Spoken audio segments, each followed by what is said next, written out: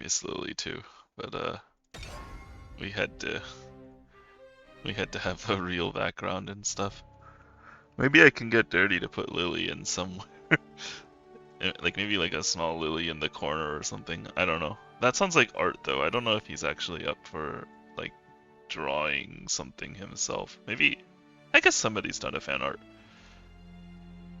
I'm sure we can work it out.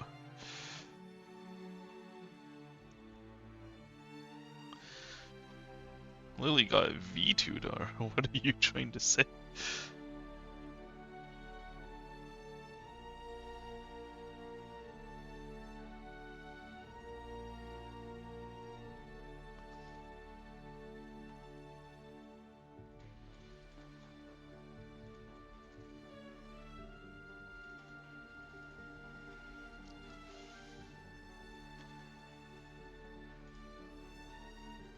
Vetoed.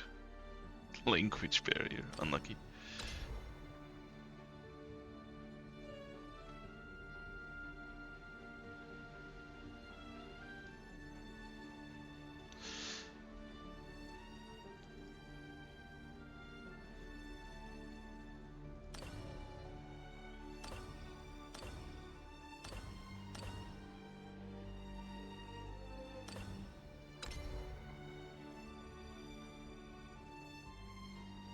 Are we busting? Yeah, we're busting.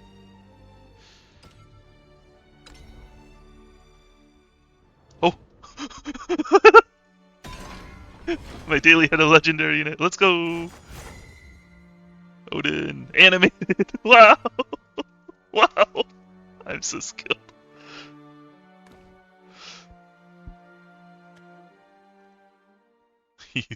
That's right, I'm sponsored, alright.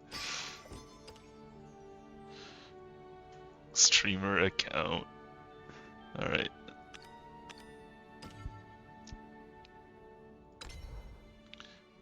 Oh, a gold? Okay, good. Good stuff. Alright, not really. I guess animated this.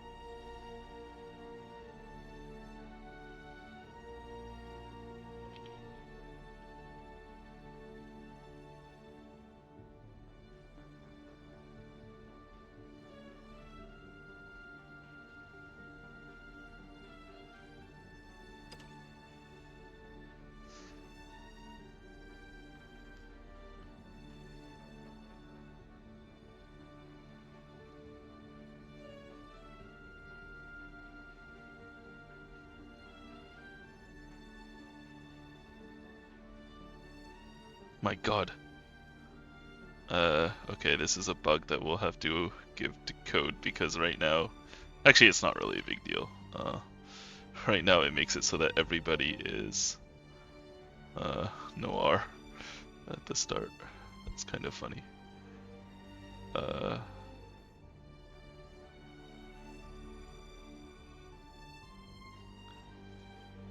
no, I'm dis V2.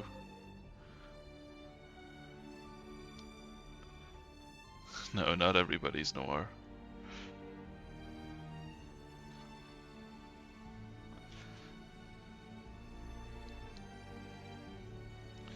Yeah, Code made a stream assistant that's actually doing all this work for us. Really cool. Thanks to Code. And now I don't have to like manually change text in OBS too often.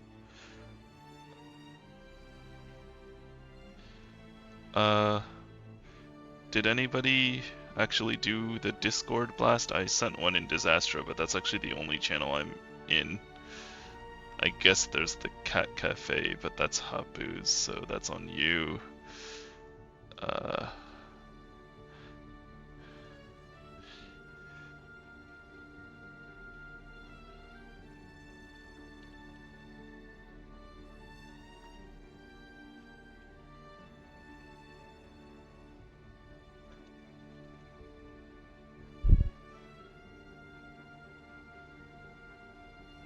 Oh yeah, Code actually finished it in like an hour or something, and it's quite good.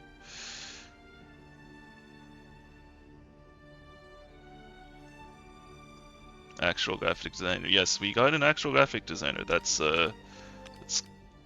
Dirty or Curtis. Yeah, I'm really happy with what we've got. It's not finished, like we're still working on it, but things are looking great. I'm really happy with how that turned out. Okay, I'm gonna just start. Oh, you don't have to copy paste it. Oh, were you sending the thing that I wrote in Discord? Uh, yeah, you don't you don't need all of it. Yeah, it's time to open these packs. I've been waiting all day. Hello, coming from Reddit. Will we have all deck lists used? So currently, because it would be too much work to get all the players to submit those deck lists, we don't have them right now. But the plan is that we'll look at the deck list before each match, and I'll ask some people afterwards for their deck lists, and I'll put that all together on a Reddit post, so you can look forward to that.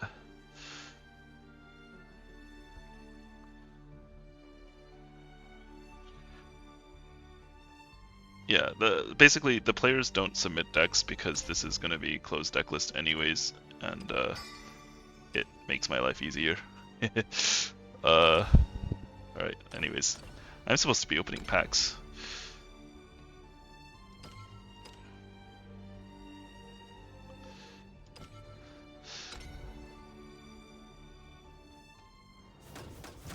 Oh, legendary. 2 legendary! Can't wait to copy Kuri's deck list and go 0-4. Yeah, that... I'm pretty sure whatever Kuri's bringing is not for a ladder. That doesn't sound like something Kuri would do.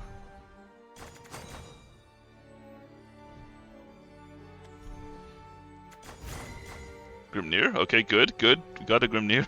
That's good.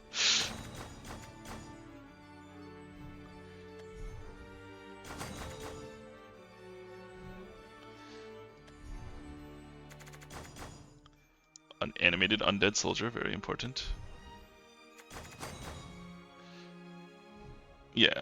I only play... Oh, it's my first animated pack. Synchronous Hearts? Nice.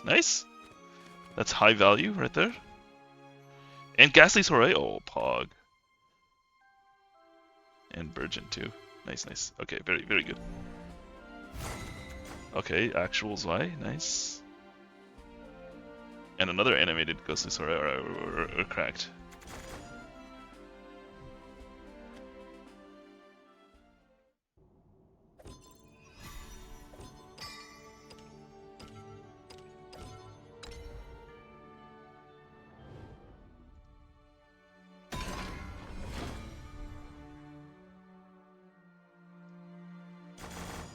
Nope.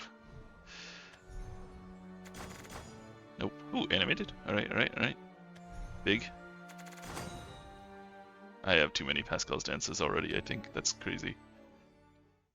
Yeah, it's whale time, baby. Alright, this whaling segment has been sponsored by Kuri's Cupcakes. Don't eat the cupcakes. Yeah. Oh, you can tell. You can tell that these are sponsored packs. Okay, Neptune, very good. Animated Fairy Fencer, very good. XLish or whatever. Yeah, we totally get the last physical card. It's coming.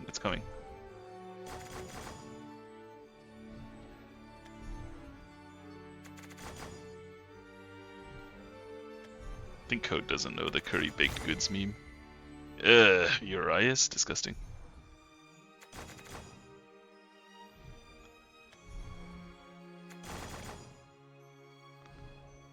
Yeah, Kuri would never poison people for fun. Never been done. Oh, Pog! It's either. Relevant card.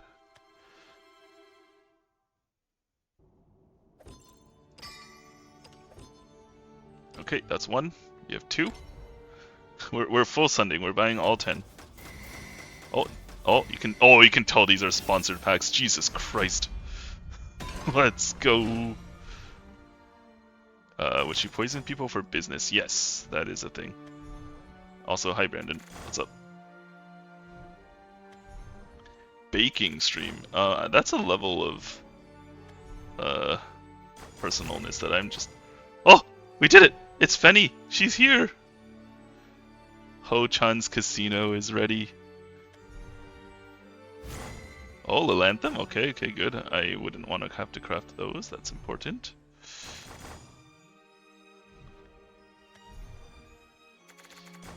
Alright, animated Melvi. Good. Good value. Draconic Strike. Oh, Divine. I have multiple animated Divine Guards now. That's good.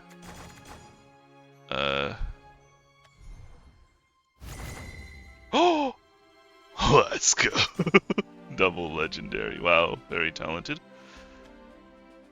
What are you trying to say about Lilanthem crackers? They're just bad, you know, at everything they do. Alright, this is number 3. Okay, it actually doesn't take nearly as long to open these as I thought, so this might not actually last us until the start of the stream. Alright, animated Reina. Not useful, but whatever. Animated Glacial Cross, I guess.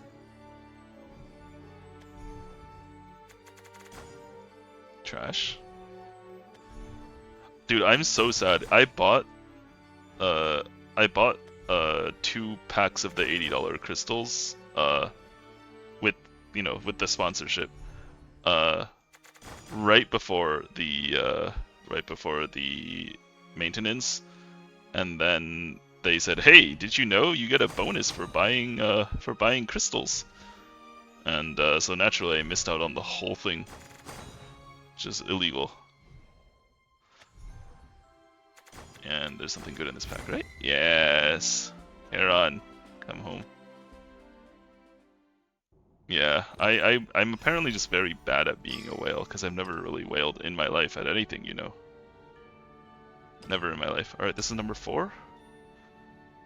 No, I can't buy up the website, because that would be not Steam Bucks. I only get Steam Bucks for free. If I actually had to buy it off the website, that would not be free.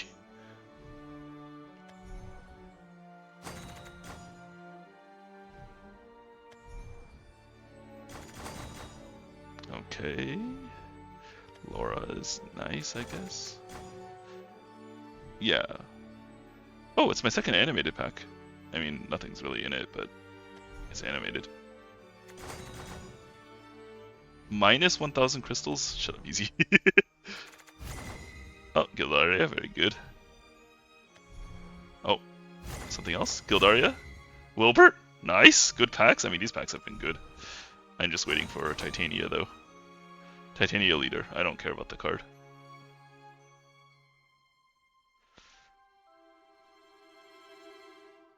I see.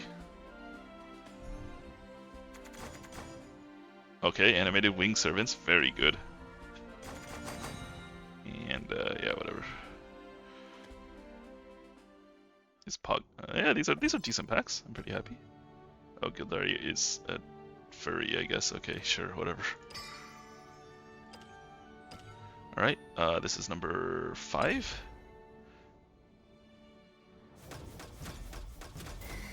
Oh, what is that? Oh no, that's just gold. I think. Alright, whatever. Lame. Okay, Cynthia. Yeah, it was just gold. I got hyped over nothing.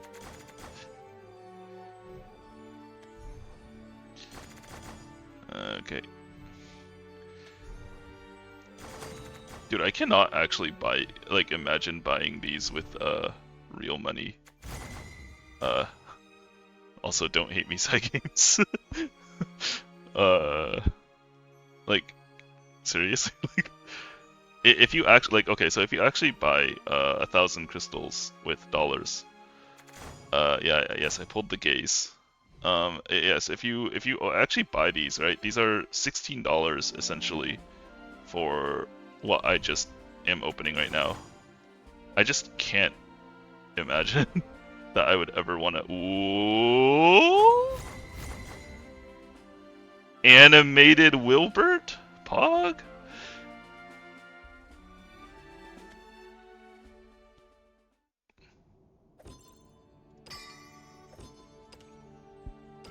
Okay, we're up to 6. Yeah, I've been getting good stuff. A bunch of golds, can't complain.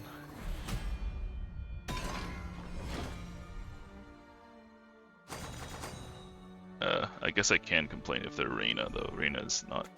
I don't need more, and she's also not very good. Lionel? Cool, I guess. Yes, your decklist screenshots are in fact doomed. Yeah, you can always ask Autoaim about how upsetting it is to receive decklists from me. Oh, animated Pascal's dance? Our rune decks are cursed now forever. Let's go. Draconic Strike, sure, whatever. Legendary?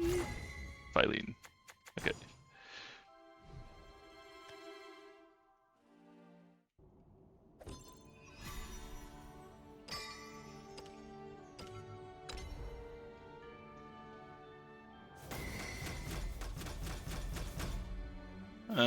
Not great.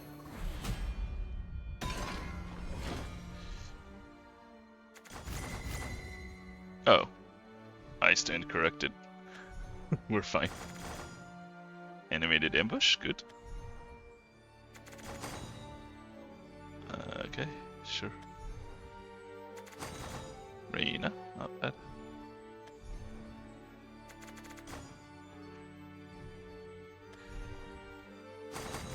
Draconic Strike, okay. Ooh, animated Rose, nice, nice. Our sword decks are ruined too. Good. Okay, Guardians of the... I want these animated. Animate these, please. Oh my god, I have so many of these.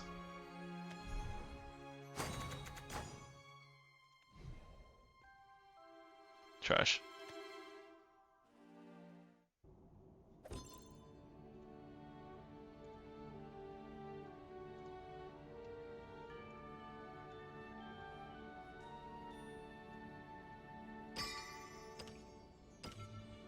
Three remaining. So we're on number 8. Didn't get a leader though, which is incredibly unlucky, right? Incredibly unlucky.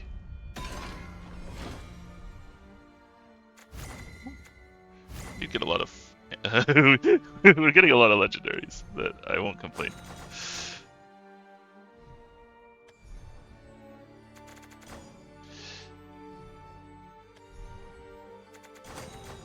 Laura, okay. No ward gamers. Yeah, I agree. If anybody brings ward, we secretly remove them from the league. Complains. I won't complain. Yeah. The thing is that you have to complain so that, like, you get better luck. But like, you know, my actual stance on my pack so far is that I'm not complaining. Okay. What do you actually get for these? That's so bad. Why would anybody... Alright, well, whatever. It's free money, who cares? Okay. Okay, legendary is good.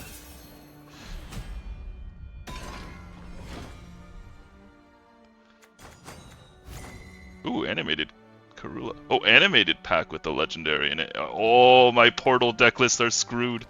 It's over. I've gotten 3 animated packs on this alone.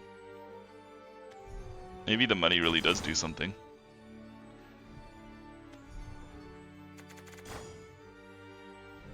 Fenny waiting room? I think I already opened 2. Or maybe 1, I don't remember.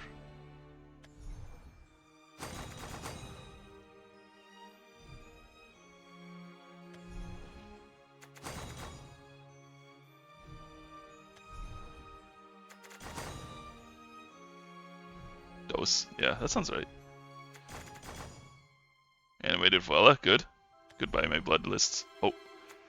Legendary somewhere in here. Animated Norman, wow. Get Rex Sungi. This is for you.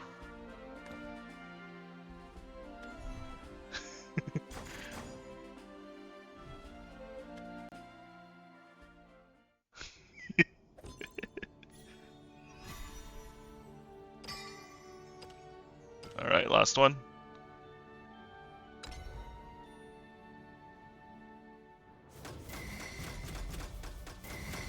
Ah, no leader, it looks like.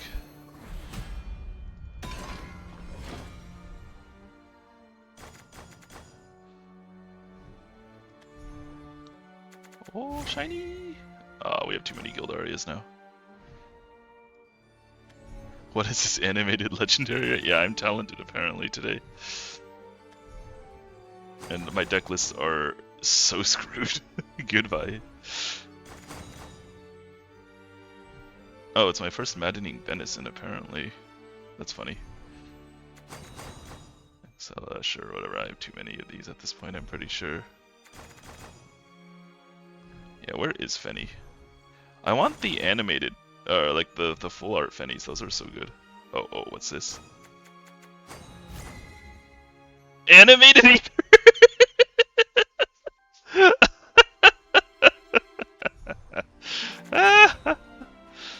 Okay.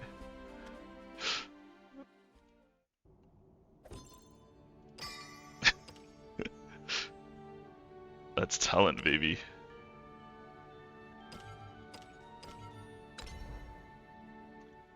Is it illegal? Yeah, probably. Animated equals removed. I'm not even playing though, so. Gunir, nice, nice.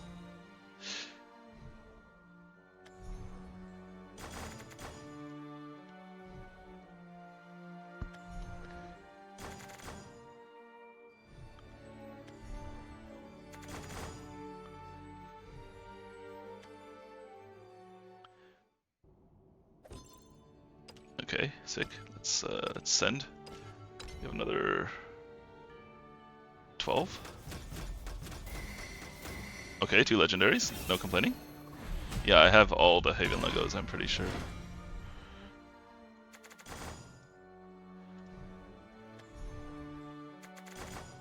Megalorca, very good, animated.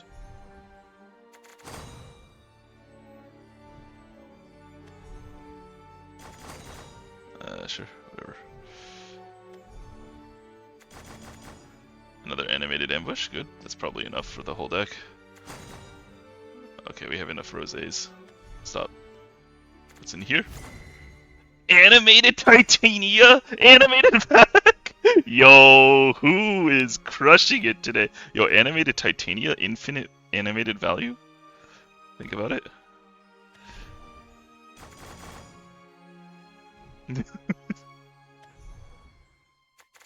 Okay, you know what happened is that Swingy destroyed all of his animated cards like a gross person, and then I'm getting them now because I believe in animated cards mattering. Oh, I can make them an animated fairy! Dude, that's right!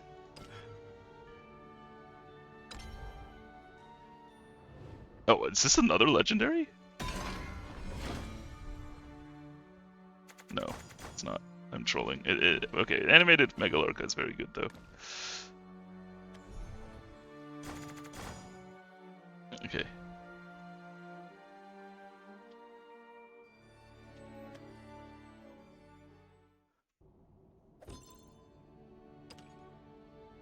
Alright, that's it. That's all we got.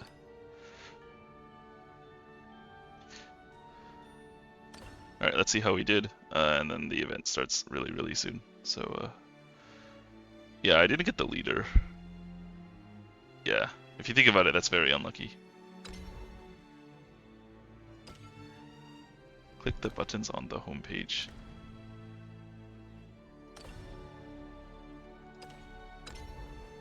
Oh yeah. Well, I mean, none of these are actually packs, right? I mean, I guess I got one more pack.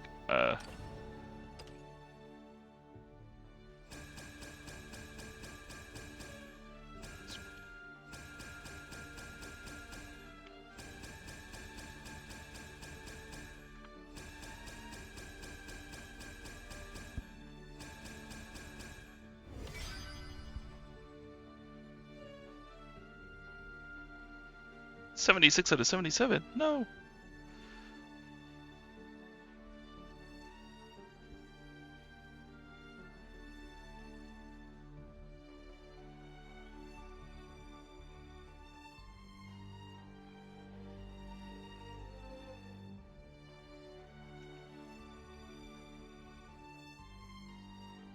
How much money? Okay, so first of all, I did not spend that money myself. But the amount of money that that like those crystals cost was $160. I'm not like suggesting that you spend this money. I hope I am not encouraging you to spend that money. But that, I mean, side games should appreciate me. But don't spend money that you need for other things on card games. I would not have spent this money myself if it was like not free for me to do so.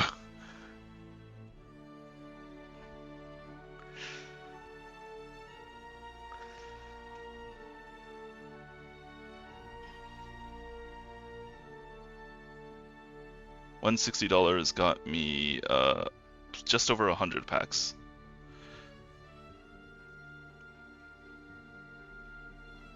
Okay.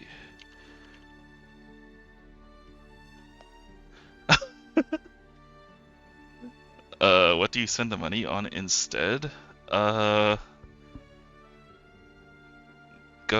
buy like, I don't know, 20 Chipotles or something. Get E. coli. Easy.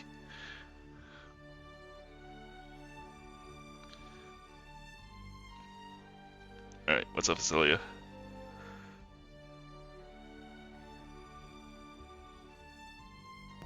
Hello. Can you hear me? Yeah, let's just make sure. Chat, can you hear Celia? Is everything working? Scotty Orca? Okay, if you give me a sec, I'll actually go pull it. If you mean just one in the background, there's a bigger one in the back. Let me go get it. Thumbs up, okay.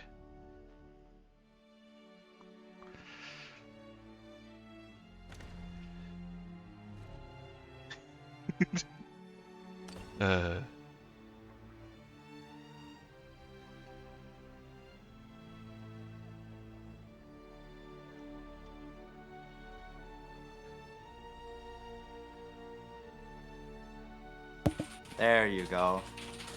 There's the Orca. Wow, it's so round.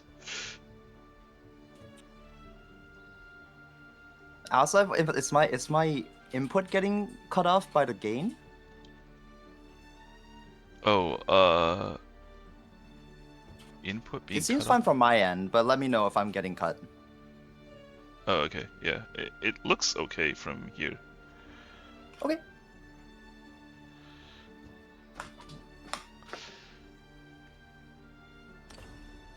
We have a lobby. Let's see. Alright, hit me with the code. Oh, actually, yeah, the code's gonna be in the Discord, but yeah, I guess I could also stream it. Whichever one you want. I can view from this end as well, it's fine. Okay. Okay. Those are our two gamers, Noire and V2. Mr. Noire, Mr. V2. As you can see, V2 currently Ruby, which is, I'm pretty sure, like, what he started as, and That's the reset experience yeah. going through.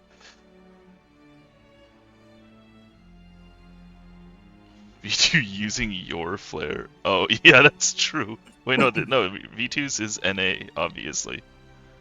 He knows That's not what to I'm saying. use. He knows not to use his EU flare, which he totally has. That's crazy. I mean, Snowman has been this one Snowman card and doesn't summon a Snowman. They replaced it with onions.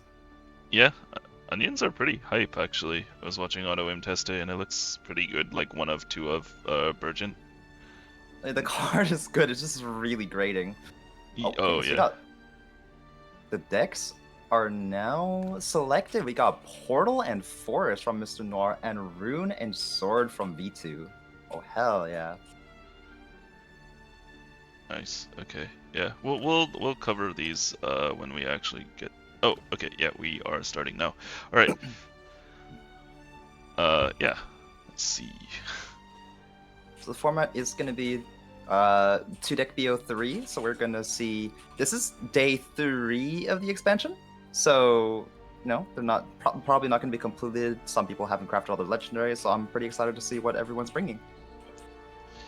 Yeah, I'm definitely okay. Yeah, so yeah, let's have a look again. So yeah, one of Orcus, one of Odin. That's it's like a nice split. Odin is like really good, I think, because he doesn't require the Super Evo to do face damage, and Orcus is just, I imagine, just like a threat. Like you drop an Orcus, they don't know how many Orcuses you actually have left in your hand. Answer is 0 because you only play one anyways, and you keep them scared for the rest of the match. With the new cards, the Icarus and the Carnelia, a lot of players have just been now spamming beta, and then the beta cycle their draw. So you're just now looking at Odin Orcus as your finisher these days, rather than playing a more long game. So unfortunately, our Gundam is a little bit retired. We're now going to beta game. Let's take a look at the forest list. Yep. We've got okay, so the water fairies are gone. That indicates like a less aggro centric approach, I think. And we have well, this is a very simple deck list. Look at this. It's exactly the It's minimum very number clean. of cards. You Yeah, like to look at it. it's so clean. Like this could never be me. Yeah, with all anime legendaries you're pulling. Yeah, incredible. Raise other audio or lower game audio. Okay, I am down for that. Let's do that. SV. So for those who are on the latter, Forest does seem to be one of the rarer classes, especially higher up. Forest and Dragon are struggling a little bit at the moment, but as Forest players always do, they'll find a way. A lot of talk of Mr. Mallet, the Mallet Man coming through. Some Actually? probably still a meme, but yeah, Mallet's kind of crazy. All right. That's exciting. There is no Mallet in this list. This is just a little more of a classic Roach. The if you see Wardhaven, you ban it, Roach. Mm-hmm. But Mallet Man is. I've seen it run in tempo even. Okay. There seems to be 2 builds of Forest. Mr. Noire is bringing here just the classic Roach with the one of animated Odin. Like to see that. But other tempo oriented lists where you're just running Titania, you're running Aria, you're just slamming fairies into the face, and you're kind of winning with tempo. That one seems to be a little bit easier to pilot, of course. But Forest players are notorious if you want to say it, for being some of the most skilled players in the game, and who will always find a way to make that Roach hit face for 20. Okay, that's weird. On my end, it says confirmation instead of view list. Okay, so this is the rune deck. We've got Melvies and Pascal for early Earthright generation. That's to boost this guy up here, Norman. This guy is actually broken. The only thing that's holding him back is that this is a spell boost deck, and his card requires Earth Sigils. So you have to run this like package of not really spells to help make sure that you get those Earthrights active. Yeah, the Melvy's kind of wild. I mean, it is now replacing the teacher, still kind of filling that 2-mana slot, but you do get a Witch's New Brew for that. So you're essentially getting 6 new Witch's Brews in this deck. But Norman is really flexible. Lets you draw 3, lets you summon a Golem with Barrier, or lets you just heal 4. With an Evo, you can duplicate the effect. So you do have a disturbing amount of healing in this list now. Yeah, just but apart from that, a criminal amount. The only new addition is the Onion. I don't know if people have been kind of getting graded on by that card. The Japanese voice is pretty funny. The English voice is also pretty funny. Yep. Yeah, otherwise, very normal looking list. And we've got Sword. I imagine this is pretty normal. Yeah, most of the cards are the same. We've got the Rose. Rose is very good. We've got Prim, also really good. Gildaria, really good card. I mean, these are all just really good cards, and we got the one of Urius. We'll see how good that one is. And yeah, continuing back from Shadowverse 1, just the mid-range sort of put a lot of good cards in your deck and outvalue the opponent. Yep. Yeah, Sword definitely got a lot of extra 2-for-1s that are going to help make it go into the late game without trying very hard. Without trying very hard, yeah. Yeah, you don't have to do anything, right? Like heavy mid-range. Yeah, it's a very nice ladder deck. Very, very. I mean, I was a little bit of a sword abuser to get to Masters. I was just spamming that, playing on curve. It is what it is. Very reminiscent of Shadowverse 1 mid-range value swords. Okay.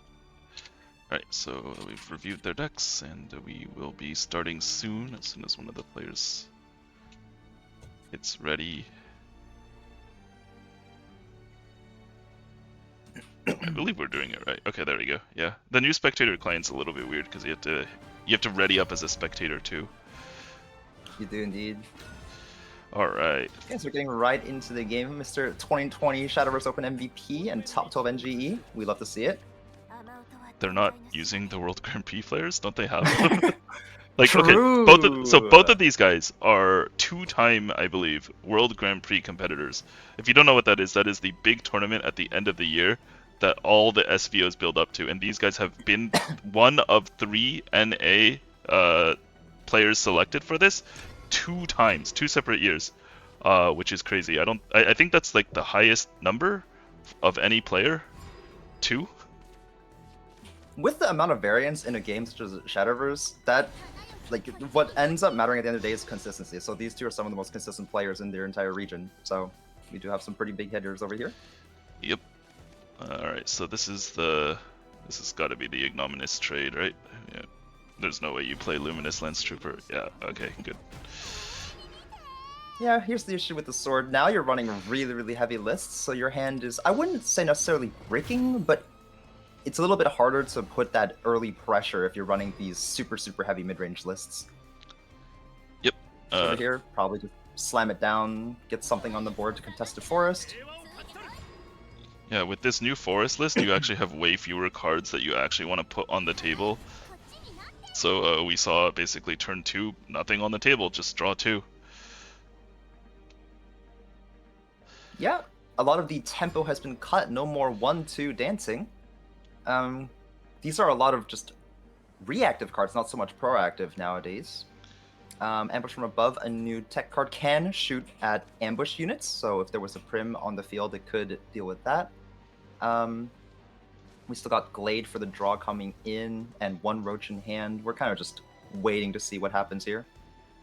Yeah, we've got to be absolutely chilling. This hand looks fantastic. We can't Glade on 4 though. We did already spend that extra play point. Fairy Fencer though is actually kind of a crazy card. It's like Timu, Lovebound Puppeteer. Yeah, actually that's the first thing I said. It does have an upside. It's like the same thing, except instead of a puppet, you get a puppet that costs 1. Now hear me out. There's a little secret though. If you are a Rose Queen gamer, you can Super Evo to deal with the board, and then it becomes Rose Queen fodder, or you can just play it as a 2/2 and you'll still get the fairy. It's actually kind of weirdly flexible. Yeah. Yeah, I mean, okay, like, I meme, but Rose Queen is not nearly as bad as it was during the last expansion. It is actually... Oh, no, it's actually okay. Yeah, you can much kind of better sneak now. in 1 or 2 in your tempo list, because Now, old Rose Queen, you're just trying to control, and then you're trying to get 7 fairies in hand, or 6, 5 plus a roach. Yeah. Nowadays, you can just smack them in the head with a lot of your tempo cards, and then use Rose Queen just as a finisher, since Titania is constantly giving you a fairy in hand to use as a missile. Yeah, Titania is sick. I don't recall seeing it in the list though. I don't think it was. So here the consideration is just, do we want to use our ambush, or do we want to use our May over here? The rest of our hand is looking really good. We're looking like we're going to be able to build towards 2 0 costs. Every 0 cost is, on average, +2 damage on your Roach combo, so that's very, very significant. And we have Glade to deal with boards. So we're looking pretty solid. Sword also has a lot of the top end, and it looks like we are going to be allowed to get to that point in the game. We have not been really pressured by this forest, so we're pretty happy with this. We got Olivia for a little bit of card refill, Malia, which is one of the forest's most hated cards, since a lot of small wards are kind of cooked, but one tall ward, as you've seen on the ladder, probably with the Carbuncle, can be dealt with. And Urias, which is, if you can't deal with it, I guess you lose.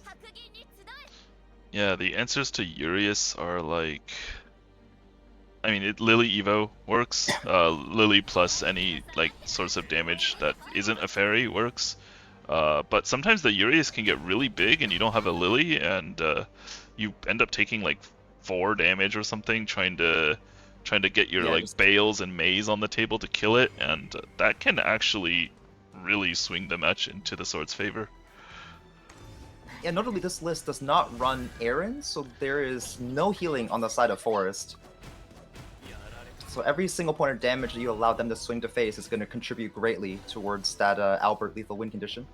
Yeah, there are Lambents, but yeah, you don't typically play those 0 costs You would early. love to save them. Yeah, you really don't want to use them up for healing. It's looking pretty good. We do have a bounce effect. We have a Carbuncle in hand now, so now, and potentially 2 0 costs once we get those Bales reduced. Yeah, it's worth noting though, Noire's deck is actually running out of gas. He actually has no more cards in his hand that say draw a card. If he doesn't draw one, or if he doesn't like piece together lethal soon, he's actually going to fall behind. Because look at the Sword's hand. They've got 7 drops and 8 drops everywhere. Yeah, we essentially have a 2-turn timer here. Amalia is going to be really annoying to deal with, although we do have a double Bale to punch through 2 wards plus the Baby Carbuncle Super Evo. 2 Amalia is probably a death sentence at this point. So we really want to get that kill now. Yeah, but his hand isn't quite there yet, I feel like. Let me see. Yeah, the big problem here is that we have not yet reduced our Bales, and that's going to eat into our Fairy PP, although we're going to be able to Fairy and Carby, so we're looking at maybe 2 reductions on our Bale. Right. I'm guessing that it is not 20 damage yet, but it will be pretty close. Oh, Lily helps. That is a great draw to deal with. What could be coming out here?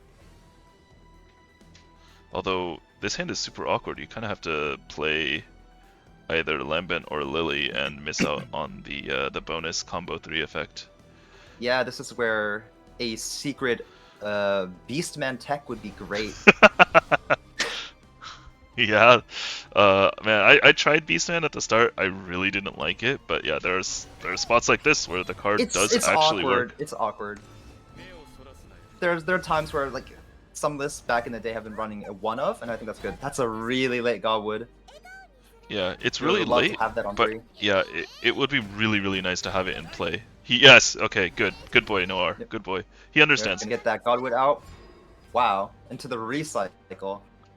All right, so over here, are we going to Amalia Super Evo? We're going to Amalia Super Evo a Knight. What are we looking at here?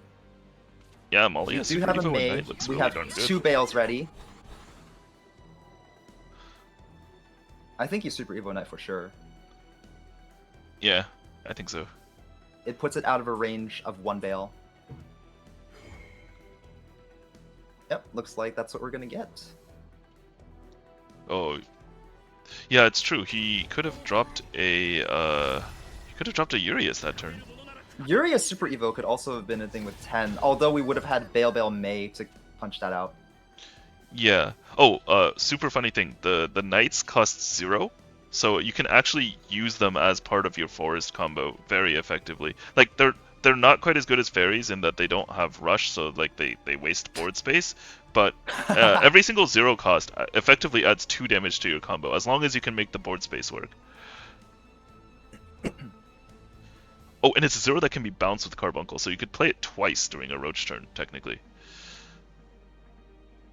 That's kind of the secret tech. So now we're just trying to figure out if we have lethal or not, right? So we do have 2 Bales. And now the Carbuncle can deal with that 6/5 with the Super Evo. We have a May. Oh, Oh. he is clearing Amalia, so he's actually not ready to kill yet, he thinks. Okay. I assume. I mean, I would have targeted a 3-2 if I was going to kill this turn, right? I don't know, maybe he knows something I don't? He's running out of time. Oh, man. Yeah, Okay. the turn timer, the biggest enemy. We're just gonna generate another 0. We really want to hold on to that Bale, though. Okay, kills another ward. I assume you, like, just drop the Godwood at the end of this? You don't have time to roach combo. Ooh, Yeah. did he End get of the turn. Godwood down? No, he didn't. That's tough. We didn't manage to play the Godwood. Now, in this position, Sword is very, very in the driver's seat. Yeah, I mean... We have a lot of options now. All the... well, not all the 0s. There's only 2 0s left for Forest. And, Yeah, now the hand is looking very, very dire. Because we know... We've seen the Sword play very, very little in the early game, so we know that they have a lot of high costs at the end. So now Yep. we're looking at the one of Urias, another Amalia, even Geno can clear, although that doesn't put up any warding or defensive capability. Yeah, Urias doesn't look nearly as good on this turn as he would have on the last turn. Like there's too much stuff on the forest side of the board. That knight doesn't actually block anything. So maybe just another Amalia? That's what he's considering right now. Yep. Geno. Okay, we're just going to go with the Geno into possibly Assyria to ping off the 1/1. Yeah, They that did looks just pretty burn a good. lot of resources last turn. Yeah, exactly. You don't want to... You don't necessarily need to drop Amalia here, right? Because you just saw a bunch of high-value cards get thrown away. And Yep. you know that the Bale in hand is not at 0 again.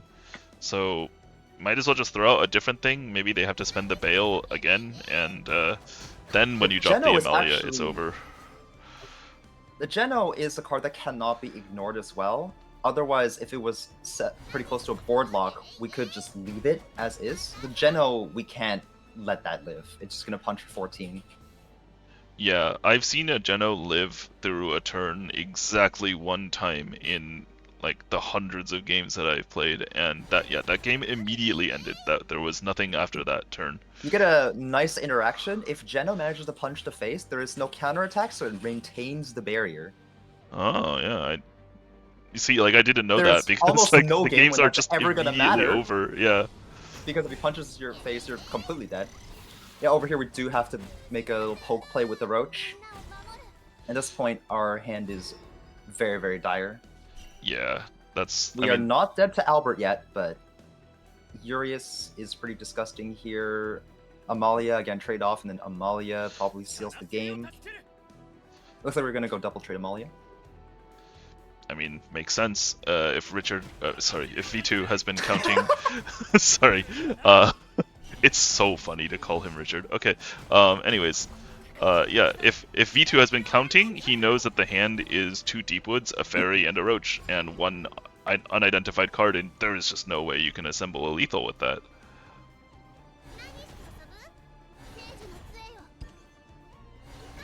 Here's probably the last our Evo. last Super Evo here. Yeah.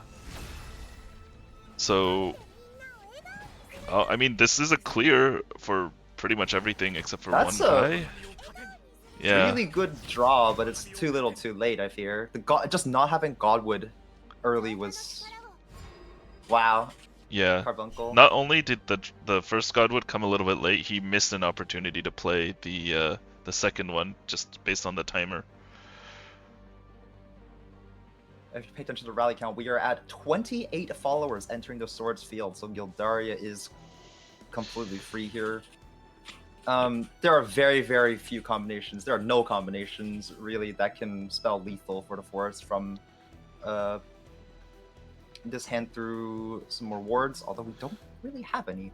We can Urias to kind of try I to block think it's it. There's no actually Evos in Forest hand. closer than it looks. I think one fairy convocation off the top is actually enough if V2 doesn't actually stop it in any way. But okay, yeah, Urias makes it impossible. I do not believe that there is a top deck that can beat Urias here. I don't think, with no Evo in hand, I don't think we can deal with 10 health.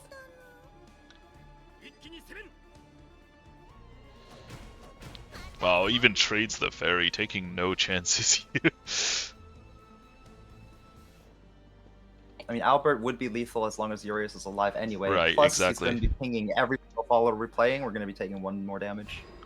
Yep, no plays can be made. The gentleman concede. Or, gentleman pass. Yeah. Yeah, no play in hand there. Unfortunately, just one turn too late and no Godwood on 3. Yep. Well, I mean, I think Forest is one of the top decks, but Sword is one of the best decks to bring against Forest, so, you know. Yeah, we're going back to the classic, the mid-range Sword rising to prominence after people discovered Roach, so there was a lot of that. The Sword versus Forest. Forest complaining of Amalia Super Evo onto Luminous Mage. A lot of Sword players complaining they can't draw Luminous Mage into the matchup.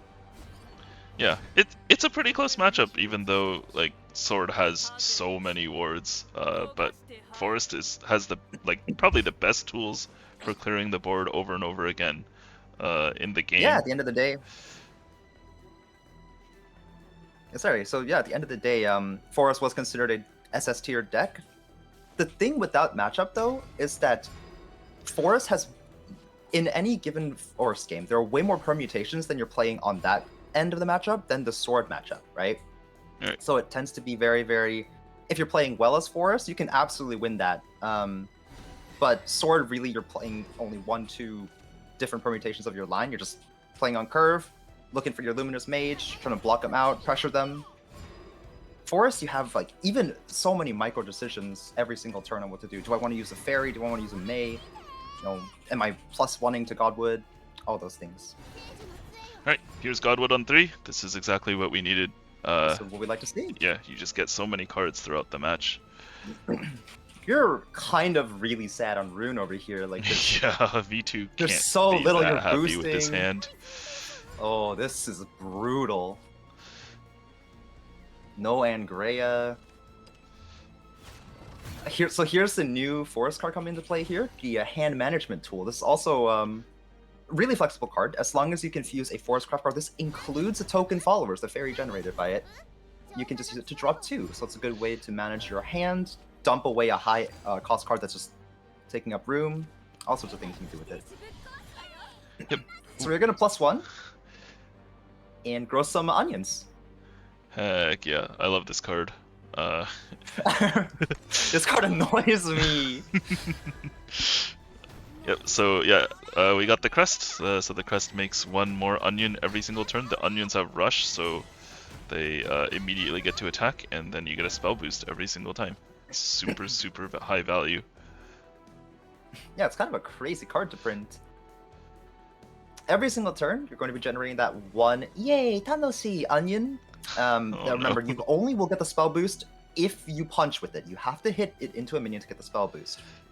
But apart from that, you are technically generating a 1 rush follower at the start of every single turn and gaining +1 spell boost.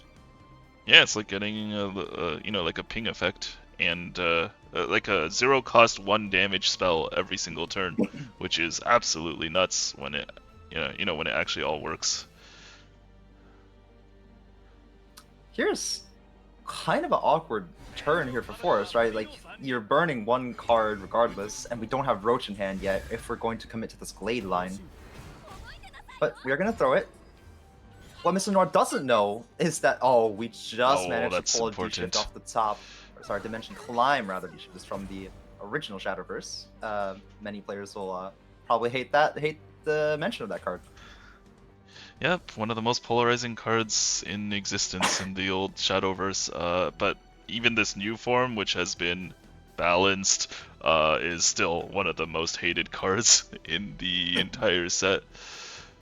It's also more so the fact that you can just get relatively simple OTK lines off of Ruler of Cocytus, just off of that one card alone, which is... It annoys me. I played a lot of pure control Lapis Haven without the Storm variant on the last patch, and if I saw Rune, it was probably a 90% chance I was completely unplayable. Yeah, I guess here's a Okay, good now chance. our hand's looking a lot better. Oh, that's we absolutely tragic. knew, we took the risk, right? We knew we were burning a card, and it was Roach. That is so sad. That's what you hate to see right there. There are still 2 in the deck, so if we're good gamers, we might be able to pull one out. Yeah, I mean, he can definitely get one, but the issue is that if you wait too long, this Rune deck is a combo deck that's basically designed to end the game in one turn, somewhere around turn like 10, with the Cocytus Decline combo. So you know you got to kill them first. They just one shot you out of nowhere. Yeah. Also, the notable thing about Roach is the new variant of Roach is that you do want a great number to have would be around 2, because you can throw 1 away just as poke damage in the middle of the game to put them closer towards that lethal. Older builds of Forest obviously wanted to use their high early tempo to get some poke damage and then finish off with Roach near the mid game, and this should happen before Rune gets their combo online. Unfortunately, we have cut a lot of our tempo plays, such as the 1-2, the dancing fairy. Oh, it still And says starting we're soon in production. Sorry. Oops. Starting soon, by the way. Yeah. Okay. Yeah. We've already started. Just in case anybody was confused.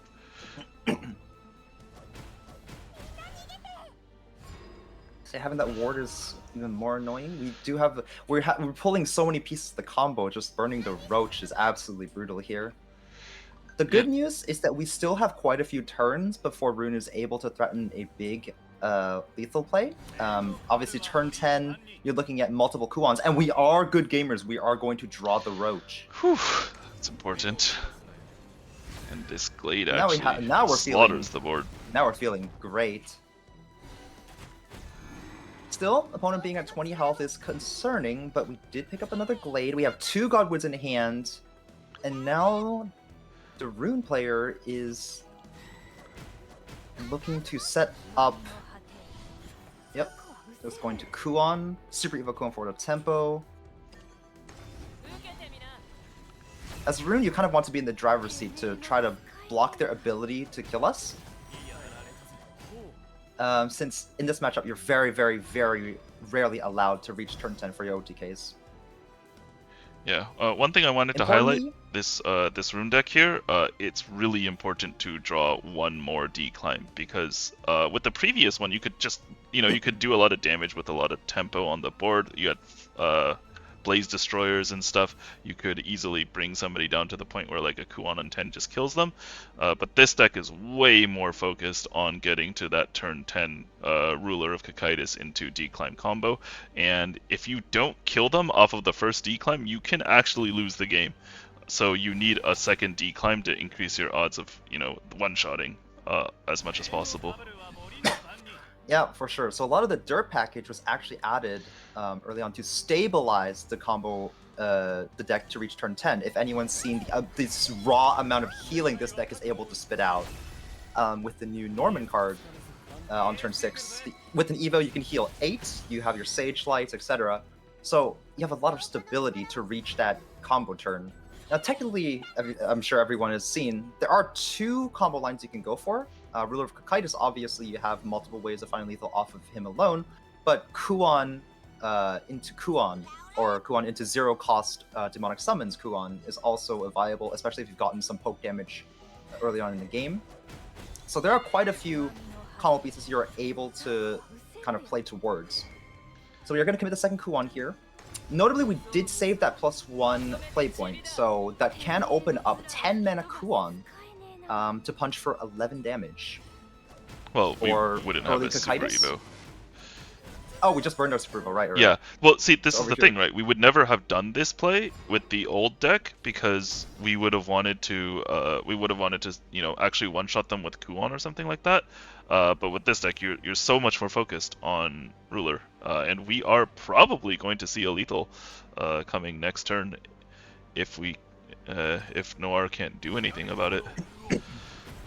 Yeah, we have a really, really high chance with 2 dimension shifts in the hand of finding that Storm Rider or whatever. The 6 Silent mana Rider. 10/10 form. Yeah. Silent Rider. Storm Rider is the name of an Artcore song. Okay, this combo is gonna do a lot of damage. I have not counted. I don't know exactly how much, but let's see. So we're back up to 9 play points. We may bounce May, and then we roach bounce roach. That is going to be the first roach is gonna be 8, and the next one's gonna be 9. I think. Does that make us 1 short? I think that makes us 1 short. May here, bounce to May, play to May again, Roach into Roach, 8 and 9, it's just 1 off. Wow, that was so close. And like, we talked about it, right? There was no chip in the early game. Rune sat at 20 the whole game, and we're 1 short right at the finish line. So, the game's not over. Would have made that work. Game's not over. We still have to actually declimb and actually draw a lethal. There's a really high chance but the chances are pretty high. Yeah, we're gonna get potentially two chances of the declimb here. We are gonna find the Silent Rider, and it's gonna be a game right there.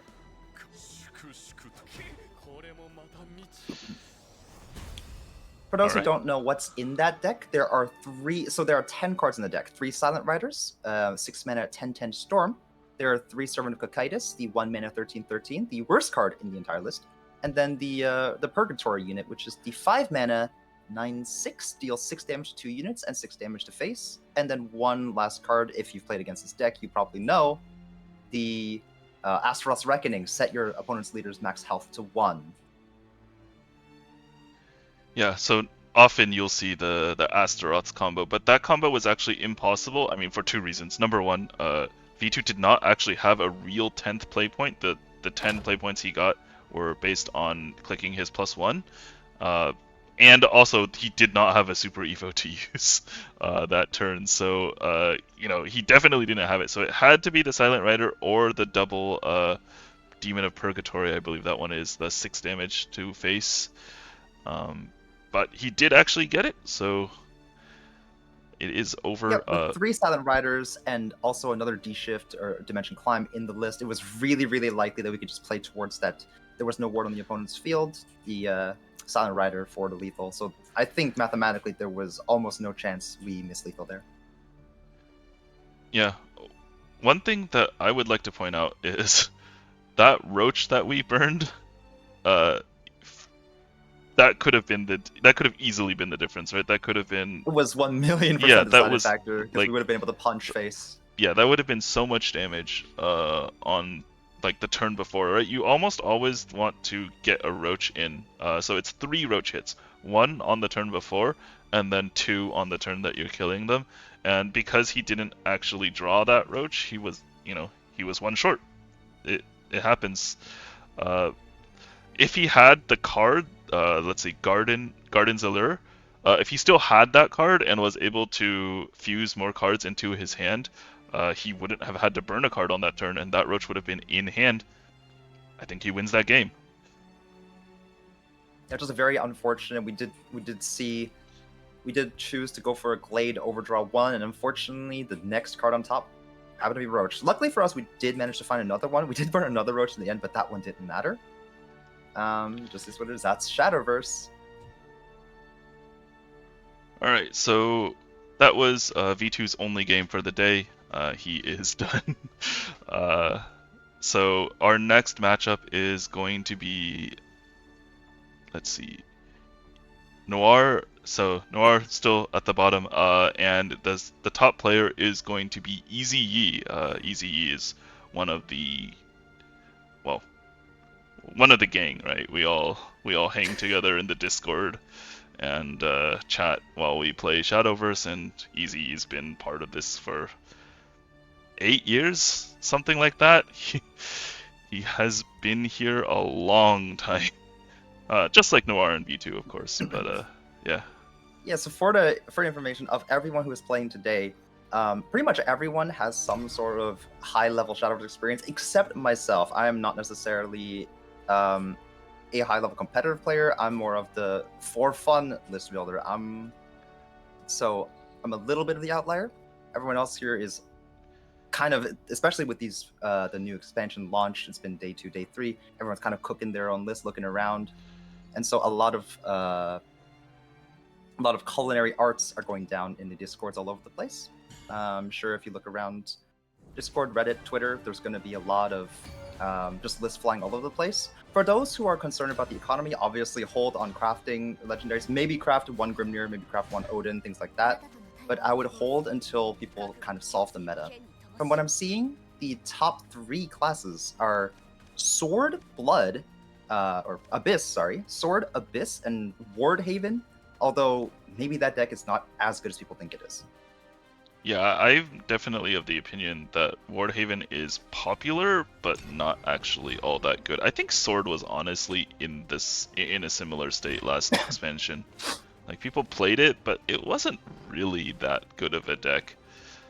Oh, okay. So, anyways, we didn't really have a chance to look at Ezye's sword list, but I mean, it's a sword list. It probably looks very similar. It is sword. Yep. Yeah. Oh, we actually get to see the here, portal deck here. It's going back onto the difference between the lists. Not necessarily. On ladder, one important factor is being able to kind of easily play the same deck a lot on the ladder. So you're looking for something with roughly 50%, 51% win rate into most matchups, maybe even higher as a good pilot. But also something that doesn't require too much brain power to go through game after game after game. So Sword, last expansion Sword, and Wardhaven kind of fits that bill perfectly, since you're kind of just playing your curve. If you win, you win. If you lose, you lose. You can kind of go next pretty quickly. Obviously, control lists they can be really, really fun, but on ladder, if the game's going 10 minutes every single time, you're kind of you're struggling to climb. But once you hit master, it's for fun territory anyway. Yeah, totally. Okay, so this is an interesting one. So it's turn 4, you have the +1 play point, you have Alouette in hand. Why didn't he pull the trigger? I believe that's because he wanted to play Flight of Icarus on his artifact first. So Flight of Icarus basically makes it so that the thing has rush and also draws a card when it dies. So that's like the portal deck that last expansion was so bad at drawing cards. Like, I believe, like, on average they might draw like 2 extra cards per game in total, like over the whole match. Now actually has full hands like all the time.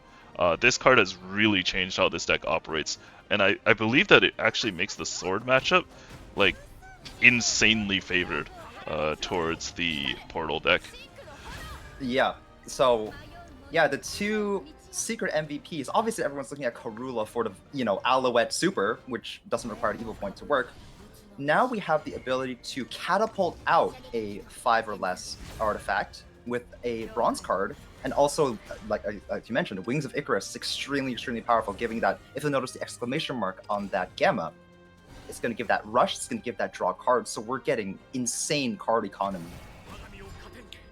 Now, every effect that says summon an exact copy, as you've noticed, summons including the effect, which means that this, as long as we don't do anything funny with this gamma, it's going to forever have this annoying rush and draw lock for the rest of the game, as long as we don't fuse it away. Ooh, Ezye builds a board that looks pretty darn good, but then you realize that Sweeper is probably coming out again, and his entire board is just dead to that, which is brutal. Yeah. Unfortunately, the followers do not have more than 3 defense, so they're going to get completely eaten alive by the gamma.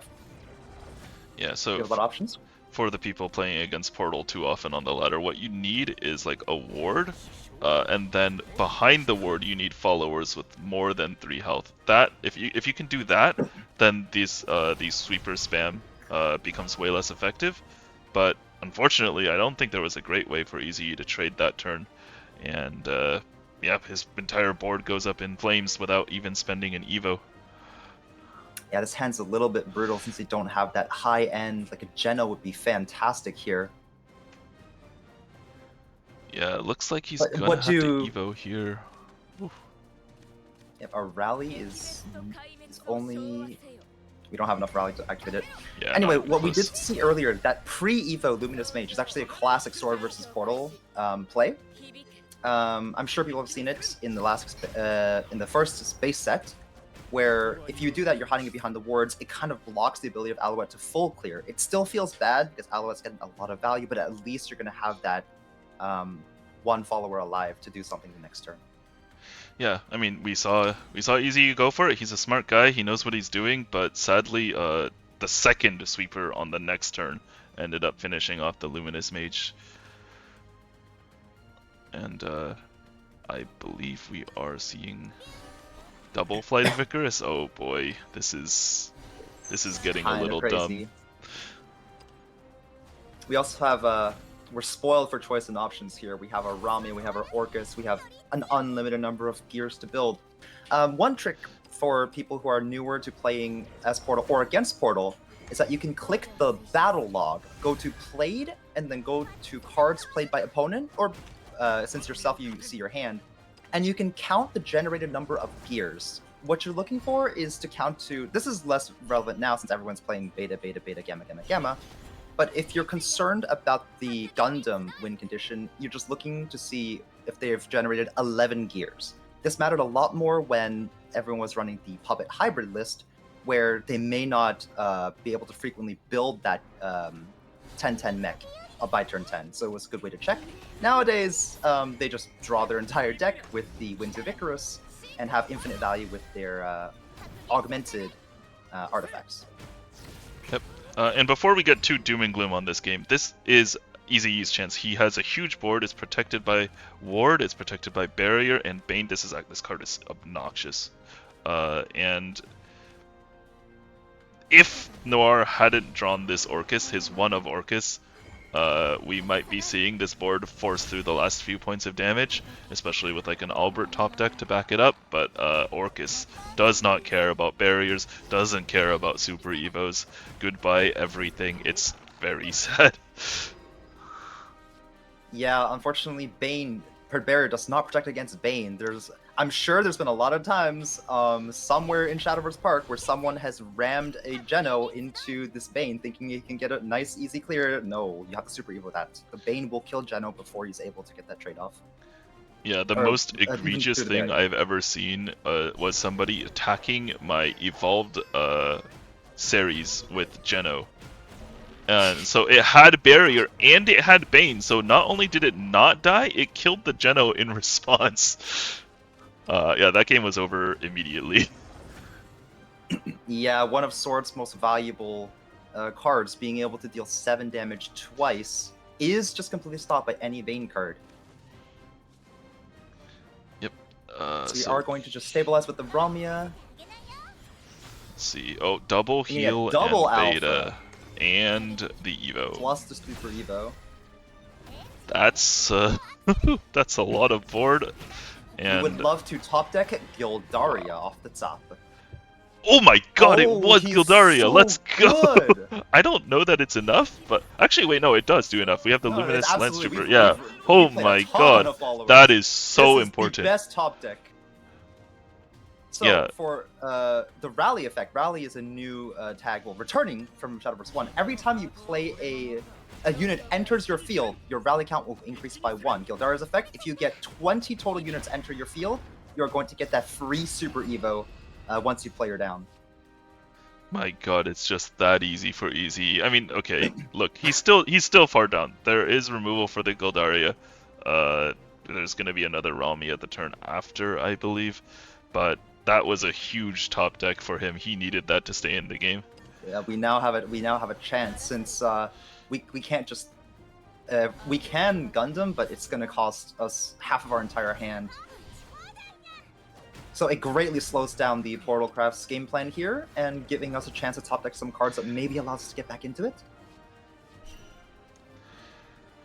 Albert top deck can't complain about that either. I mean, yeah, he just It is slams just it. 6 damage to the face. Yep.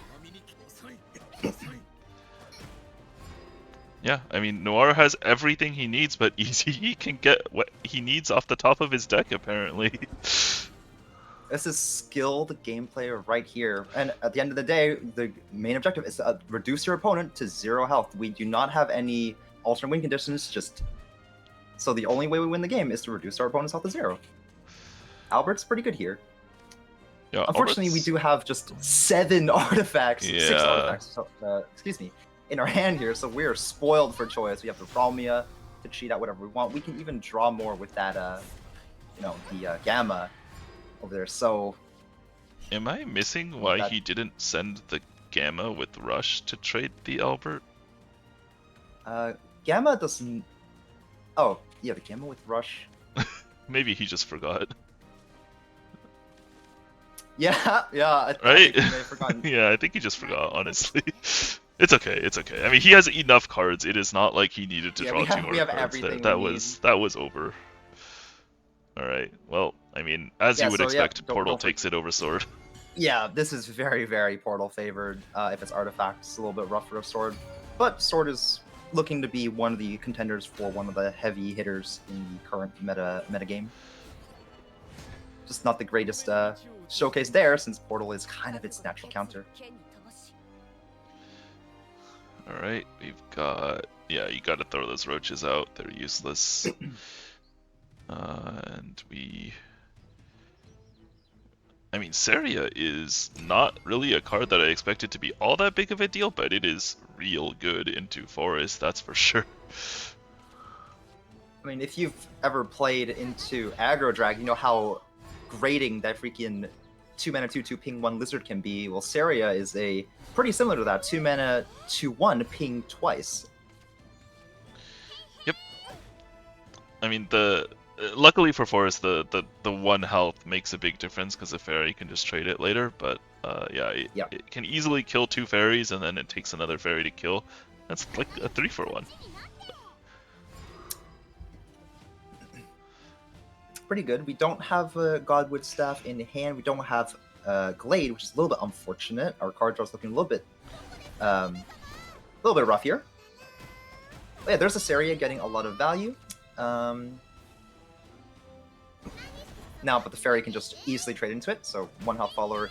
Anything like if anyone was insane enough to play Aggro Blood, Aggro Abyss, excuse me, in the base set, Balto was just miserable into a fairy. But otherwise, a fantastic play on 3. Yeah. We've got a pretty simple turn. Yeah, the Nanja no longer has a Prim, but the Prim did a good job trading up essentially for a 2/2, so we're happy with that. And this is looking not bad at all for Ezye. This time he's got his choice of Zirconia and Luminous. He didn't save the Luminous Lance. I always forget them. They're all Luminous to me now. He didn't save the Luminous Lance Trooper so that he could do the Lance Trooper Zirconia turn 6 combo. I actually think I would have liked to see that, but you know, his hand still has plenty of value. There's a lot going on in there. And Yep, the name of the game for Swordcraft is the value game. You have a lot of enhanced cards. People who know about the dog, the military dog, Hound of War, excuse me. Valse, in newly added Rosé. Even Prim lets you generate a pretty annoying unit. A lot of it just has more upside if you wait to play them later into the game, and that just allows even heavier top-end lists like Ramp Dragon, even the Fenny Casino, if you will, to kind of struggle against that, since every single card you're playing as Sword in the mid to late game is basically getting a 2-for-1. Yep, and I'd like to point out that once again, Noire doesn't have any cards that say draw a card in his hand. This is really rough as a Forest player. Like, this deck is just really, really good, but if you draw the normal amount of cards, maybe even you draw 1 or 2 extra cards on top of the normal amount, you don't win very many games like that. You have to be ripping through your deck. You want to be like 25 cards in, or like you want your deck size to be like around 25 cards by now, not 30. Yeah, for sure. And this is a great showcase into the strengths of Sword over here. I mean, everyone knows it, but just a 3-mana card putting threats on the board that you must clear, also having that 12 damage worth of rush power for one card that essentially costs 3 is just insanely powerful. And with this, we are firmly in the lead as Swordcraft over here. Yep. Rose played for no value, but it doesn't really matter. Like, look at this fat board. Is that Glade? That's not Glade. It's Godwood. He's happy to see a Godwood, but it's too late at this point. He's getting run over. It is something, but remember, Sword has... Most builds of Sword have no real way to heal, so every single point of damage is crucial over here in order to eke out maybe a victory off some top decks, like Glade off the top, maybe a little bit of Roach damage, but it's looking really, really dire. Yeah, and something else that happens when you're this far down on cards, even Glade is not a top deck that does anything, because, I mean, he does damage based on your hand size. Your hand size is 3 right now. So, you know, you kind of run out of options, and then your top decks also don't do anything when you're in this spot. We see only 3 cards in hand. We know it's very unlikely for them to find any way of leaving, so we're just going to lock it in with that Super Evo onto the ward. We can also be a little more frivolous with our Super Evos here because our rally count's getting really close to 20, so in the case of emergency, we can always slam that Gildaria down to clear a board. On the side of Noire, there's just no answers in hand. We have 2 Roaches, a Fairy, and Bloodgiller. There's nothing we can really do with this. This is a bad hand, yeah. And, I mean, even if he had more resources, this is a 6/6 Bane ward just sitting in front of his face. He can't really do anything about it at the moment. That was a good hit. That card would add a lot of damage to the board. That was threatening that was threatening essentially lethal, but we know that there's an Albert in hand, so and no way for Noire to survive this or even find lethal. Yeah, what's scary is that even if Noire killed every single follower on the board here, Albert would still get him. So, the Super Evo lets him clear the ward. I imagine he's going to have to trade this second Roach. Oh, no trade. Okay, he's just saying I'm dead. Alright, that's... Yeah. I mean, he is dead. If you have Albert, if you have Tentacle, if you have Centaur, it's already dead. lethal on the board. Yeah.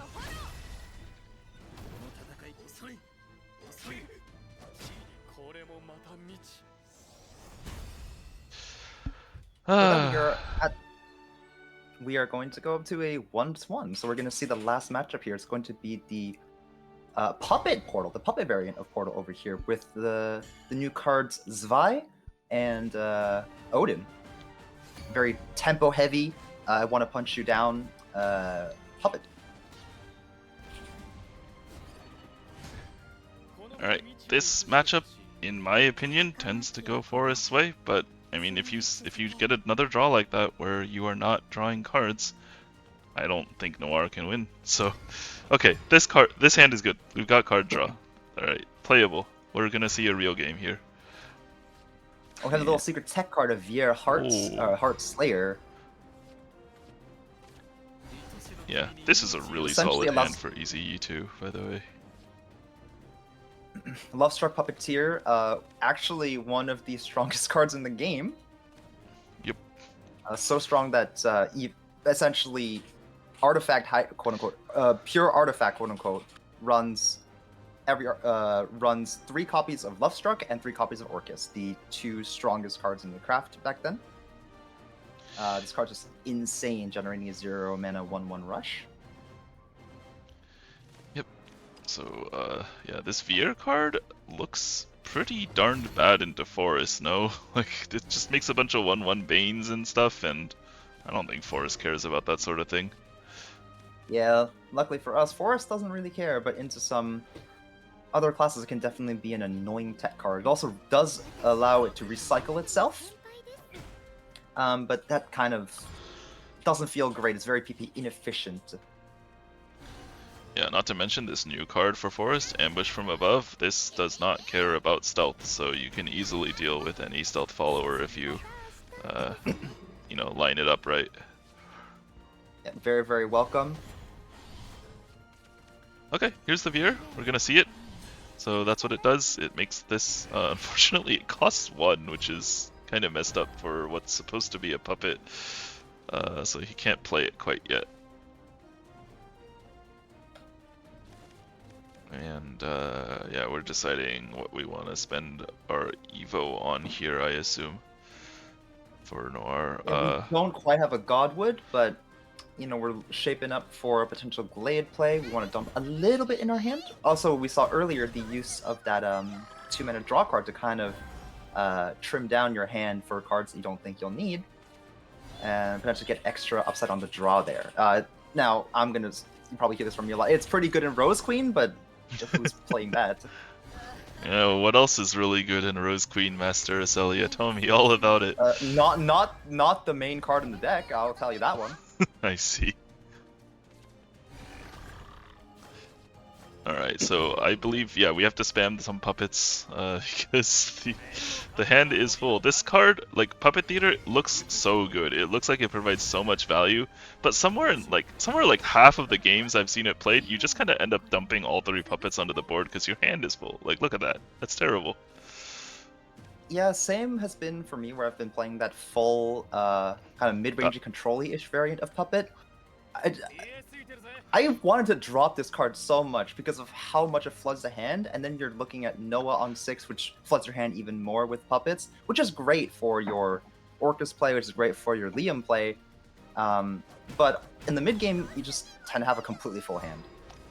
All right. Well, I mean, I said that the Veer wouldn't really do that much, but look, I mean, I think Noire kind of got there.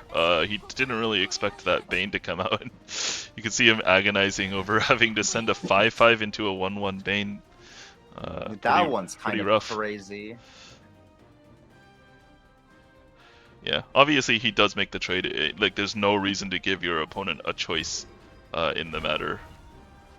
So here's a new showcase of the new legendary Zwei Symphonic Heart, which is going to summon this new puppetry follower. Now, no one really runs this, but the 6-mana card also will spawn this. But Victoria essentially allows you to punch 6 damage before the attack goes through if it's attacking an enemy follower, which means this 3-mana puppet card can kill through 12 health. Right. Yeah. It will do the 6 damage first, followed by the 6 damage of the actual attack. Yeah, even a Twilight Dragon super evoed does not live through this attack, which is kind of crazy if you think about it. No evo, yeah. Very, very high value card over here. Also annoying since you can play out cheap puppetry followers to give them that bonus ward in situations where you might need it. Okay, we're gonna unfortunately land on something not optimal, but we do have a Lily to ping 1 and have just enough attack to clear it out. Yep, you really don't want that card living, because then all these silly puppets being dropped on the board are gonna have ward, and then, you know, if you can't get through it once, maybe you can't get through it again, and you just gonna have to keep dealing with these stupid ward puppets. Alright, so we're fusing into Garden's Allure. Just one fairy, it looks like. Fairy and hold it there, yeah. Yep, that's we that also hand do have management. that stupid Odin tech. Oh yeah, Yep. Odin. We also have that yeah. the shiny Odin in hand for that little bit of burst damage and removal. In both players even, but Yep. only one player has a shiny. Oh, Odin on the Lambent? That's just rude. That's wild. Uh, We're gonna remove that Lambent from play. We're going to aggressively super evo to Odin into the face. We're saying, all right, we're into forest. We kind of want to apply the pressure. We want to kill them before they're able to combo on me. Yep, so Noire does draw a card this turn thanks to fusing the Garden's Allure last turn. Really, really love this addition to the deck. There were so many games of Forest where you just couldn't play your cards because every time you played a card, you would just burn something. So now you can kind of just, like, you know, manage your hand like a garden, and just, you know, take out anything that you don't like and just replace it with fresh cards, all at the cost of only 2 play points. Yeah, it fits into so many forest archetypes as well. Tempo is also alright for us since you can always take a fairy, put it in there, and just grab 2 cards to refill your hand a little bit, get some more juice in the tank. Obviously for Roach, we're seeing it being used right here to prevent overdraws for valuable cards, allow us to kind of manage our hand a little bit better. And then of course in Rose Queen, your hand size comes at a premium since you want that card, Rose Queen, to bounce onto as many zeros and 1 costs as possible to get those missiles to do the damage. Anyway, we're Run gonna it back! look at No! the I wanted we're to gonna give up on the to Odin see the chains. third Odin. Like I think this card is really good. I think we're gonna see a lot of this expansion. Just Odins killing each other and going face. Yeah, it's the classic neutral cards being strong. We've seen a lot of Olivias hitting each other in the last expansion. This time it's gonna be Odin, Odin, Odin, Odin. Very, very strong. Also notable that's costs 7, so into an opponent Wilbert turn, you're able to just turn that into nothing and also smack 4 into the face for free. Alright, so those hating Ezye haters. just spent his last Super Evo on a non-lethal Orcus. So okay, guys, if you're on the ladder, when you see this happen, it's because they have Odin in hand. Okay, they shouldn't fail to kill you with the Orcus. Like that board was not threatening enough to demand an Orcus. So like Noire is onto this, right? Noire understands that it is do or die. He's counting his damage. He's gonna carbuncle, I assume, at some point. But he knows that if he doesn't kill Ezye this turn, the game is over. Oh, okay. Yep. I think he just counted and at this found point, that there is not enough. unfortunately, our 2 bales are not reduced enough to let us punch through that ward. If we were able to play some more fairies out in the mid game, get those reduced up, we for sure had a way to kill here on 9 potential play points with the carbuncle in hand. But unfortunately, it's we're about to get Odin'd. Yep. A valiant If we had effort. player cams on, I think Nora would probably be shaking his head right now, Yeah. understanding that this guy's about to come through.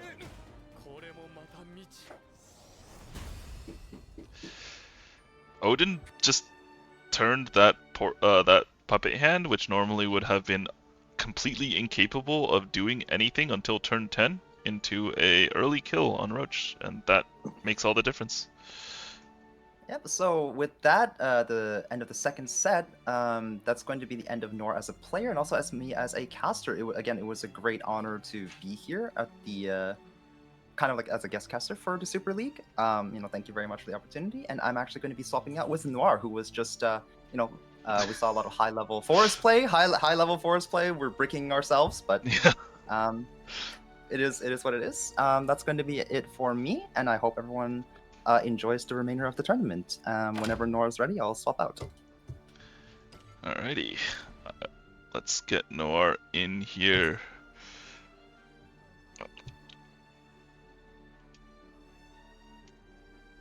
I'm sure Noire will not be salty at all about his roach hands. Those were... those were not good.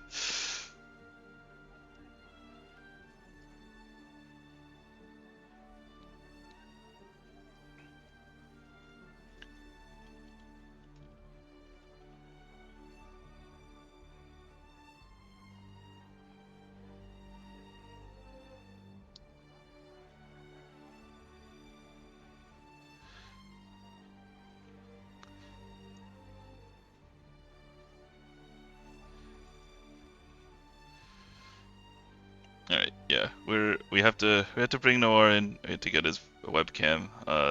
That might take a little bit. Let me do some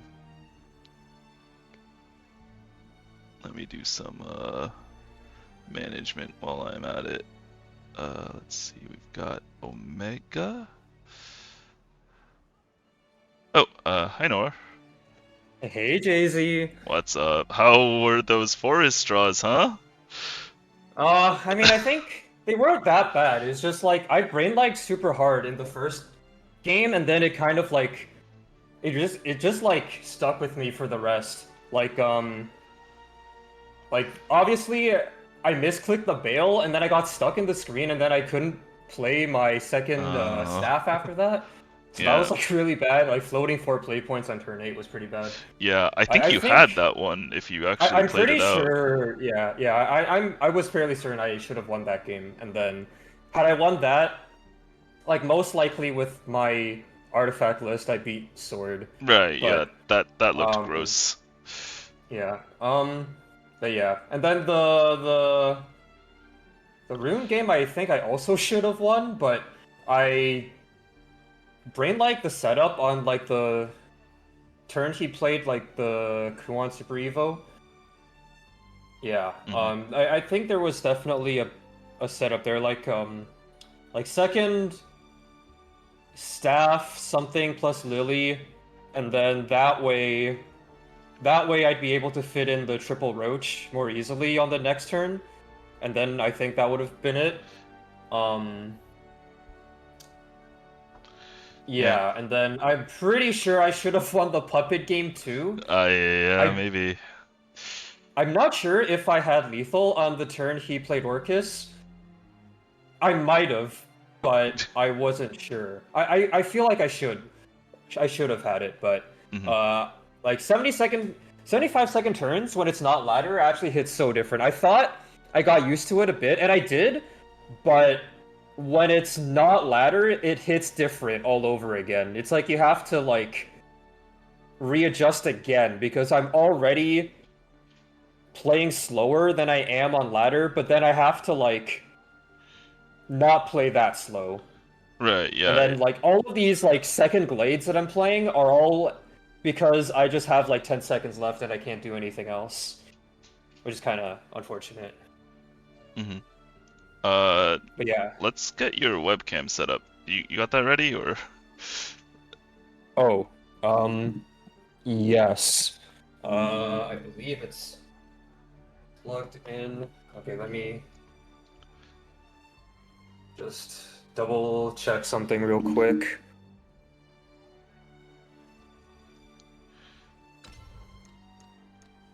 Okay, I think that should be okay. Yeah. So should I just so how do you want me to do it? You just so in the channel for casting info, you just click on that link. Oh, okay.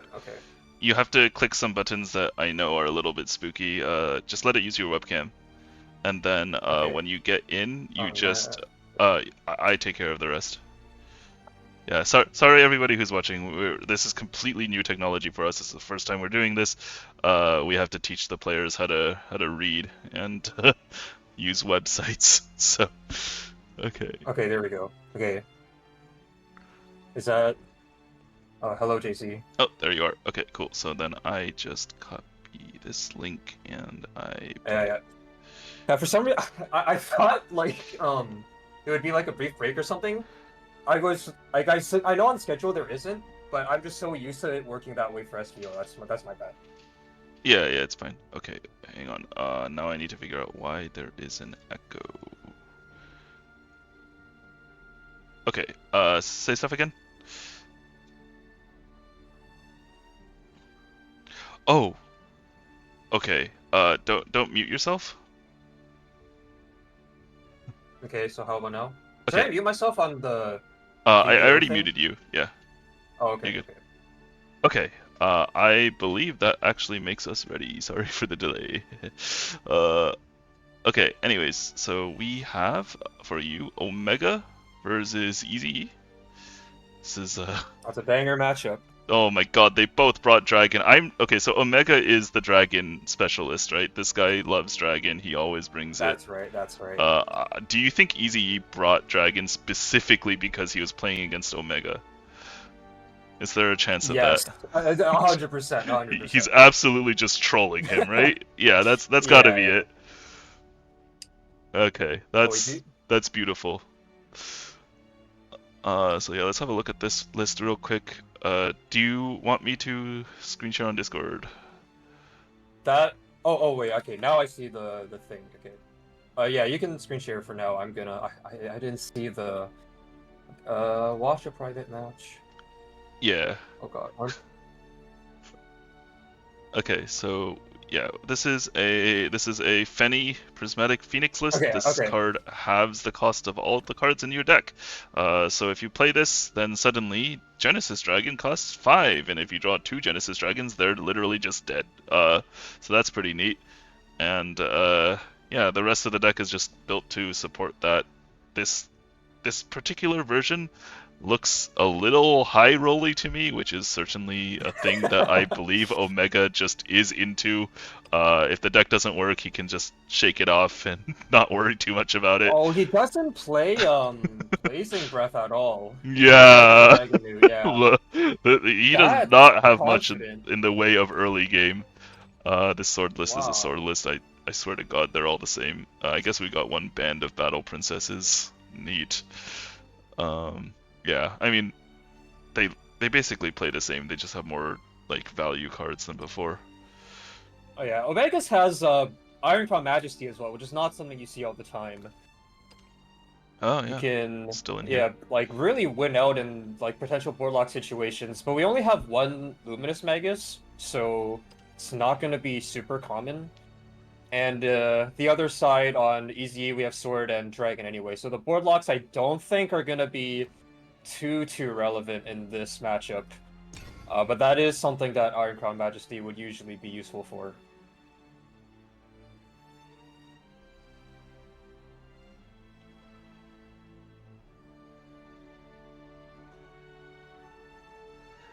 So I mean, maybe they planned this out or something. They both have sword and dragon. That is pretty funny. Uh, I would assume they probably Dragon didn't plan Mirror. it. Ezye is just like going out of his way to troll him. Yeah, that could. Yeah, that sounds like easy. Yeah. Seems like it's gonna be a fun matchup though. Hopefully Yeah. they both queue Dragon first. Yeah, they did. Don't worry. Of course. I mean, like it's so obvious, right? This is Omega. He came here to play dragon. So easy. Knows he just has to lock in the dragon. He gets the dragon mirror. Oh my God! There are 4 Oh! Fennies in here. Oh, these are hands. Oh man. Oh man. Oh my God. All right, so we got we got Easy up in the top Yeah, here. Ezye is kind of the real dragon main. Yeah. He's the one with the Wow. 2 dragon oracles, the 3 playpoint dragon oracle. It's like the Draconic Furor, but without the option. Oh my God. Okay, That's a lot of lamping. that is so much ramping, and like this is super awkward for Omega, right? Because his ramp is the one you have to Evo, and he went first.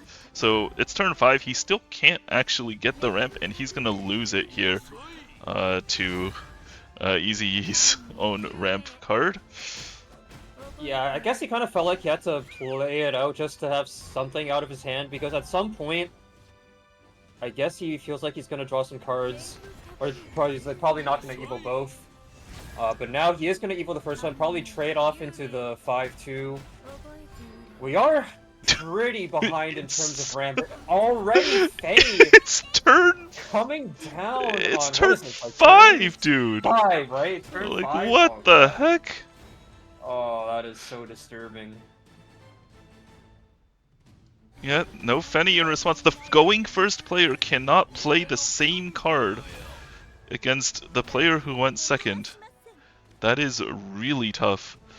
Yeah, Neptune. This card's really good. Lots of heal. You got a ward. You got a lot of trading on the board with all these rush cards. But sadly, the ability, by the way, is only Super Evo, so you don't get the bonus off of normal Evoing it. Sadly, he's just trading. Yeah, but you do get the crest just as a fanfare, and that crest is so strong. It permanently gives you that healing effect every time an Orca comes into play. And so all of these future Neptunes or Mermen are gonna be so valuable. Yep, and we just saw Ezye go with the second Fenny. This is not a joke. You actually do really want to have 2 Fennies active. Because that makes it so that Olivia costs 2, and guess what? Olivia restores 2 play points, so... Oh, Jesus Christ, that's a 2-cost Oh, Neptune. God. Oh my God. Oh, man. Oh, no. Oh, Yiting just might be a better player. The 1-cost Orca, because it's like, it can't be like 0.25. Yeah, it Oh, rounds man. up. So if a Yeah. card costs 2, then it costs 1, then it still costs 1. So it never actually goes down to 0. Right.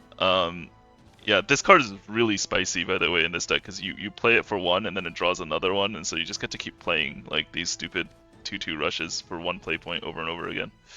Well, Yeah, not that many these times. rushes are kind of like the fairies, right? Where they weren't very relevant in Shadowverse. Well, these ones were relevant. Fairies obviously were still useful, but adding Rush to them just inherently completely changes the way that you use them, right? It makes them just so much more playable in just about every situation. Okay, so technically these players are now on even footing. We have 2 Fennies each somehow. What an incredible game! I didn't expect this matchup to deliver. I kind of expected this matchup to be like immediately over because one player ramped into Fenny and the other player just dies like 2 turns later. But we're actually getting a game here, which is exciting. Oh, 11 cost Genesis Dragons now in the hand of Omega. Not that he would play them anyway, but it's really funny to see. A really nice Ruby target, though. Yeah, Ruby is super important in this deck because you don't want the cards in your original hand because they actually cost play points. You want... Wait, that still costs 11 because it didn't yeah! get reduced. Because That is it has so to be rough! in your deck to get reduced by the Fennies, and so it doesn't change the fact that the cost is still really high. Yeah. You just don't see them in your hand anymore. And in theory, you should be able to draw something a lot better, but not in this case, unfortunately. Yeah, he got scammed by Ruby. Chasmed on a little bit. Oh, that's absolutely terrible. Alright. Yeah. I actually wonder, does it even have its cost reduced back to 10? It still has I the effect, so assume it I does. think so. Yeah. I think yeah, okay, there it is. Okay, Back there to it normal. is. Yeah. That would be really terrible if Oh, it didn't. You know what? Ezye's out of cards. He actually doesn't. I mean, okay, the Phylene is very good. This Evo plus the Whisper kills the board, but he's actually like empty. Right? He only has a Genesis Dragon, and it costs 10. You can't just play it. You know? Yeah, I like how both of these players really had to spam out their Evos super fast because that's basically the only way that you can play Fenny. And then, of course, the effect with Neptune is really useful as well. But now we're in this position where there's so much healing. Oh my god, speaking of healing. Yeah, that's the 2 cost of living you were mentioning earlier. This is just so disturbing. Jesus. 3 cost Twilight Dragon and Genesis Dragon. This is ridiculously powerful. You know, when Dragon reaches this point, there's like... It's very, very difficult to lose to anything. Of course, the trouble is, can you reach this point? And, you know, what better deck to give you that space than Dragon itself? Exactly. The only dragon you can really beat is another dragon. 2 cost Draconic Strike is really good, too. Yeah, it basically costs nothing, yeah? Crazy. Oh man, 13 damage here from hand. It was looking so good at the start. You know, if that was a reduced Genesis Dragon, that literally would have just been lethal from hand. Right. Oh man. What a game. Oh my god. And he plays the full cost one just to rub in. Like, I had it. Don't worry. Alright, this well... looks like the type of deck you really want to face for 11 rounds in Shadowverse Open. Yeah. It looked like Ezye had it at the start, and then it just slipped away from him. He didn't have enough cards, and you just lose those. This deck does not... Like, you cheat on play points, but you don't cheat on cards. You have to actually draw them. Right, right. It's funny how it's a Dragon Mirror where ramping first doesn't necessarily even give you an advantage. Because as long as the opponent can also play their Fennies, in the end it just comes down to who has more card draw, if they have enough healing to play all that card draw, and then at the end it's just who has more cards is gonna win. And Ezye, even though he ramped first, he just didn't have the cards, but now we're getting Sword Mirror, which this matchup can be really tough for whoever just doesn't manage to find the first foothold in the game. I think usually this is sort of in contrast to that Dragon Mirror we just saw, where it's a little bit less about, well, it can be about value, but at the same time, one player can just sort of get an early lead, where they get to push damage turn after turn. The opponent has to just respond and play on the back foot, and at some point, you just can't make any proactive plays, and one player can just run away with the game. Yeah, I think the poster child for that snowball effect is Zirconia here. If you Evo Zirconia first, you get the huge board, and then you get to kill a follower with the Evo. And then if you Evo the Zirconia second, you have to trade with their Zirconia, which already killed something, and then their board sticks. Maybe they Zirconia again, and suddenly it all trades over yours, and you know it just only gets worse from there. It just gets worse turn after turn until you're basically just dead. Yeah, but this is a really, really good turn, though, from Omega. Utilizing the fact that Nanja is an officer, so it doesn't have to be played with the Prim. The combo with the Luminous Lance Trooper there to get basically the 2-2 Ward Rush is really, really nice as well. Yep, and these are going to be 2 more rushes onto the board. So this, you know, despite going first, which I would say typically is a disadvantage in this mirror, we have a pretty good start for this is Omega, yeah. Yeah. And so the player who manages to get an early foothold, it doesn't necessarily have to be the player who, you know, points out the first 2-drop or the one who plays Vals. There are a lot of little ways for you to sort of swing back and create an advantage for yourself, like Omega did with that Lance Trooper plus Nanja combo, which is so good, and it's one of those reasons why I think Prim is such a valuable card in every sword list. Yeah, this card is crazy. It's a 2-for-1. It helps you get Saria to kill a 2-2. It makes Rose kill something for free with its follower strike. It just adds up to so much value. You know, on top of being a 2-for-1. What a crazy card. I think now, though, we have sort of entered a point where because of the way Omega managed to stabilize the board state with that turn 4 play, we're now at a point where neither of them really have like a solid health lead or a solid board lead. And so now is where the value in these late game sword cards is really going to come into play. This is where Amalia is really good. Gildaria obviously is going to be really insane as well. And Gildaria is a card where she can kind of recoup early deficits a little bit just because of that AoE damage being so strong against opposing sword decks. But no Gildaria for Ezye on this turn, and Rose, while she does have a lot of good use cases, this is not amazing. This is probably the world's saddest zero-cost ignominious samurai. Yeah, this is rough. He's considering evoing it just to have things on the board, but I don't think that's worth it. Yeah, okay, he decides not to.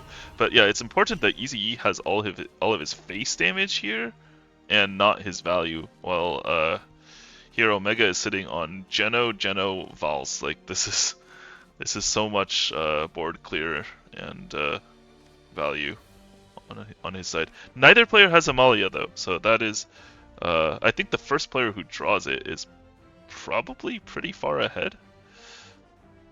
Yeah, it can be really difficult to deal with Amalia as a sword, but that's where Gildaria really, really shines. She is by far the best answer into Amalia and all sorts of like Luminous Mage or Amelia Super Evo types of boards. But neither of them have Gildaria. The first Gildaria draw is also going to be really, really important here. As now both players are down to no regular Evos. That's a really clean Battle Princess there from Ezye. Yeah, that card, I saw it and I was like, that's crazy. It's like a dog, except it costs like 2/3 as much.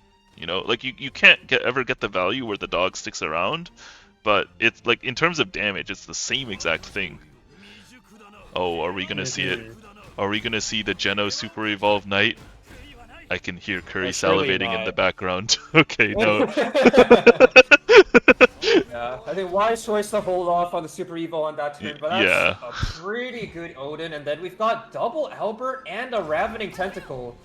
They do call Ezye the Tentacler for a reason.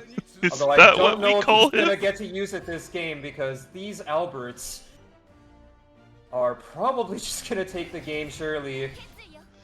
Amelia into double Amelia. Oh, That's Amelia. unlucky. That's not ideal. If we had hit the Magus there, then with the Amelia Super Evo, we would actually be able to survive. But not in this case, and so unfortunately for Omega, Ezye is gonna bring it back to an even series, trading blow for blow on these mirror matches. Yep. We've got a series on our hands. So yeah, Amelia Evo, yeah, that looks nice, but you're gonna die to Albert. And it's actually really hard to avoid dying to Albert in this matchup because by default most of the sword wards are like exactly at the range where they die to his AoE ability. Yeah. Oh, toxic! Lethal for the extra BM. That's the Tentacler right there. Wow. That's him. Wow. Really good Alrighty. showing there. The dragon from Omega and the sword from Ezye. You know, the mains picking up a win in each respective mirror match, but now sort of the mismatch with Omega on sword and Ezye on dragon. Really curious to see how this one plays out. I think we're lucky in this matchup that it's easy on the dragon because Omega literally did not have the Strike of the Dragon New in his deck at all, and chances are he would have just instantly died in the early game to sword. While Ezye does actually have some respect for the fact that the opponent is also playing the game with him with this dragon deck.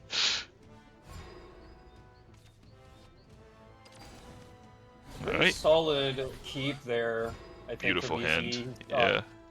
The Dragon Sign again, the Feline, and the Fenny. All cards that are really nice to see. The 2 Bane, really, really annoying. Alright. Plays really well into this 3-3. And the ramp, of course, I mean, you didn't put this card in your deck to not play it when you have 3 play points. That is true, that is true. Going wide here with the Iron Crown Majesty, a decent use case for that card for sure. The Merman though, trading back. This is one of the best 5 play point plays that Dragon has now. In the first expansion, you basically ramped into nothing because there were just no good 5-drops. And Merman isn't Sybil, but he's not bad. He does answer the board and alleviates a little bit of pressure. Yeah, during the release, I would like play the ramp card and then play Battleforged Dragon Keeper on 5. That's literally just a 5/5 body. Surprisingly, that actually did a lot of work in a lot of matchups, but like it's really embarrassing because if you think about it, paying 5 for a 5/5 is really dumb when you can play Legendary Fighter for 4 play points, right? Yeah. Yeah, that's the sort of thing you were ramping into, and thank God we actually have like real cards that look like they do something for Dragoncraft.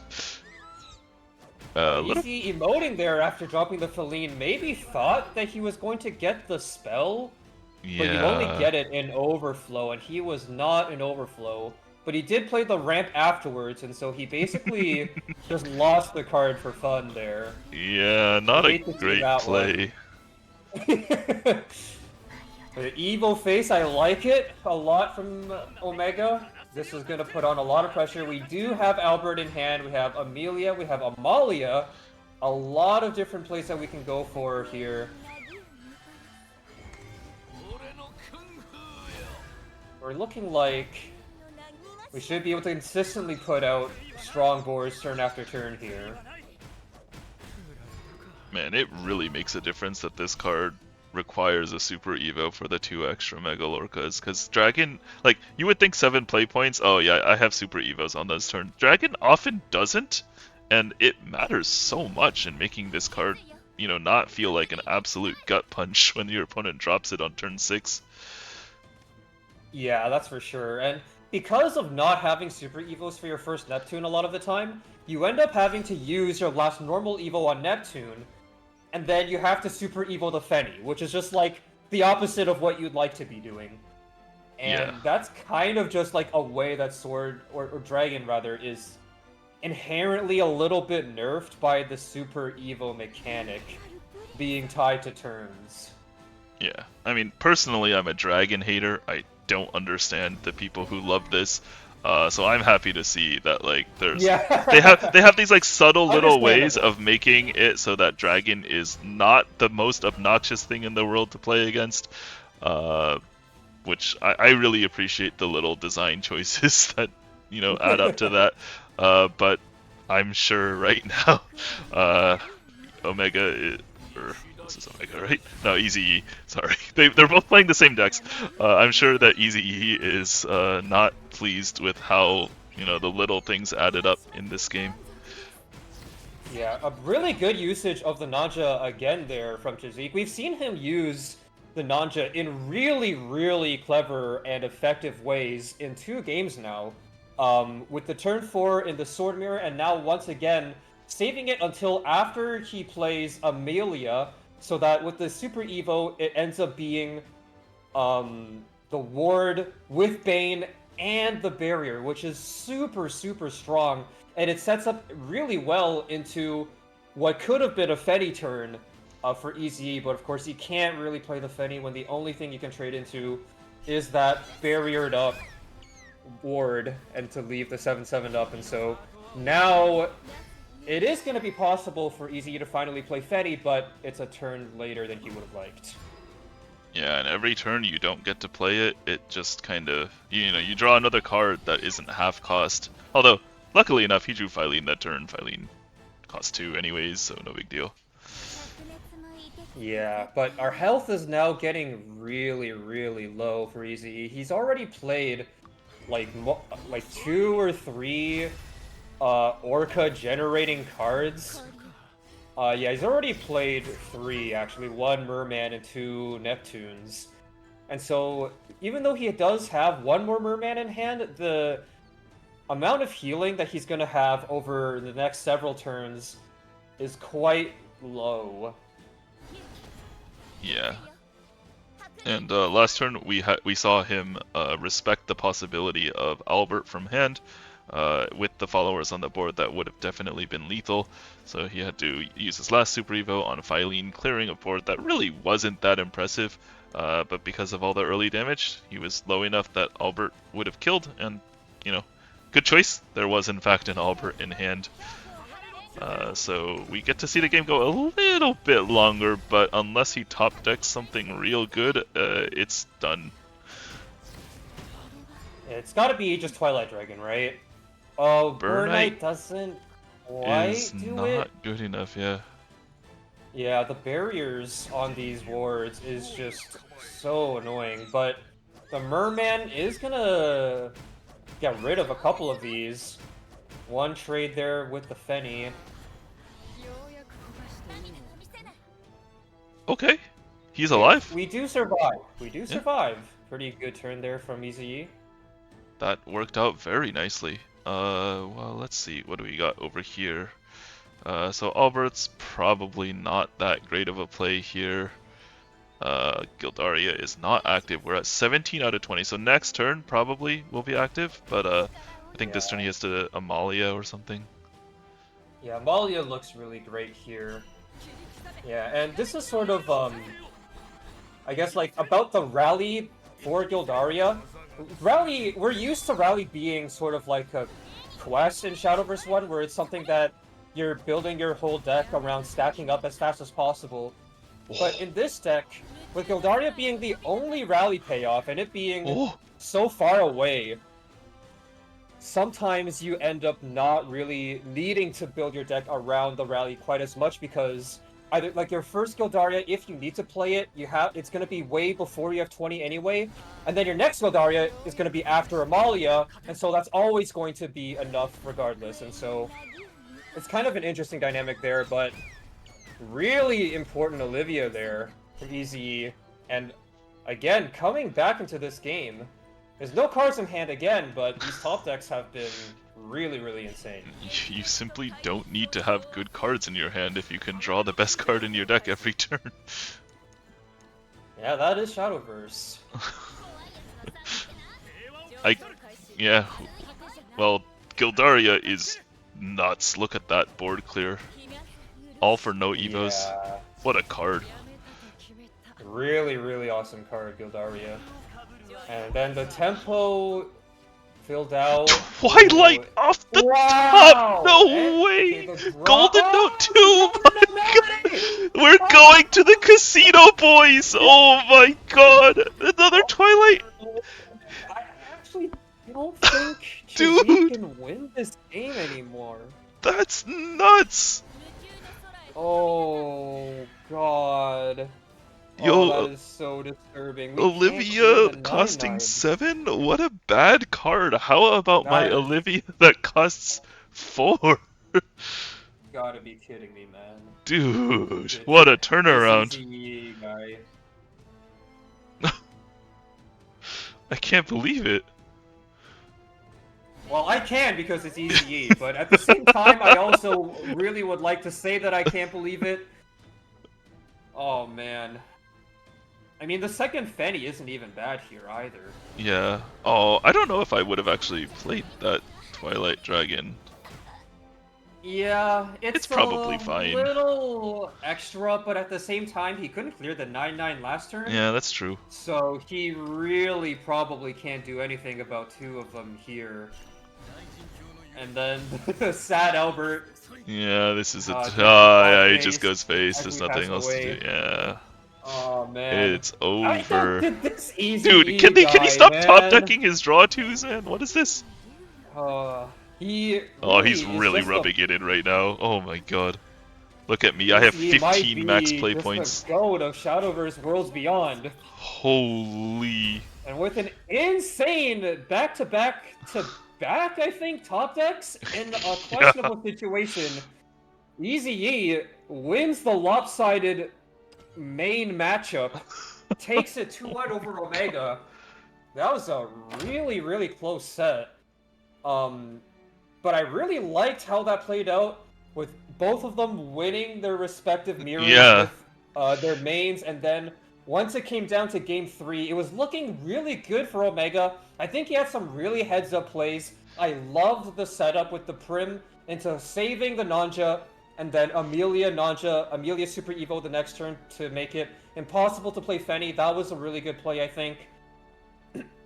But in the end, those top decks, that Twilight Dragon into the Golden Note Melody the next turn, that was just too much for Sword to deal with.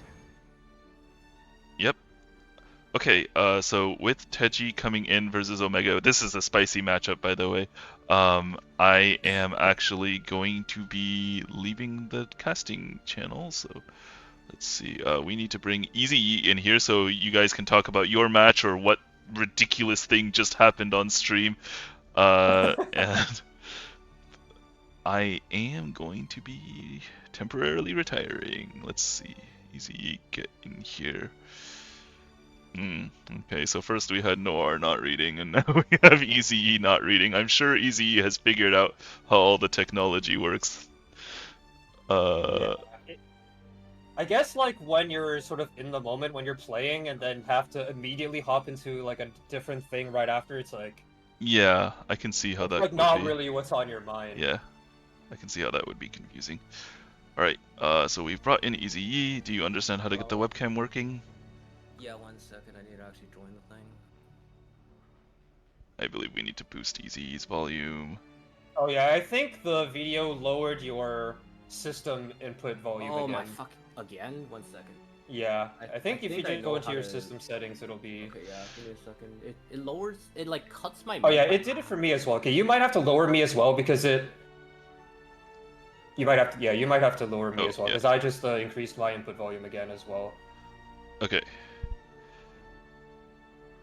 Okay. Okay, make the Yeah, mic a bit closer as well. yeah. Hello, hello. Hello. Hello. Okay, that's better. Should be better. Mhm. Okay, yeah. Chat, if you could help us out with the audio settings, because apparently this website messes with them a little bit. We had them fine-tuned, I promise. I prepared, but yeah, it happens. Okay. Yeah, this particular site, like when you load in, it just sets your system input volume on Windows to 18%. Specifically 18% for that some is reason. very interesting. You know, the I funny think thing last is that time I actually use 18% as my number, so I didn't notice a change, I guess. That's really Oh, funny. that's crazy.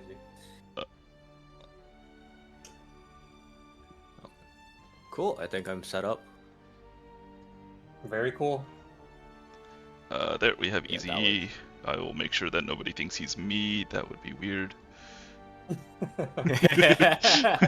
Can't have that. That was some of the worst gameplay I've ever demonstrated. I cannot believe I won. I think that was some of the best gameplay. What do you mean? That's what we in the community call RNG manip. If you didn't burn the Feline spell, I don't think you would have drawn the melody. I think if I should have saved this RNG for Shadowverse Open next weekend. Yeah, you know what they say, you know, you low roll in scrims and then high roll in SVO.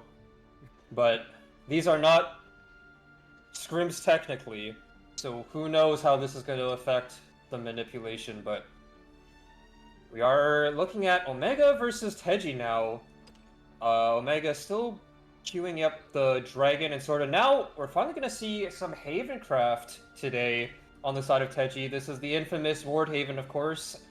3 of Fox of Purity, just to really give the middle finger to any type of aggro lines early on, especially with aggro Abyss being very popular on ladder, spamming out a lot of 1-1s. Fox of Purity just makes them question all of their life choices, and the 1 of Lapis, the 1 of Odin certainly can come in very, very clutch for this deck, where you're trying to stick a board all the time, except sometimes, like, their attack is just so low, and so you can kind of get slow-rolled by certain decks like Artifact or Sword, but Odin can really help press the issue a little bit, Lapis as well, and so those are really valuable to have alongside the John, of course, and oh, actually, Aggro Dragon on Tejjy's side as well. I haven't seen Aggro Dragon in this expansion, like, almost at all, right? Like, I think every single time I've seen Dragon on any type of stream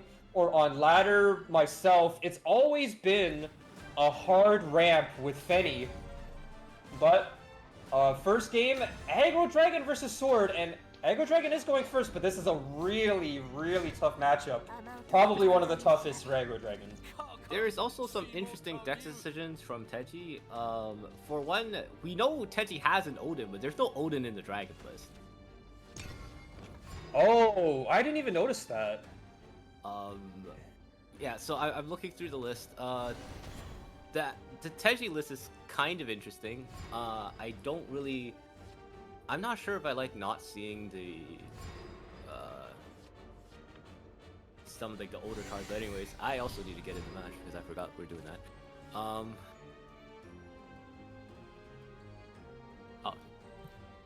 Yeah, apologies, I'll just move the mic closer to my face. All good. Coin Valse on turn 2 there from Omega.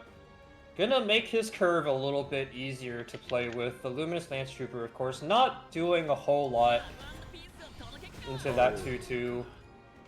And the Apollo, not bad, but it would have been potentially a disaster had we played Lance Trooper last turn. So I think good sequencing here from Chezik. Omega's got it. I don't know how... okay, from Dragon side, you probably want to... Is this time to start fanning the fan? I feel like this matchup, if you go to turn 5 and Sword hasn't really taken damage, you can't really play anymore.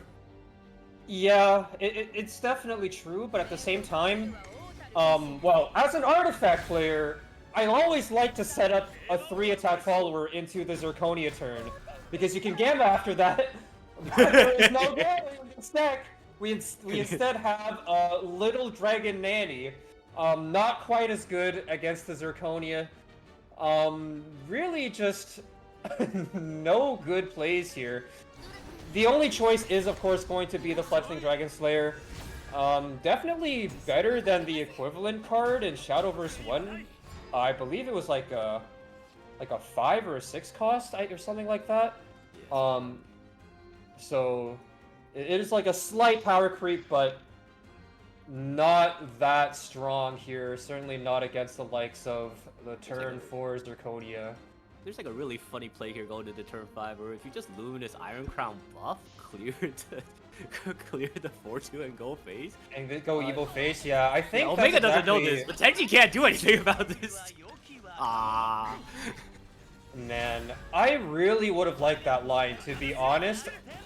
It looks really good to me, and I don't know if Iron Crown Majesty is realistically going to get that much better. Like, I understand you go 4 wide here, and then you can play it next turn. But at the same time, the filled out Evo is so valuable because of Intimidate followers like this, right? At the same time, we do have Gildaria, so I guess that's why Omega feels like he didn't need to save the filled out. And this is just completely disturbing. Or Band of Battle Prince. Yep, Band also works here. And then if you can actually coin the Majesty on this turn, so that's not bad. It's still pretty good. Yeah. I wonder. Yeah. Oh, and here it comes. Yeah, the coin buff. That's a lot of damage being pushed to face now. Does he actually commit the Super Evo? He does. Oh, good. We want to hit 5/5 Knight, setting Tejjy now to 8 HP. We are 2 damage off from lethal with the Albert. It's 1 turn away from Garyu. We just have so much pressure. Oh, the instant concede. Yeah, there's literally nothing that Tejjy can do with his hand there. Yeah, the Detective's Lens just doesn't really do anything there.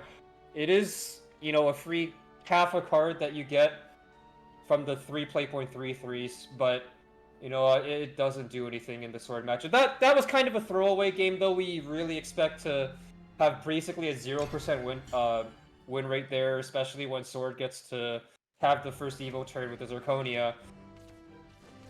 But this, the Aggro Dragon versus Fenny, this surely has to be a winnable matchup. I feel like even though I say that, though, it's also kind of not, because Merman and Neptune are so disgusting.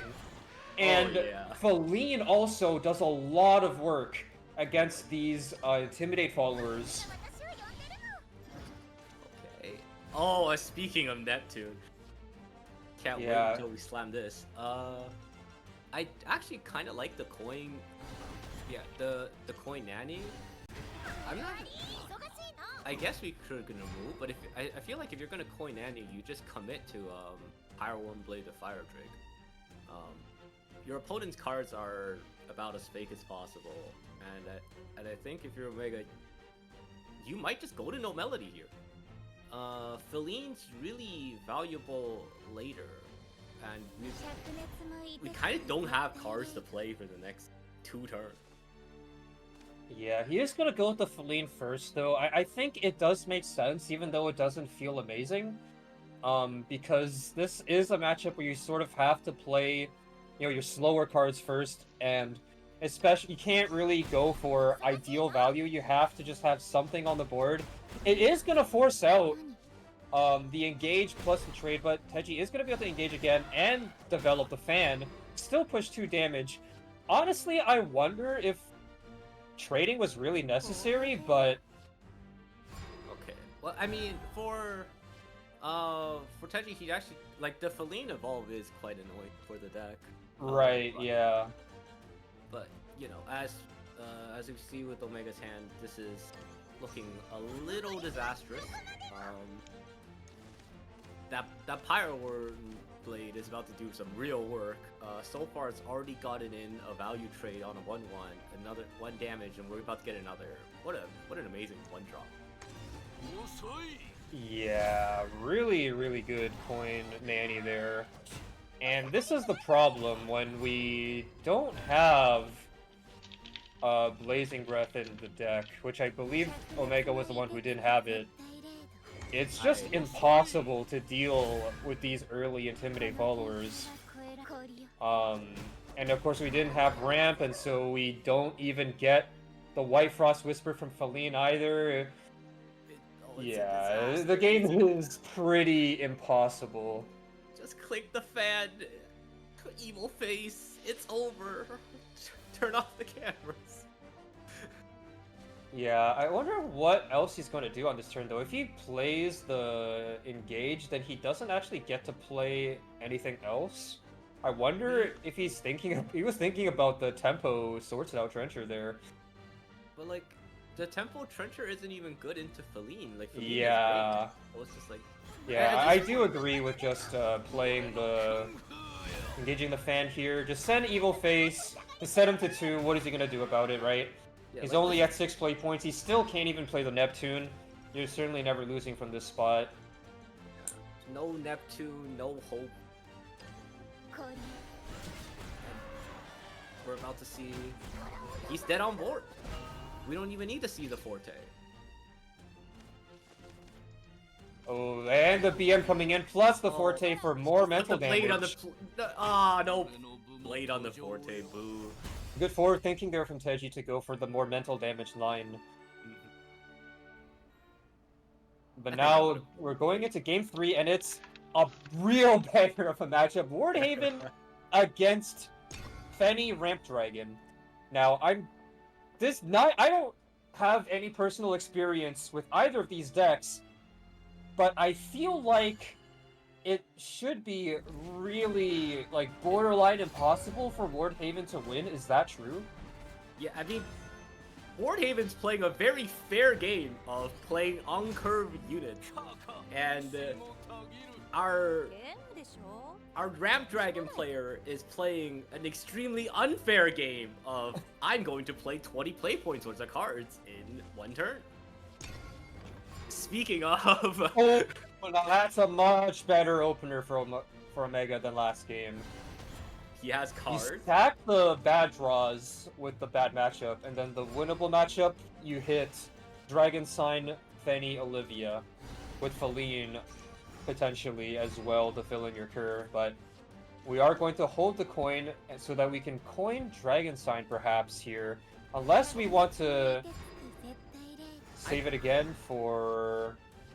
I see the thought process of dropping Feline. The best play that Tejjy has turn 3 is Grimnir, and you can answer whatever Tejjy plays while playing Dragon Sign next turn anyways. Right. Because you're not really ramping into Liu Feng anytime soon. So here we have turn 4 Liu Feng Evil into turn 5. We're now in overflow. We can play Olivia, or actually, we can just coin. I think we can just coin Fenny. Oh yeah, that's true. We can coin Fenny on turn 5. That's gotta be disgusting. Yeah, that's really good actually. And then from Damn. Tejjy's side, we can see that Tejjy's hand is really awkward. This Feline is just really hard to deal with, and we haven't drawn Grimnir. Holy Shield Maiden gets traded immediately, and then Fox of Purity needs a Darkhaven Grace to even like do anything here.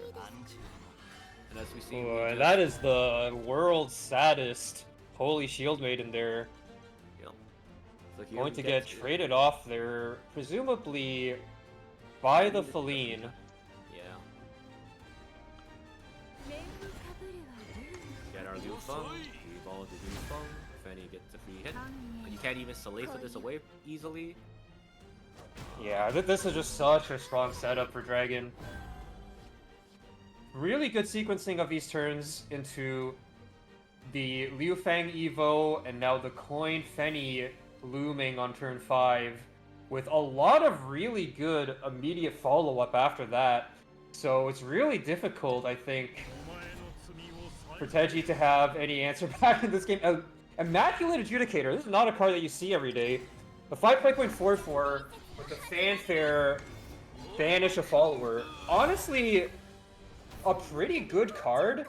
If Odin didn't It's exist. just insane how a card like that still doesn't really entirely make the difference in these matchups that are so heavily disadvantaged from the start. We are about to see the Sikkim, the two strongest curves in history going out into each other. Wilbur Evil into Aether into John versus whatever nonsense post Fenny that Fenny Dragon's about to do. Yeah, and Olivia here, just to immediately see some more cost-reduced cards, is surely the play. A 5-cost Genesis Dragon already in the hand of Omega. Of course, that's one of the... This is one of the matchups where it is the hardest to ever play him, but because it's so cheap, you could go Burn Knight plus Genesis Dragon, so that's a really strong combination. Ooh, a 4-cost Fenny being drawn off the top with the Ruby. And then the coin to ramp again, I like it. I don't really like Dragon Signing this early. I mean, he does it anyways, but I think that Dragon Sign, once post Fenny, you should try to hold for the +1 card draw, because the cards you draw are going to be insane. Especially since it's a 2-cost. It's just Dragon Oracle. We remade Dragon Oracle, guys. We've done it again. Yeah. There's definitely, yeah, you definitely make a good point there. At the same time, I guess he's hoping for...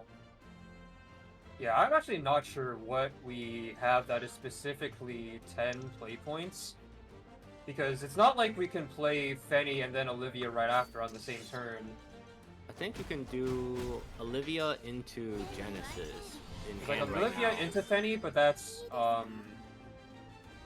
we don't really need 10 play points for that anyway. I mean, we can also we can just Burn Knight the Fenny.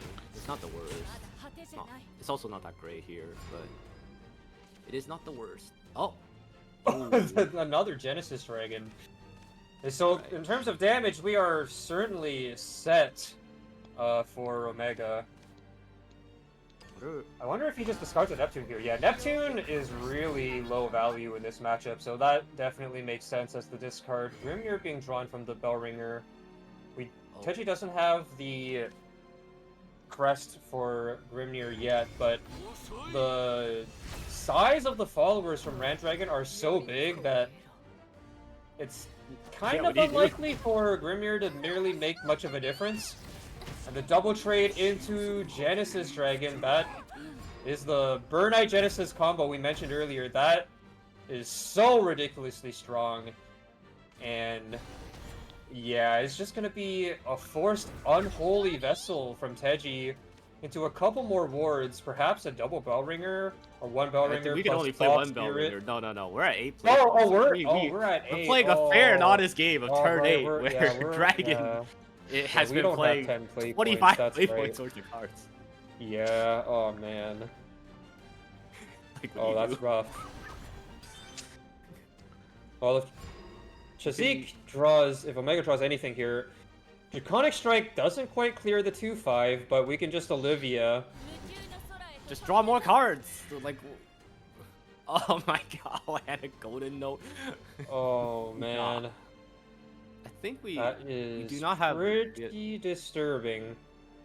Definitely golden note. Oh, and another Olivia Dragon. This game's out of control. Yeah, I think you just Lu Fang here, clear the 2-5, and then we have draw on draws on the following turns. We could even play Fenny first into the Olivia on the following turn if we don't have an angle for Genesis Lethal.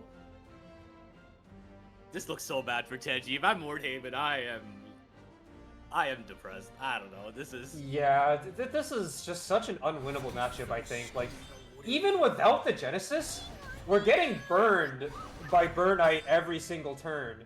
And so, even if Chazik kind of just does nothing but draw cards and play bodies every single turn, he's still gonna win, because he already set him to 4 HP. We're simply waiting for it.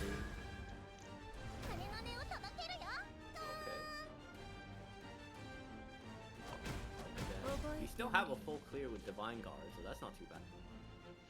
Oh, we can't even heal out of it with Darkhaven Grace because the Burn Knight's Crest has a saying that every time you try healing for the first time, you take 1 damage. Oh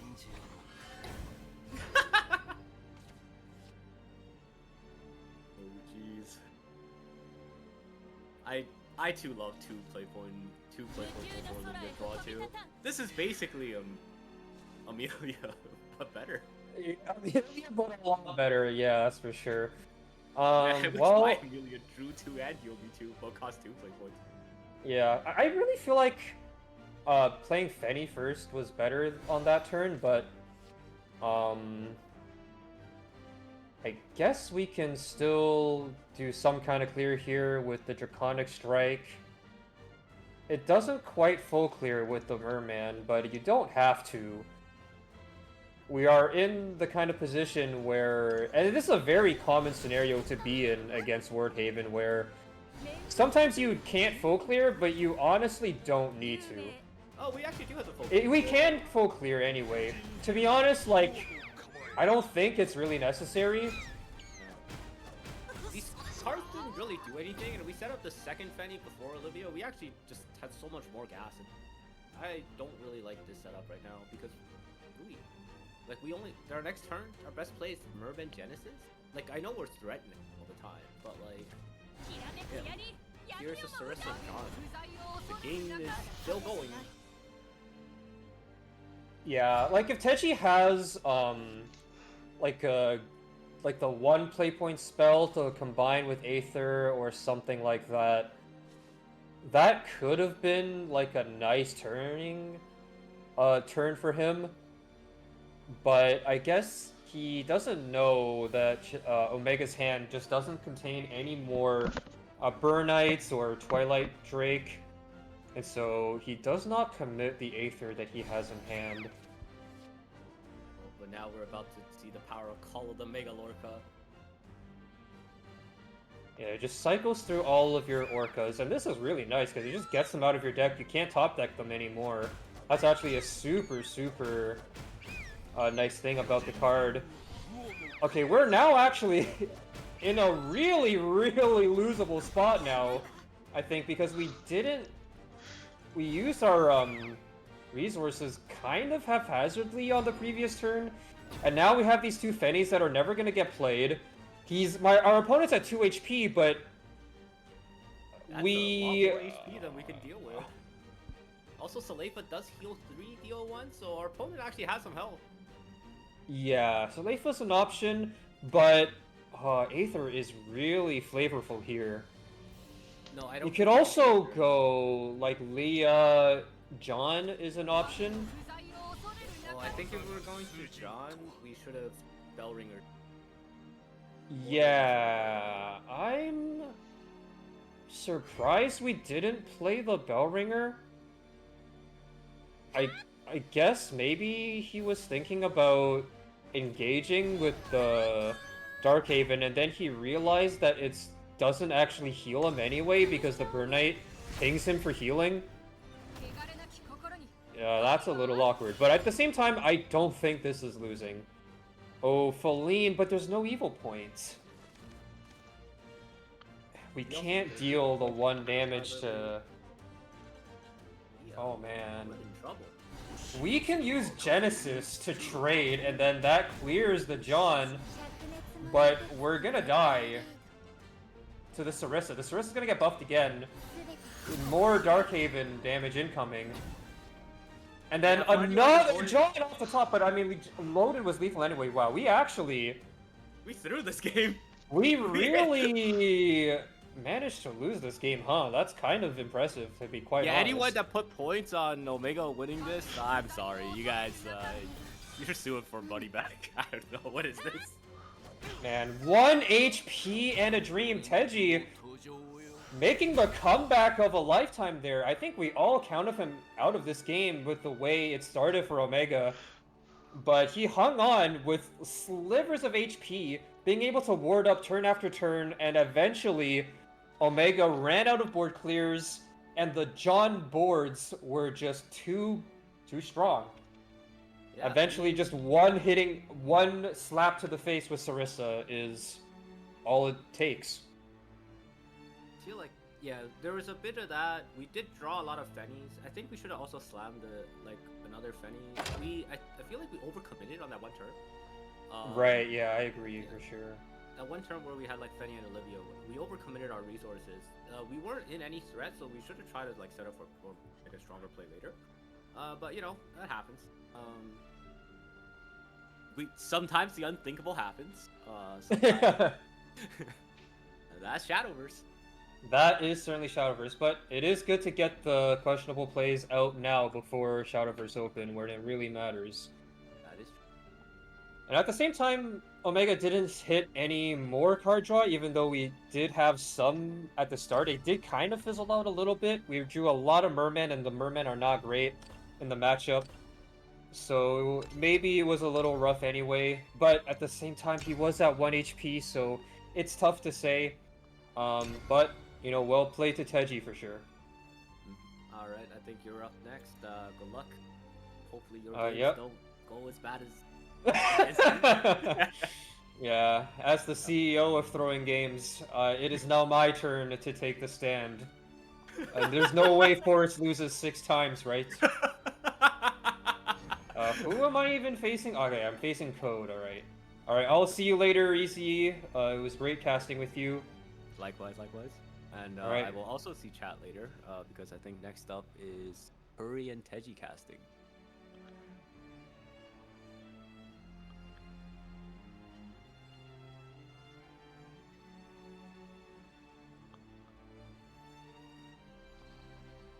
Okay, are you in the thing yet?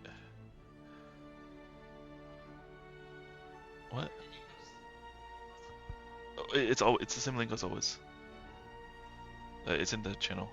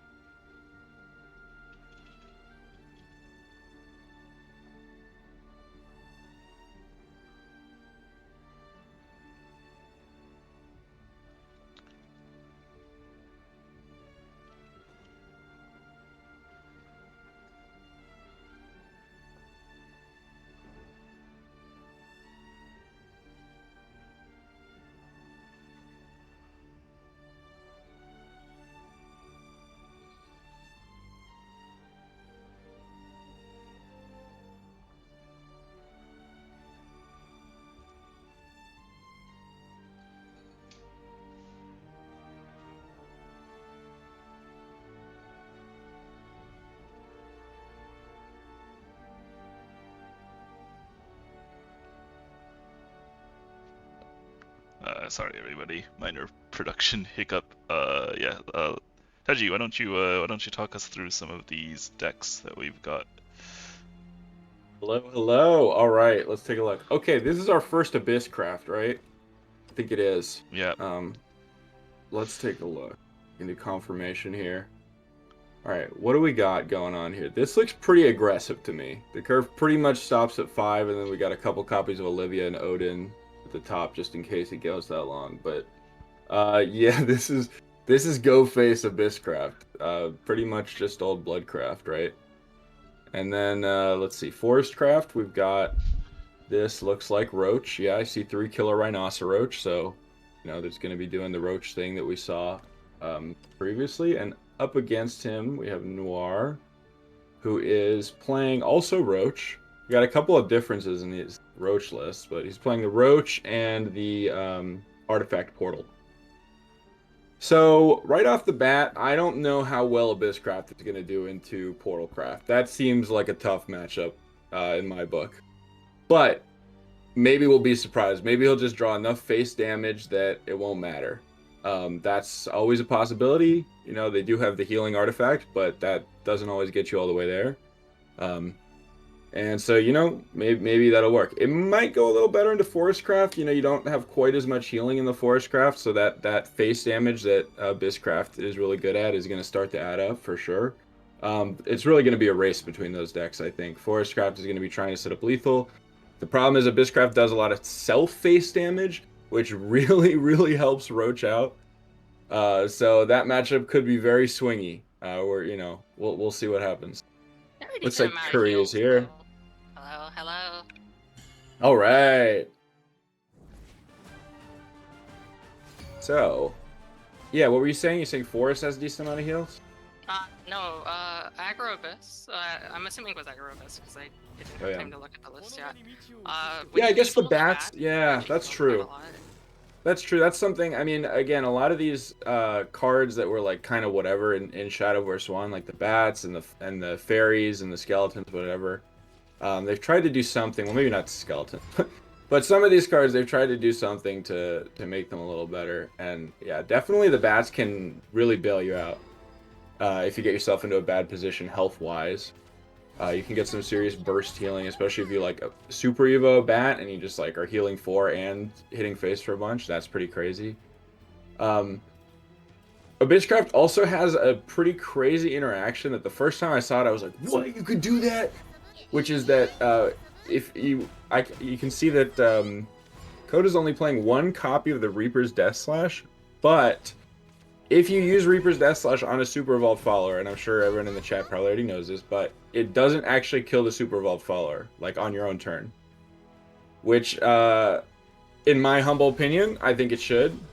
I think that's big cheating, but, I don't make the rules, so that's how it works, and I'm sure that if he draws that Reaper's Death Slash, he'll be looking to take advantage of that mechanic, if he can. I mean, I draw 2 for Abysscraft cost 2 and you still had a Saga card. I feel like it's fair that you get a freebie here and Yeah, there. that's fair. That's fair.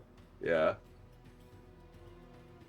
No, they definitely. I think in some ways they're paying for past mistakes of both Shadow and Bloodcraft. I think Cerberus probably draws to mind some Demon Lord Iktar comparisons, but is no longer the mana value that Demon Lord Iktar was. This head can be Coming with the taken deck before building it comes cost is down. pretty big. And the deck building cost is certainly a little more steep, right? So that's a big deal for sure.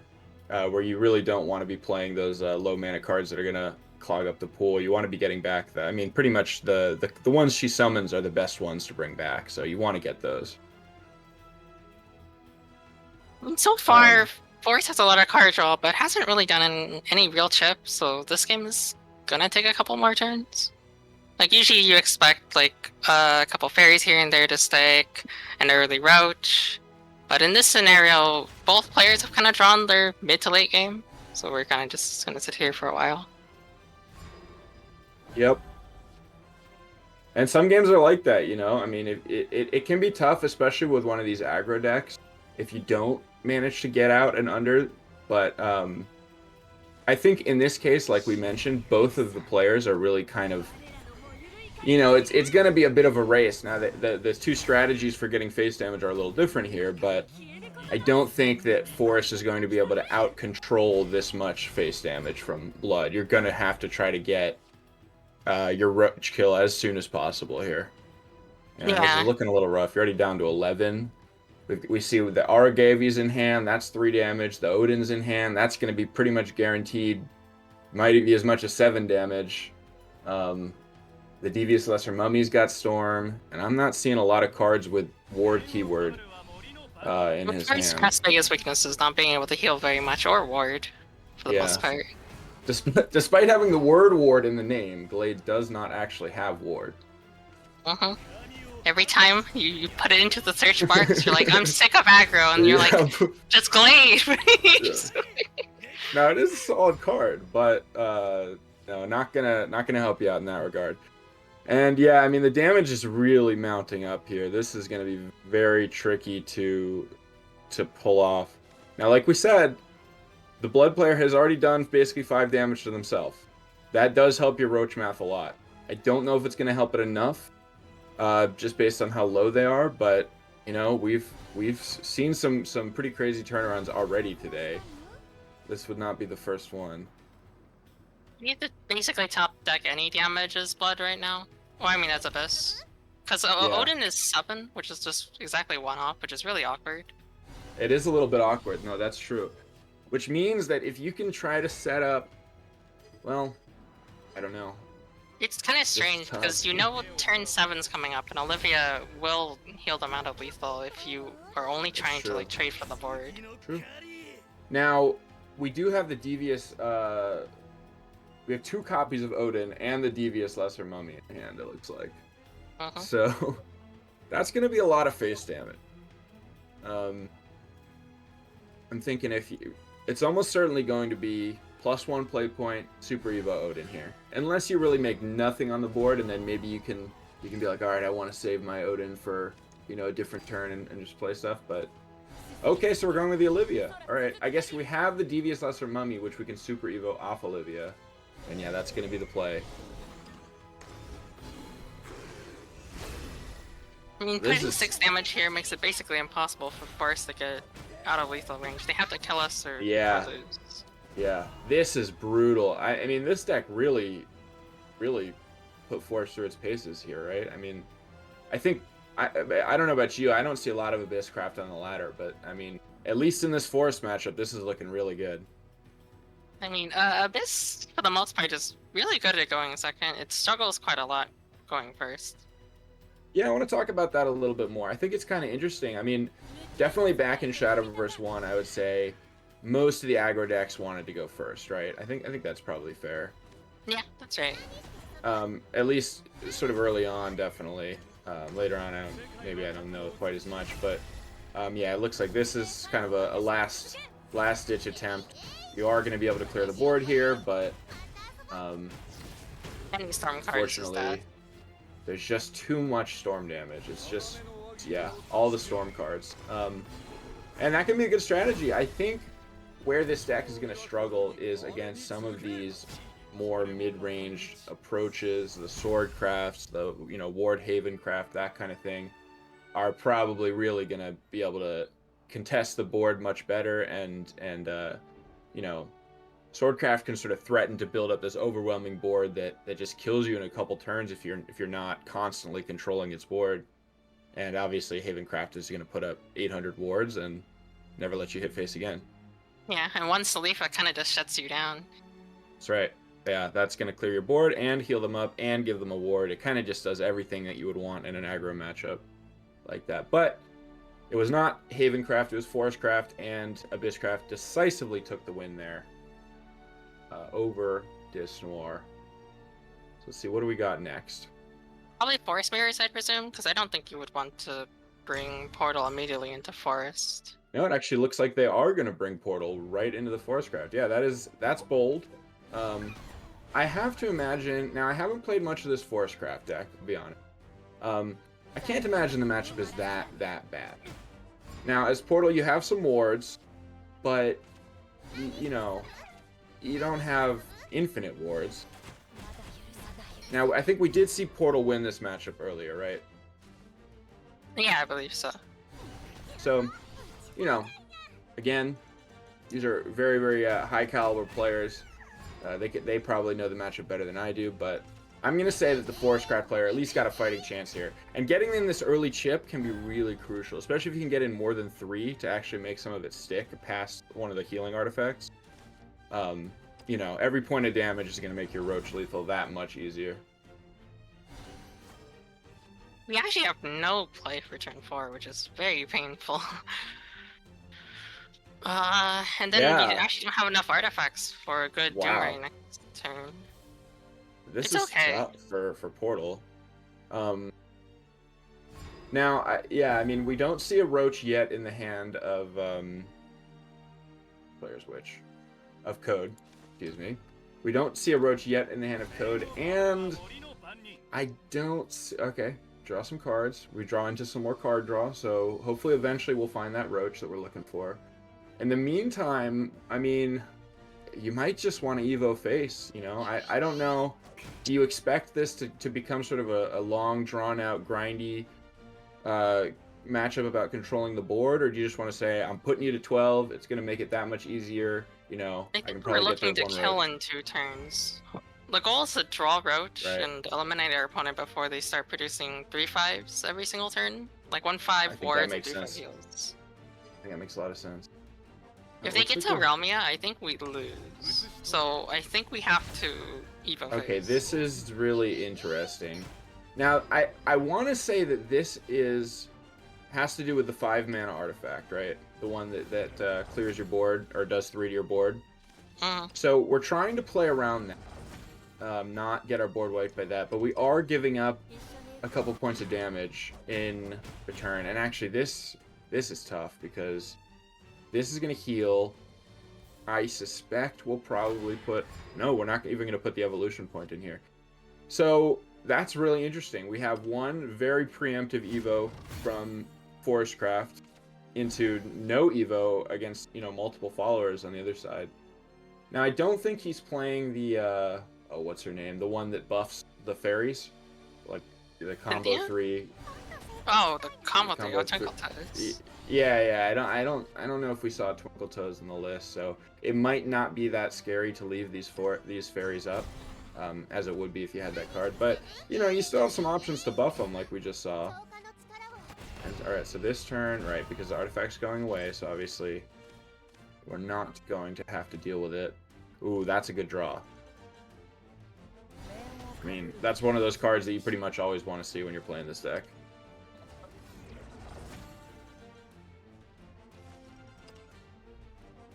Now, Karula is one of the new cards, right? This is new 6-mana legendary. But opts not to go for that. I mean, this card is just absurd. When you're going second and you have this card on turn 4 into any sort of aggressive matchup, it just feels like just lights out. But a little late here. It's already on turn 6, and again, these fairies are just sticking around. And even though we've healed 6 already, it feels like we're not out of reach of this potential roach lethal. Sadly, there is no actual roach yet, though. Yeah, So... that's a big deal for sure. You have a decent amount of time. You do, but every turn that you don't draw that roach, you're starting to get a little more concerned, right? Yeah. You're thinking, oh, my deck does not scale as well as this artifact deck does. That's for sure.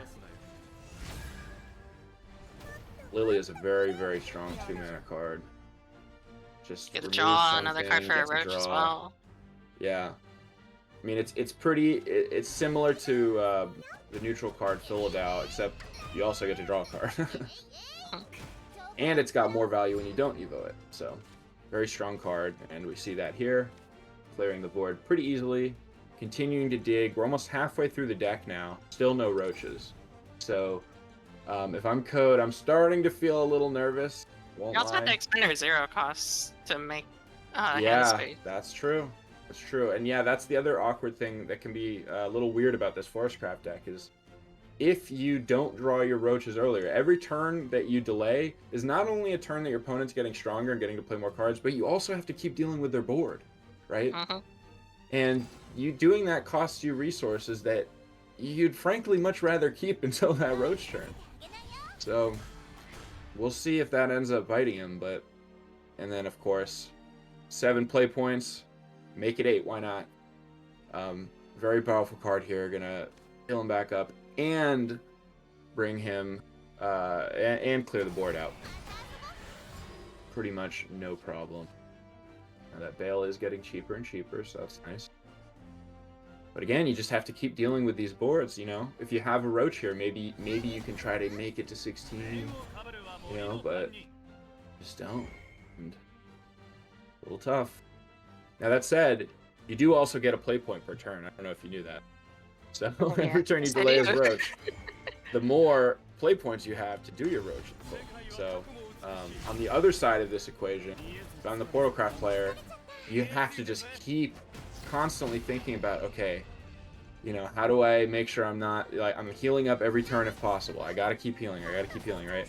Or putting up wards or doing something, right? You can't give them a turn where you just let this chip damage accumulate and, hope is not a strategy, right? You gotta assume that he's got the roach in. See. I mean, our opponent's drawing 2 cards a turn. You would assume that with less than 20 Right. cards in their deck, they're bound to draw at least 1 roach. Yeah, and really pretty unlucky that we haven't seen one yet. I'll be honest. But could be the next card off the top. You never know. So let's see here. We've got a couple options. Orcus obviously is a great one. We still have 3 of our evolution points, including both Super Evo points. So yeah, they are going to just go for the Orcus. Makes sense to me. And throw that Super Evo point in. Yep. Yeah, I usually think Orcus is the call that you make where you believe your opponent doesn't have Roach, because of the fact that Lloyd is not a very tanky ward, and for the most part, your board is not very sticky. No, and in fact goes face with the 3/3s. So not, I mean, one thing that I will say, I think that's a very heads-up play, because oftentimes, even if you do have the Roach, you need a lot of board space to Roach combo, right? So there's a real good chance that those fairies are always just getting traded in to make space. So may as well get your 6 face damage instead of, you know, trading off with fairies that are probably not going face, or at least probably both, not both of them. Wow. There's actually some 25 consideration cards. this game when I was thinking about it, that we could have actually bounced Odin multiple times. You know what? It would have been That's rather actually, silly. that's kind of an interesting play. I hadn't even thought of that. Obviously, Code decides not to do that. Just playing the Odin, hitting phase for 4, putting it down to 10. So even if you heal up here, you're at 13. Which, I mean, geez, on 10 mana, you gotta assume you're dead at 13 with Roach in hand, right? Yeah, any Super Evo with a Carbuncle, you're basically dead. Yeah, yeah. So this does not feel good for you if you're Portal. But you know, like we said, or like I said earlier, it really hasn't looked that bad for the Forestcraft deck. You know, even with not drawing Roach, you're not really, well, actually you are pretty scared right now because you're about to die to the artifact, right? Yeah, that is correct. We have assembled the mech. So yeah, we you're have about to die this turn. to 13 damage from artifact Evo face, right? So And once it's on kick the back board, to it's this. actually impossible to kill them. That's true. Now, that being said, I mean, this is just, you gotta admit, it's, okay, so 14 is a crucial breakpoint though, right? We're not dead to Artifact Evo. That said, like you brought up, it's really hard to get rid of that darn thing. 12 cards left, no Roach. That is just brutal. I mean, sometimes you have these games, sometimes in tournaments, you know, you do everything right. You play all your cards in the right order, you've drawn as many cards as you could, clearing the board, you're getting them to a nice low life total. You've kept a Super Evo even by turn 10, and it's just, you know, you got 3 Roaches in your bottom 12. So now here's the question, do we even invest this Super Evo at this point? I think It's probably not. unnecessary. Yeah. 4 life is not that much more. Now, if you are somehow able to clear this thing, though, it does become a bit awkward. Most likely, they're going to try to go for some play where they summon the artifact that deals 3 to face and swing it over something with a Super Evo. That would be 4 damage. But we do need 4 artifacts for that, and our hand actually presents 3. Yeah, so it'll really be a question of what comes off the top. Is it something, you know, cheap that gives us another artifact that will still allow us to have enough play points for that? We did keep this last Super Evo, though, so even if we can't... Okay, there's our first Roach. And we healed up there. So we're out of range of that play that I just said, even if we did have enough artifacts. Sadly, there's And no we Super do Evos have left a Roach. for this Roach. We did, yeah, that is true. Now, I don't know... It doesn't look like we're going to be able to put up any wards as Portalcraft. Lacking the No, Super but we Evos can is assemble tough. 4 gears. And we don't have any zeros in hand, really. I think The the play is to question play is- alert 2 drops and then play the catapult. Oh, okay, so we did manage to assemble the Oh, ward. we're going for a ward. I like this too. I think this makes a lot of sense, yeah. And this puts you back down to 3. Oh, actually, could he have... There was no way he could have made the... No, he couldn't have made the... No, we could have set it up for 5-mana next effect, turn, right. though. This This is is definitely close. fine. This is close. Alright. I'm not going to pretend that I can do Roach math better than Code, so I'm just going to sit back and watch him work his magic here. We have very few actual one-cost cards, so this is It's very tough. awkward. We didn't draw a second Roach, which is rough, because we may have needed to put one into clearing this ward, but it looks like we might have... Oh, this is gonna be tough. No, okay, that tells me that he doesn't have it. I think we could have carbuncled the fairy, but yeah, regardless, it looks like we're trying to clear the board. Looks like he doesn't have it. This is... Oh, man. This is pain. This is brutal. I think... Yeah, and it's just, there's no ward. Even if you had a ward, it doesn't matter, really. As long as he can create the 5-mana artifact here, that's all he needs. Yeah. And it looks You like already know your opponent has easy enough, yeah. 1-5. Yep. As soon as you see that, you know. That's it. Wow! Holy moly. Well, The portal 3 craft roaches in the takes it. bottom 15, it's not great. That is brutal. Alright, so that gives us 1-1, which means we get one more match, and it's going to be a Forest Craft Mirror. Now, this sounds like a matchup from my nightmares. I don't know what's going to happen here. I don't know really what these players are even looking for. I mean, do you have a sense of what their goals are going to be in this mirror match? And for the most part, you're just trying to stick as many followers as you can, do a little bit of chip damage, and then constantly just throw a roach at someone's face and then bounce it. That's usually the hope. Yeah. The Yeah, first you may person have who to... gets the free roach off usually gets the kill. Now, I do see that Noire has one copy of Aaron, Crystallian Frost Ward in their deck, which is one of the few wards between both. I think might be the only ward in either of these players' decks. That could Yeah, be I believe crucial in so, the mirror, because it is a big ward. You know, you might be able to clear it if you have a Lily or something, but if you don't have Lily, it might be tough to clear that. A lot of times it also, like, eats an Olivia, and it demands a super evolve from your opponent. Right, and crucially, I think it heals you for 2 as well, right? Mm-hmm.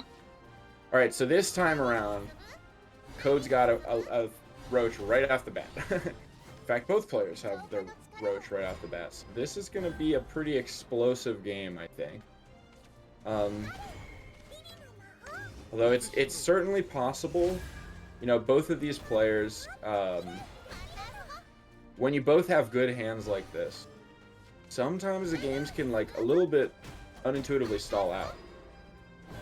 Right, where both players are just able to keep clearing the board back and forth, and then, you know, like you said, you might have to do your Roach combo over 2 turns, set it up 1 turn, you know, do your Roach, hit him in the face, bounce it, and then the next turn try to go for lethal.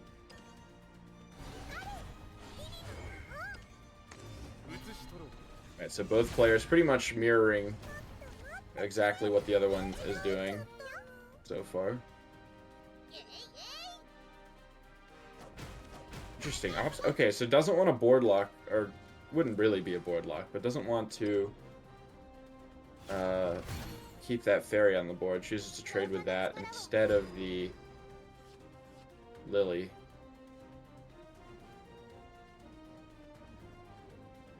Might be worried There's about not enough Gale. bounces for Code right now, so it's actually very difficult to get anything done. No glades, no bounces. That's true, yeah, you really need to draw into some of these. Okay, there's one. Okay. Okay, actually 2 technically. So we need to find a turn to get this Godwood Glade down on the field, though, is part of the issue. Now, we need to find a turn where we actually have 3 mana to do that. And depending on how hard his opponent keeps pressing him, that might not be trivial. We also had to use the coin this turn, which is very awkward. Yeah.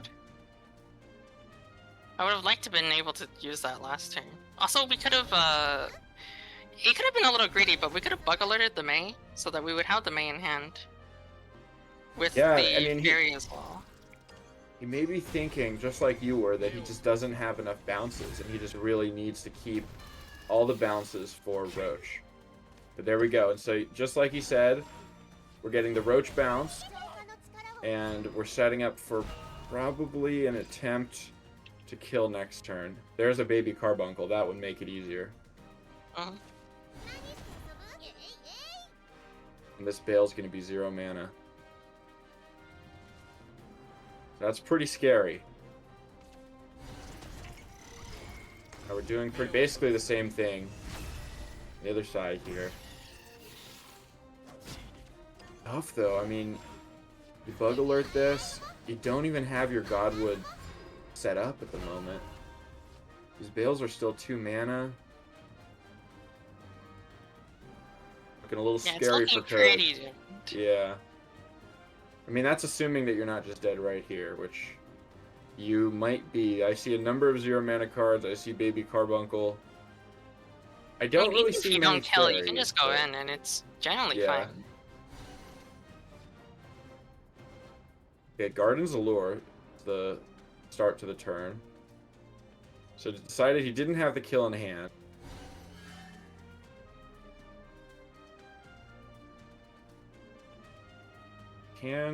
What can he find here? He has a plethora of bounce options. So I won't be surprised to see, yep, just another Roach. Super Evo at face. Probably bring that right back to the hand. And live to fight another day here. Yeah, ask your opponent to have 16 damage this turn. And that is a tall order. I mean, seriously. I don't see it. The Baby Carbuncle can help, maybe, but even with that, I think it's gonna be a little too tough. I think you're gonna have to use one of these Bales and just hope. Yep. And unfortunately, you know they have the Roach in hand. You know that they have the Godwood. Actually, I think that might be lethal by itself. Just Roach, bounce, Roach, Super Evo. It is No, a lot. that would not be quite lethal, but I mean, you gotta assume that they can play some card. So, Well, yeah, any playable card would have. yeah. Any playable card will do. And is he trying to do a little BM and get him with the 1 Roach? Decides to just go for... Oh yeah, okay, well that'll do it. Sometimes it's best not to overcomplicate. And GG's. So Code does fall. So very cool Abysscraft deck. Manages to get the win over Forest, but unfortunately the Forestcraft deck, really an unfortunate first match against Portal, but in the mirror just, was not able to get the Godwood Glade down early, and I think that those extra draws really helped his opponent, and he just didn't have the bounces he needed to try to compete with the speed Noire was able to win at.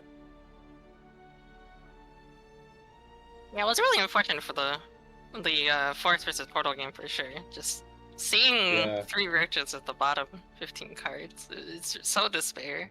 That is really rough.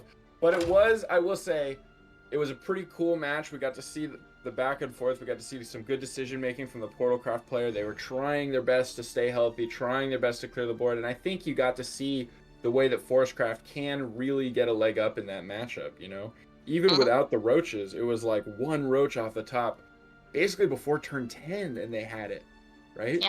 Yeah, that's right. So it's really, I mean, that I think if anyone's worried about Artifact Portal, maybe consider picking up Roach. It's not the easiest deck, but it's very rewarding if you master it.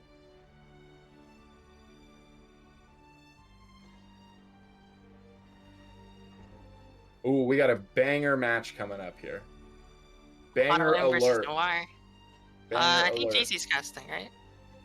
I think Jay-Z is casting this one. Hello, I'm back. Let me get myself in there. Thank you to the wonderful Kuri for helping out on that one. Insightful as ever. Yep. All right. Kuri's really made the difference this event. Okay. Yeah. Let's. Ooh, okay. So we've got the what was Noire called earlier in this tournament, Jay-Z? Uh, I Oh, don't recall was actually. was it the Tentacler? No, Any that was chance? easy probably. Oh, that was easy. Okay. Well, anyways, we've got the backbone of NA on one side. Yep. My personal goat, Autoaim. Yeah. And he is bringing Dimension Climb, a classic. If you know Autoaim, you know he loves D-Shift Rune, and we also have a much different Abysscraft list this time around. So this looks like basically old school mid-range Shadow, right? Yep. This is the controlling variant on the Abysscraft deck. You have a million legendaries up here at the top end. Yeah, really including- seriously, wallet. Including one of Autoaim's personal favorites, Ginsetsu and Yuzuki. Oh yeah, yeah. No, I figured Autoaim might be bringing that card. And then on the other side, we've got well, you've already seen them. We had Forest and Portal. See what we got. Yeah. Do you have Just as a anything note. interesting. Players are allowed to bring different decks to different matches, but looks like Noire doesn't really feel Looks the like need it to didn't metagame. this time.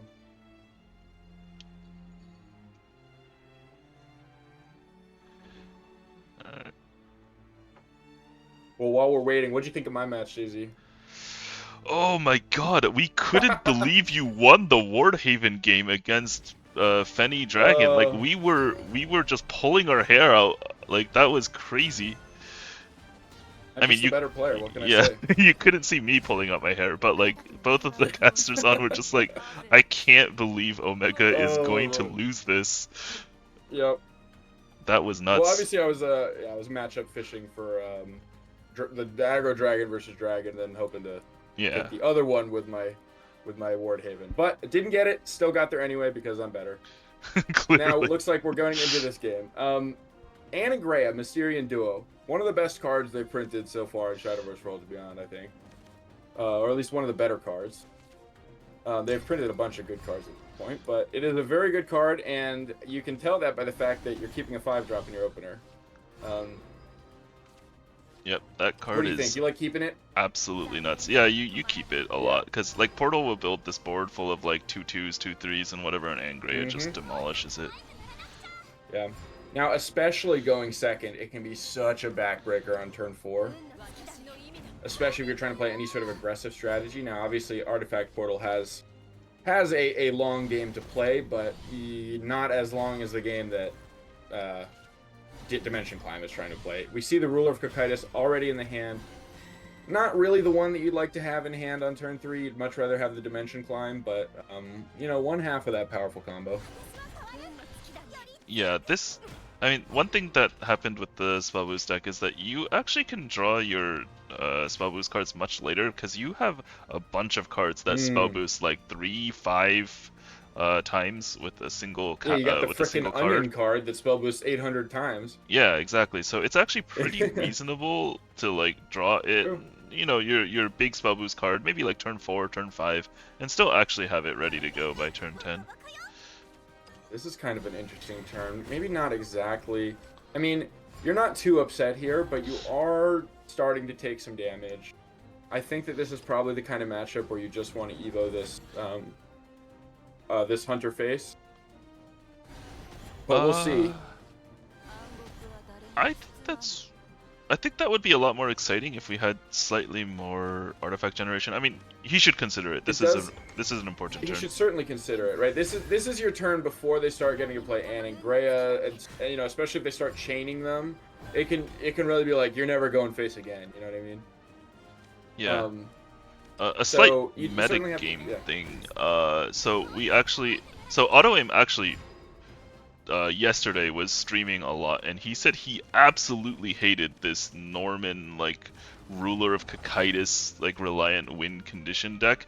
So I really am surprised by the fact that he is bringing this version of the deck today, and it's possible that Noire will be caught off guard too by how much healing there is in this stupid 6-drop. Like this, It's pretty insane, isn't it? Yeah.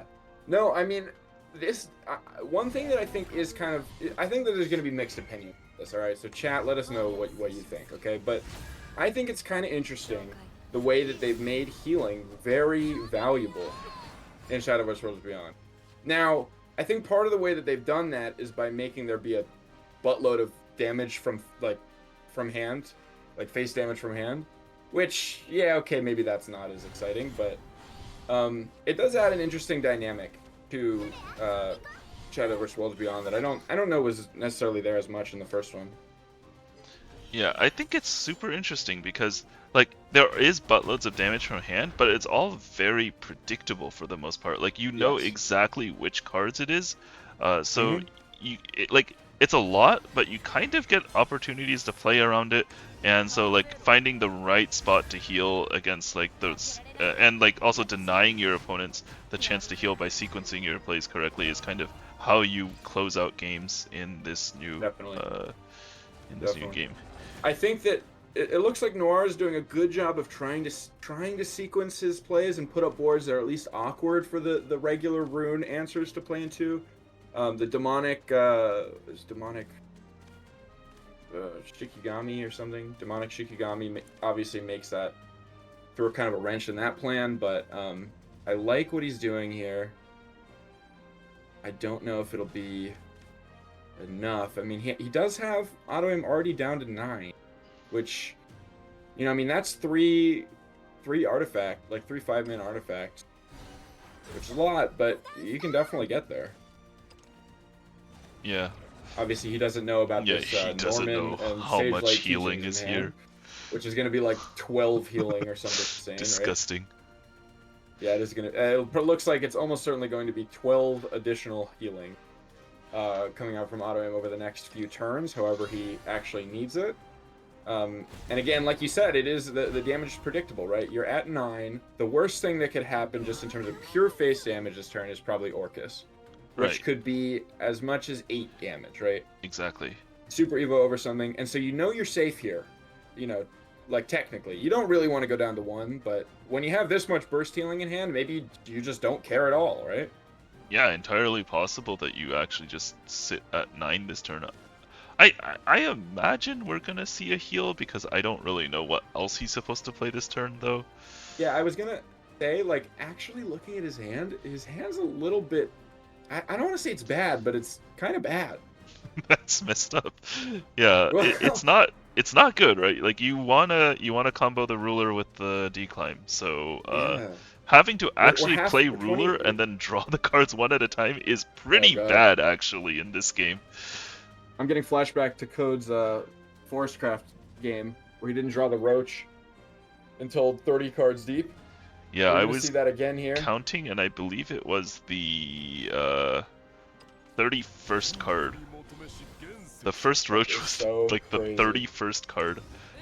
Okay, so does decide to go for the burst healing, like you said, mostly just because there's nothing else really to do this.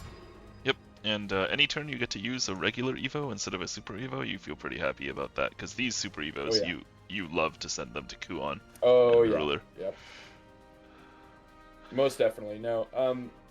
And I mean, this is great in terms of getting yourself out of range, but like we said, I mean, you still have to be building towards some sort of win condition, right? Portalcraft is still at 20 health, so you really do need to have that sort of big, heavy haymaker, right? Where you're doing declimb, ruler into declimb, or declimb into Kuon or something, or Kuon into declimb into Kuon or something, right?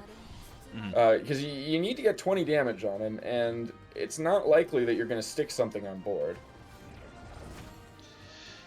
Yeah, I mean, like, this deck does no damage because it doesn't have Blaze Destroyers in it, so there's like no real opportunities to, stick it to them and give them 10 damage in a single turn, before turn 10. So I mean, Nora's sitting here with there's 20 the HP. decline. You have to one-shot But this. it is turn 8. It is turn 8. Yeah, That's tough. I mean, turn 8, no onions either. yikes. You probably have to just go like something with William, maybe even Evo William, just to get some spell boosts on this thing. I mean, your Super Evos are precious, but so is your spell boosting. Okay, a homework time helps. starting to get into some cards, but I don't think you can play it this turn. You do have to answer this board. Right, yeah, there's no way you let this monster stay on the board. Yeah, the 7/7 that's just hitting you for 10 every turn. Yeah, maybe we should answer that. Yep, but if he does spend William here, that will leave him, you know, slightly more vulnerable to Ramia. Noire only has one Ramia in hand at the moment, but he's playing the full 3, so if you waste these Williams on a board like that, it does not feel good. Oh my god, is that... Whoa! Oh, I'm sorry, this... Oh, Okay, sorry, I didn't... I was in the middle of something else and I did not... Like, I read the list of abilities and I somehow Oh, missed... my bad. I started missed hyping it up and the- convinced you that it was going to stay on the board. I swear I was reading the text because I knew that it was possible that that thing could die, but I didn't see it for some reason. Okay. Well, in any event, Anyways. not as scary for Anyways. Autoaim, though. You're in a much better spot here. Now, again, this decline is still at 15, though. You are at 17 health, and you still have 4 more healing in hand, at least. But, you know, you did leave 2 damage on board here. There's going to be 5 coming at your face this turn. And then you're starting to get towards the point where that, or not starting to, next turn that Masterwork artifact can come down. Yeah. You need to stay above 13 if possible. Yeah. Let's see, so gotta heal or something. I mean, heal William is like a pretty obvious play, like, Yep. you know, like that's the sort of thing that you probably need to do on this turn. But it's tough because you're looking at this hand and you're like, man, my Dimension Climb is nowhere near where I want it to be. Yep. And, you know, I mean, do you think you have to Super Evo it? It really is only hitting the Dimension Climb. But Yeah, you don't spend the decides Super not Evo, to. yeah. Okay, just as I drew it up, right? Wow. We had Yep. to William There you on go. the previous turn. Now we have less Williams in hand than Noire Yeah. has Ramias in hand. And that's not a good spot to be in. Now, if you were like, oh, well, next turn I have Ruler into Decline, then, you know, whatever. But you don't. So it's like you really do have to play this back and forth. Clear the board, do this, do that. And, I mean, we'll see if he can find a way to pull it out, but it's not looking good right now. If I were a betting man, my money would not be on this Runecraft deck. Actually, a little bit interested to see why he wanted to fuse first, because I mean normally you just kind of play the 5/1 rush Did he want it? on Was this he board, getting right? a second? Oh, he just doesn't He care. wanted, yeah, he want. Okay. Yeah, interesting. William Wow. who?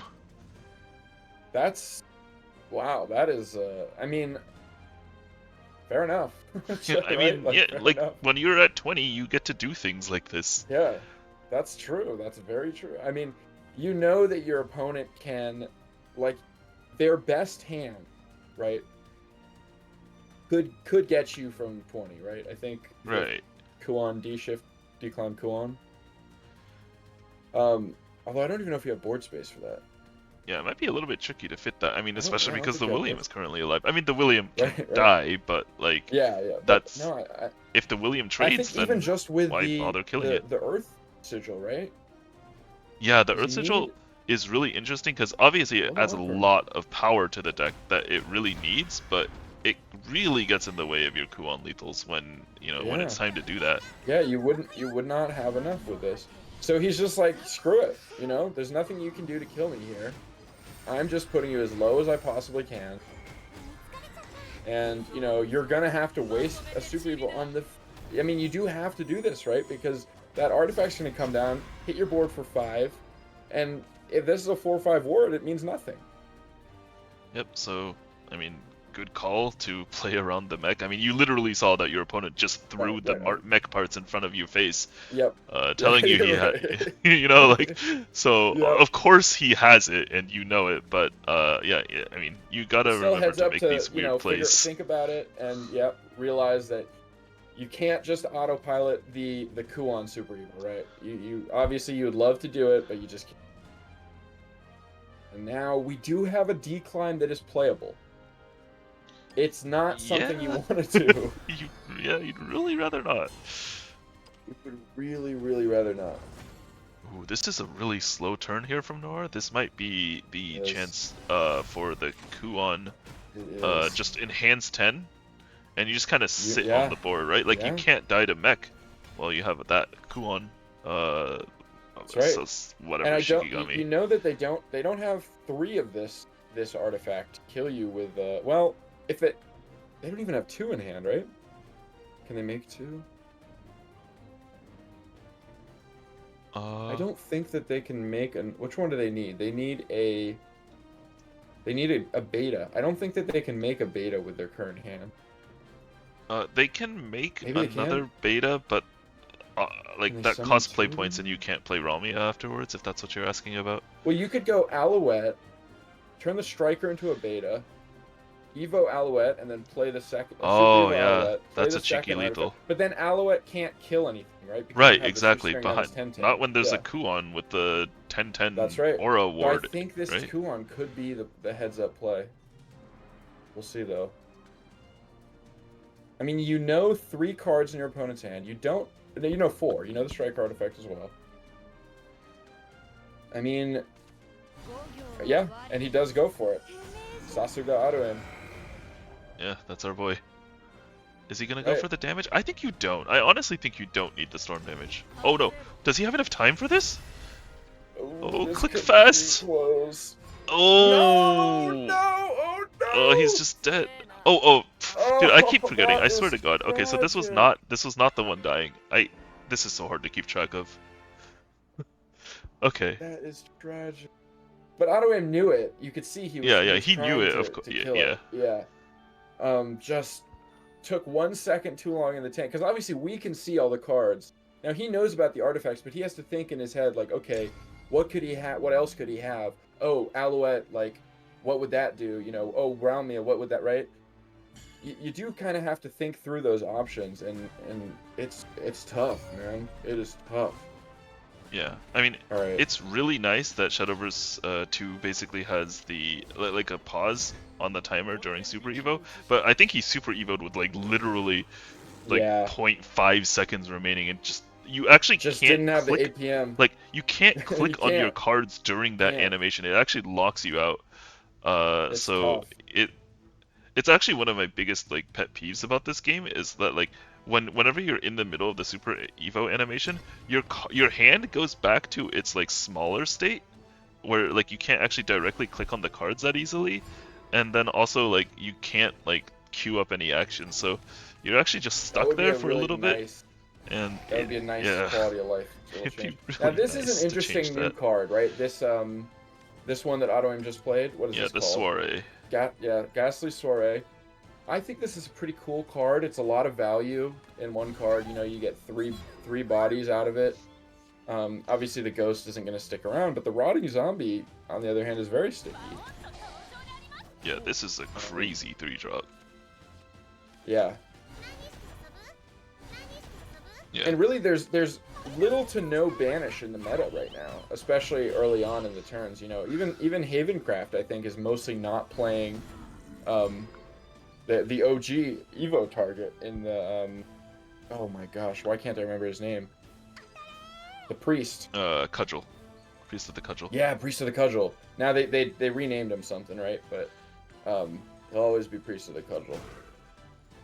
All right, and yeah, just realizing how sticky this thing is, you might just be like, screw it. Like, it's a 2-2. Nah, I'm just going he's phase. killing it. He's killing it. Okay, all right. We're not that disrespectful. Fine. Does manage to clear out both sides of it and put some face damage down. Yeah, look That's at how gonna good be Forest's pretty clear is, by the way. Like, that was a scary, 2-2 that dies into another 2-2, and Forest just kills it no problem. Doesn't even miss a point of face damage in the process. Yeah. Yeah. Now, we don't have the Roach yet. And I'm going to keep bringing that up just because we did see one game. where- Actually, it's such a big deal, yeah. like, yeah, like it is a big deal, right? You have to draw that card. Now, you are very likely to draw the card because the deck does draw a ton of cards. Though we don't have the Glade this time, right? Or, well, we have this Glade. Yeah, don't we have the- this Glade, the and it's a Roguewood. decent Glade, but, He is a good Glade. And now you're like, I mean, yes, I think that you're feeling pretty good as Forest. You're getting a lot of face damage in, but Straight to face. some of these Shadowcraft cards do become pretty annoying to deal with, right? Like, this is the easiest Aragavi of your life. Of course, yeah. Something to mention, by the way. So I've played a lot of this matchup, actually specifically against Autoaim in the last expansion. Okay. I always kind of thought that like if I coined or like used my +1 and played 2-drop, 2-drop, 3-drop, 4-drop against Forest, that I should be okay. But I think I did this like 5 matches and I got destroyed on board every single one of those 5 matches. Destroyed by And Forest. then destroyed by Forest because the Forest cards are Wow. like several times better than the Abyss cards in the Yeah. early game. So Yeah, what I that's true. discovered was that I feel like it was a bait to use this +1 early on a 2-drop, and so what I started to do every single game was I would just save it for Aragavi every single time. This delay on the Yeah. Aragavi cost so It much costs- life. Yeah. No, that's really, really true. That's really, really true. And that could be the difference here, right? Assuming he draws Roach. And he drew another Aragavi. That's very talented. That is good. That is pretty talented. You do want to draw that now, card. at this point, you'll notice that the Forestcraft player now is like, okay, I got to start clearing the board because pretty soon, not this turn, but next turn, Cerberus can come down, and you don't really want them to have anything on board when that happens. Yeah, you just die instantly. That starts to become very scary. I mean, she's going to buff the board, and she's going to bring her own friends, and then she's going to revive her friends, and it's a nightmare to deal with. Yeah. Okay. Now, another complex turn here for Autoaim. Yeah. So obviously Aragavi is like the natural play, but what you have to realize is that this is the turn before Kerberos could come down. So you really want to get this Shadow Crypt into play. yeah. And your other play of like the Ooh, only other that's thing a you can do good this turn point. is Mummy. And it's really not what you want on this board, right? If That's this was a an good Orthros, point. you would be smiling. But this is Mummy, like Man, this do you is have tough. do you have the guts to send it straight to face here?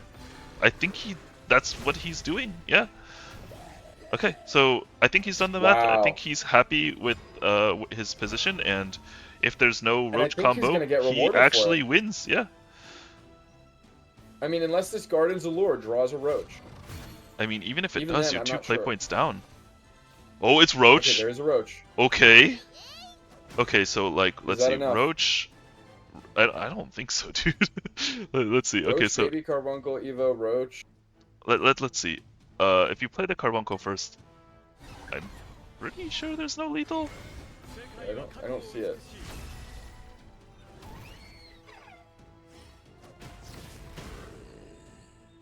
No, there's no Okay, way. let's see. Let's just let Let's him let play him his cook, turn. let him cook. I haven't counted. Oh, maybe it is. Oh, it's exact. Yeah, it Nice. is. Oh, man. Wow. That Roach. Wow. Okay, I eat my words. There was in fact enough damage. Holy moly. Yeah, Carbuncle Yeah, I is a nuts card, by the way. We have seen some crazy matches today. I mean, we just saw Autoaim basically not draw a declimb until turn 8 or 9, right? We saw earlier Code not draw a Roach until 31 cards deep. And now this time we get the Roach top decked on the exact turn he needed it before he was going to die to Autoaim, right? Yep. So, I mean, sometimes that's how it is. You play to your outs, and sometimes they have it, sometimes they don't.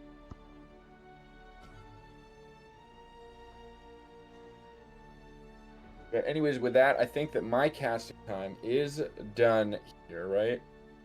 So I Yes. am going to Right. bid farewell, and I'll be watching in Twitch chat. Yep. So don't do Alright. anything stupid, players. Yeah. Alright. Thanks for your participation, Jay-Z. Tejjy. See y'all next week. Okay, so I need to. Okay, I need to get in there. I need.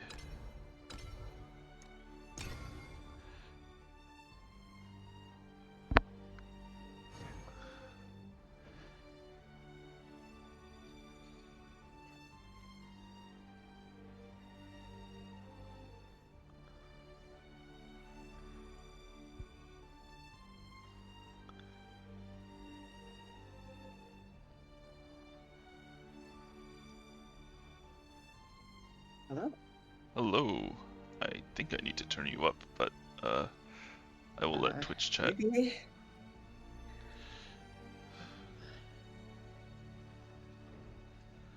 Okay, you got Autoaim, Kuri, me and Happu, and then I go here, and Happu is that. Okay, there we go. We're good. I am, okay. I'm really sad because I tabbed out of the match, multiple times to, like, do production, and apparently just couldn't keep track of artifacts being real or not real, and that was horrible. Yikes. That's not great. Alright. I don't know if any of the players are bringing artifact this time, though. Alright, thank so God. we'll Those see. are actually so upsetting. Okay, so we're waiting on the players to ready up here. We'll just quickly pop in and see their decks before we go. I'm pretty sure Kuri has something special cooked for Autoaim here. It's gonna be Oh my beautiful. god. No doubt. I was expecting Otto to bring Forest, but last match he didn't play any. He didn't play that. What is the delay?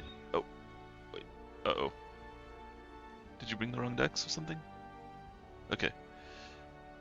Alright, yeah, so slight delay, no problem. I think Kuri just queued the wrong decks, which, funnily enough, is responsible for me losing my only match ever to Dior. It was my literal first tournament game ever. I was super nervous. I queued the deck that I just won with and then ended up losing the match.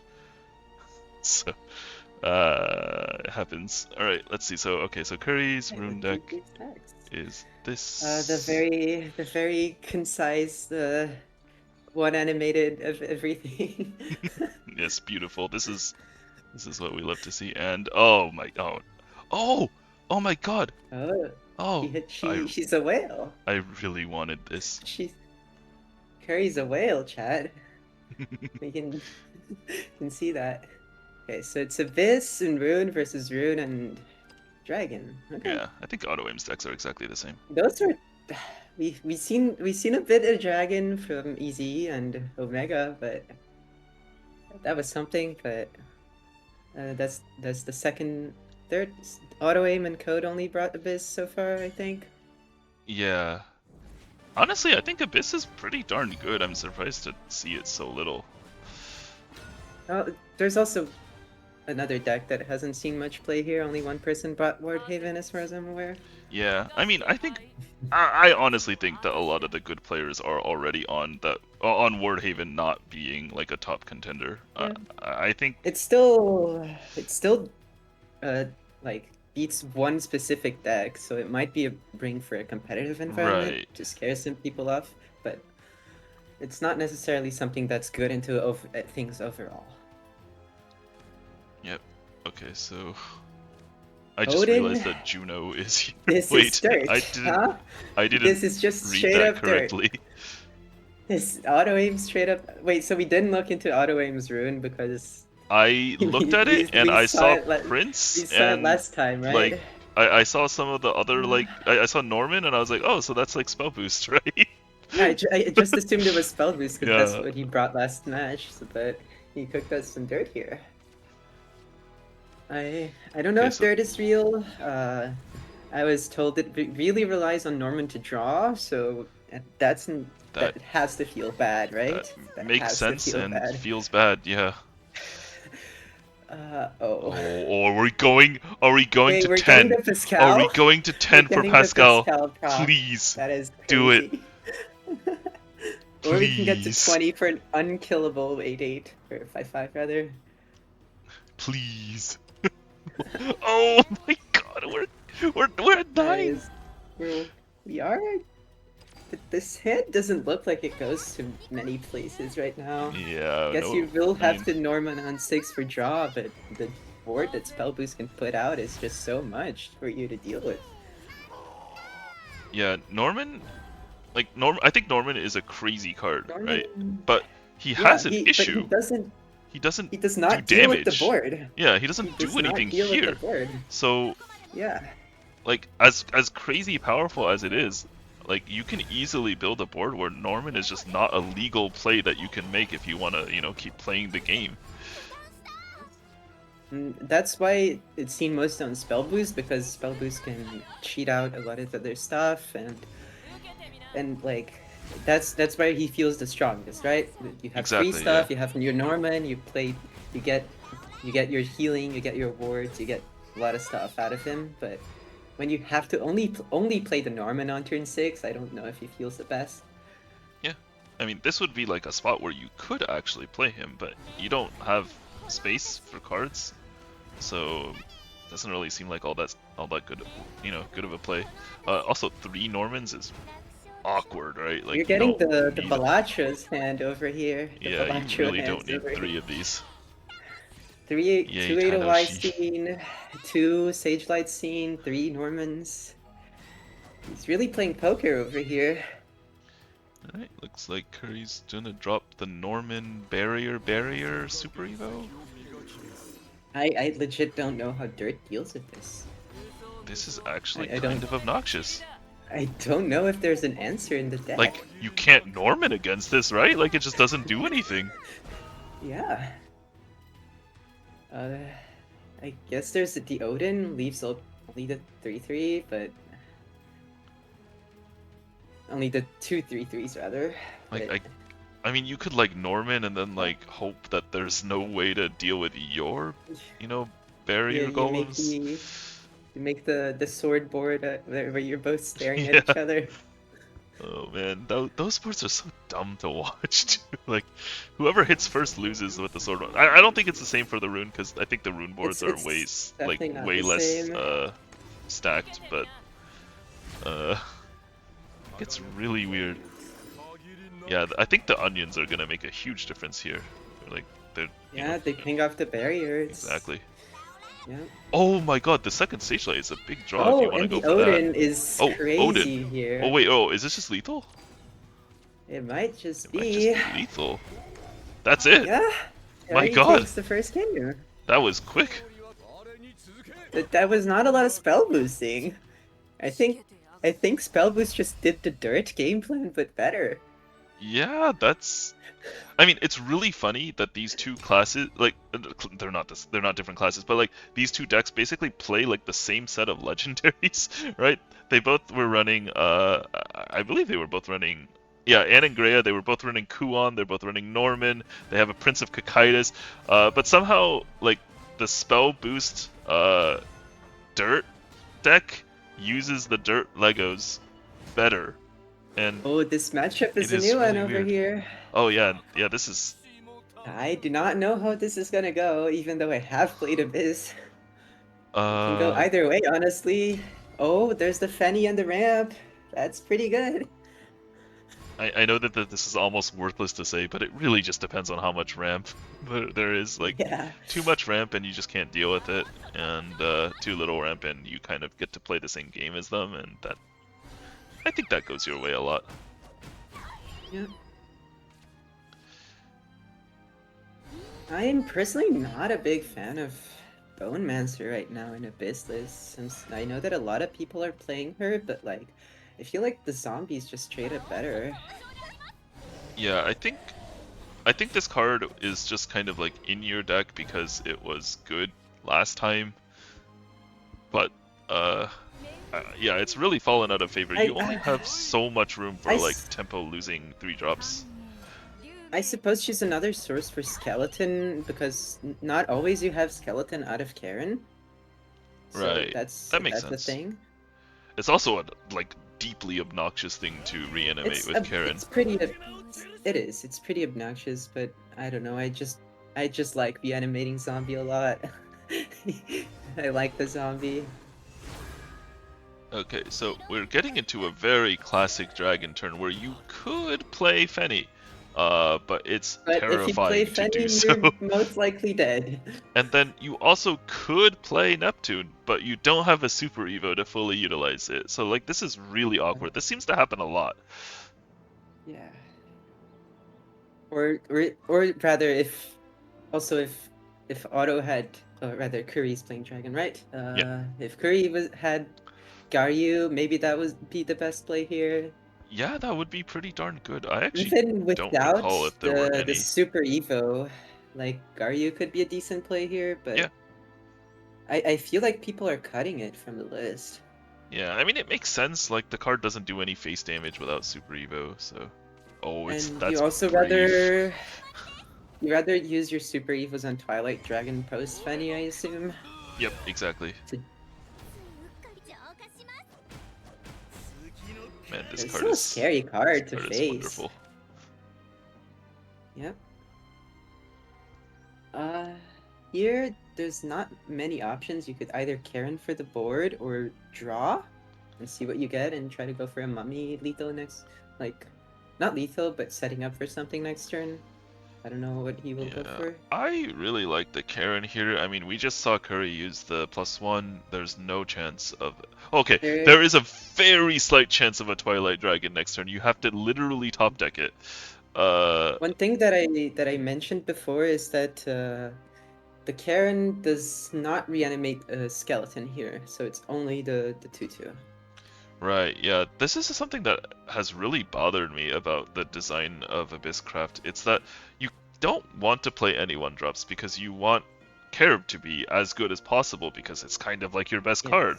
But that means that all the other reanimate ones like rely on you getting lucky. You know, like you have to actually get a skeleton to die, and there just wasn't one that was dead yet. This is a pretty scary play. They need to have Burnite, or she needs to have Burnite Neptune or actually Twilight. does pretty good into this board.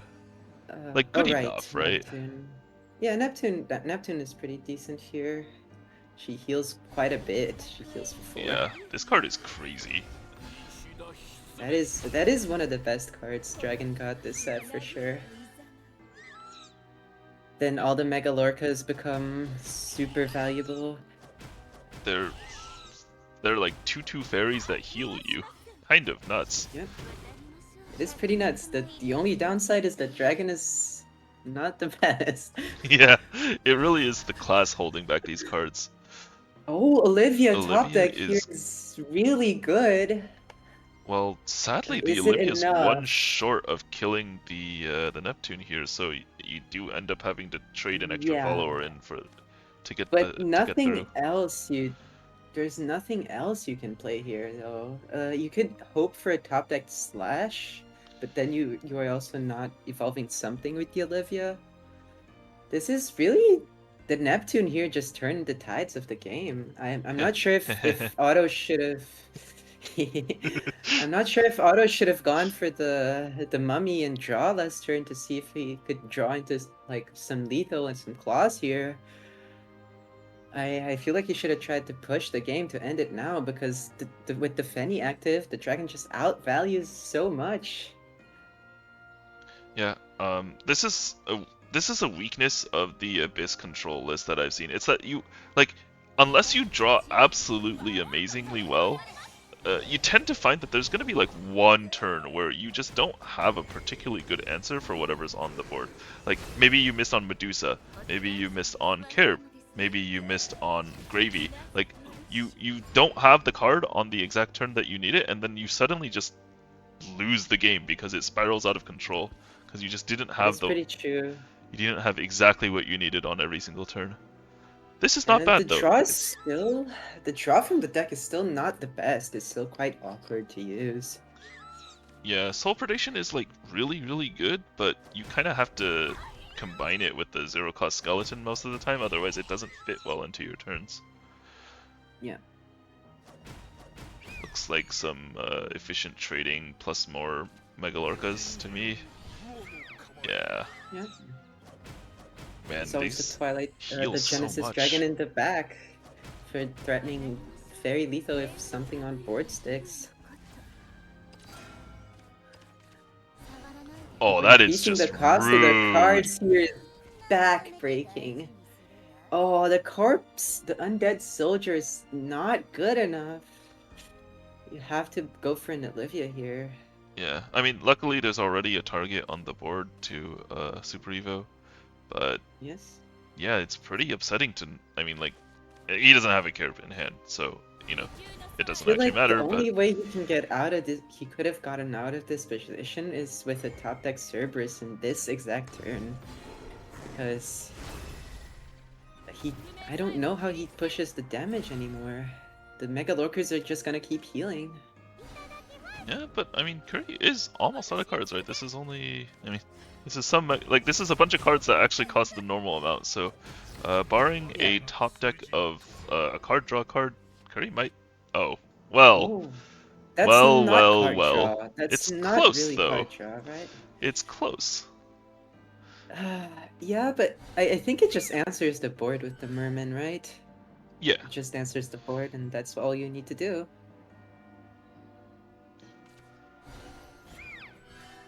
But I guess this is still a scary position for Kuri to be in, because there's a lot of potential damage with the Cerberus. Alright, Is so actually not drawing any draw post Fenny with this deck is really, really bad. Yep. Who could have guessed? shockingly, the dragon. The dragon deck that emulates the old Phoenix Roost deck has issues where it sometimes draws cards in the wrong order. Yeah. Unbelievable. It doesn't have a lethal here or any way to really. I don't see any way to push a board, but you can just keep making small stuffs and like not dying until you draw like a Cerberus or any other game-winning cards. Alright. Got. Ooh, that's a good Oh, draw. that is one of the best. amazing. That is also amazing. Wow. think with these Wow. I Oh my believe with god. these top decks, there's nothing Abyss can do Oh to my god. get back in the game. What just happened? Wasn't Kuri at Well, like 10 health at the start of this turn? he might just have the blood of a dragon main here. Holy. It's time to go face. The Yeah. Neptune value is just way too much. Neptune and Olivia's is just way too much. If you get one card draw that gets into more card draw, it's just over, right? I don't know if Abyss can stabilize past this.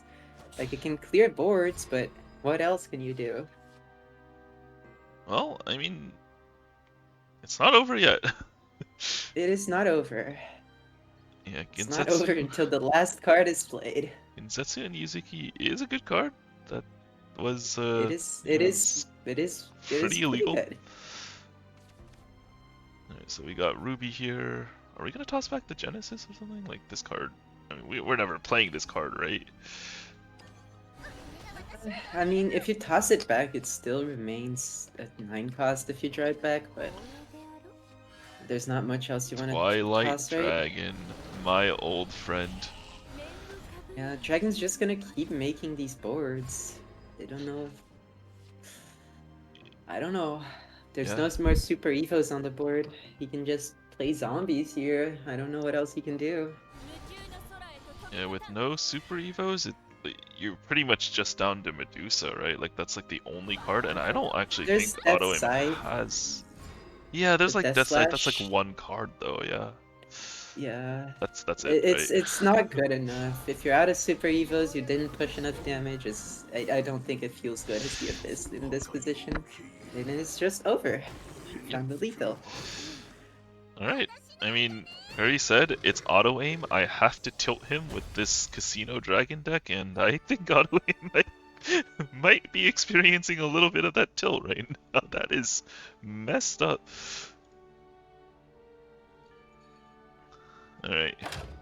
Well, Kuri doing her part to make sure that we finish this event at a reasonable pace. Excellent work, Kuri. All right. And now I assume I leave this cast. Yep. Give- So give yeah, space I'm for also another leaving. person. I believe this is Zones and code Zones and casting Code. Autoaim and me. Heck yeah! All right, And now Autoaim is tilted. Thanks, Kuri.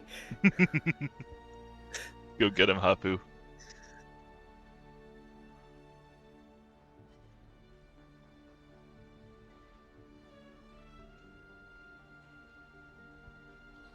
Hello? Hello. Do I just chat from here and have it be? Yeah, you chat let from me- here, and the webcam goes. How do you? Oh, and then the webcam goes into Video Ninja, right? Yep. Let me do that. Where is the link for that again? It's in the Casting channel. info. There it is. Yep. Okay. It's all there. I swear to God, I prepared well, and none of my players or none of my casters know how to read. That's the issue. We're blaming it on them. We're card players. We don't read. Yeah, I know. I am incapable of reading. I know. Less I guess- incapable than Ezye though, and that's what matters. Yeah, that's truly what counts. While JC's getting the UI set up, let's do a little short introduction. Hi, I'm Code. I play decks. Zones exists too, if you want to do an introduction, Zones. Yeah, I'm getting the back. This is the background I don't show on SVO with my workout equipment. Okay, I'm Zones. I'm a card game enthusiast slash programmer. And I've casted a few things here and there of various degrees of magnitude, and you know, I've come to know a lot of these players, and over the course of my time joining the community, later on in the years of Shadowverse 1, and I'm here to have some fun hanging out with this event as well.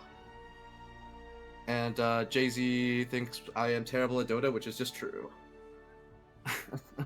Big Yeah. noob at Dota. Big noob at Dota. Yep.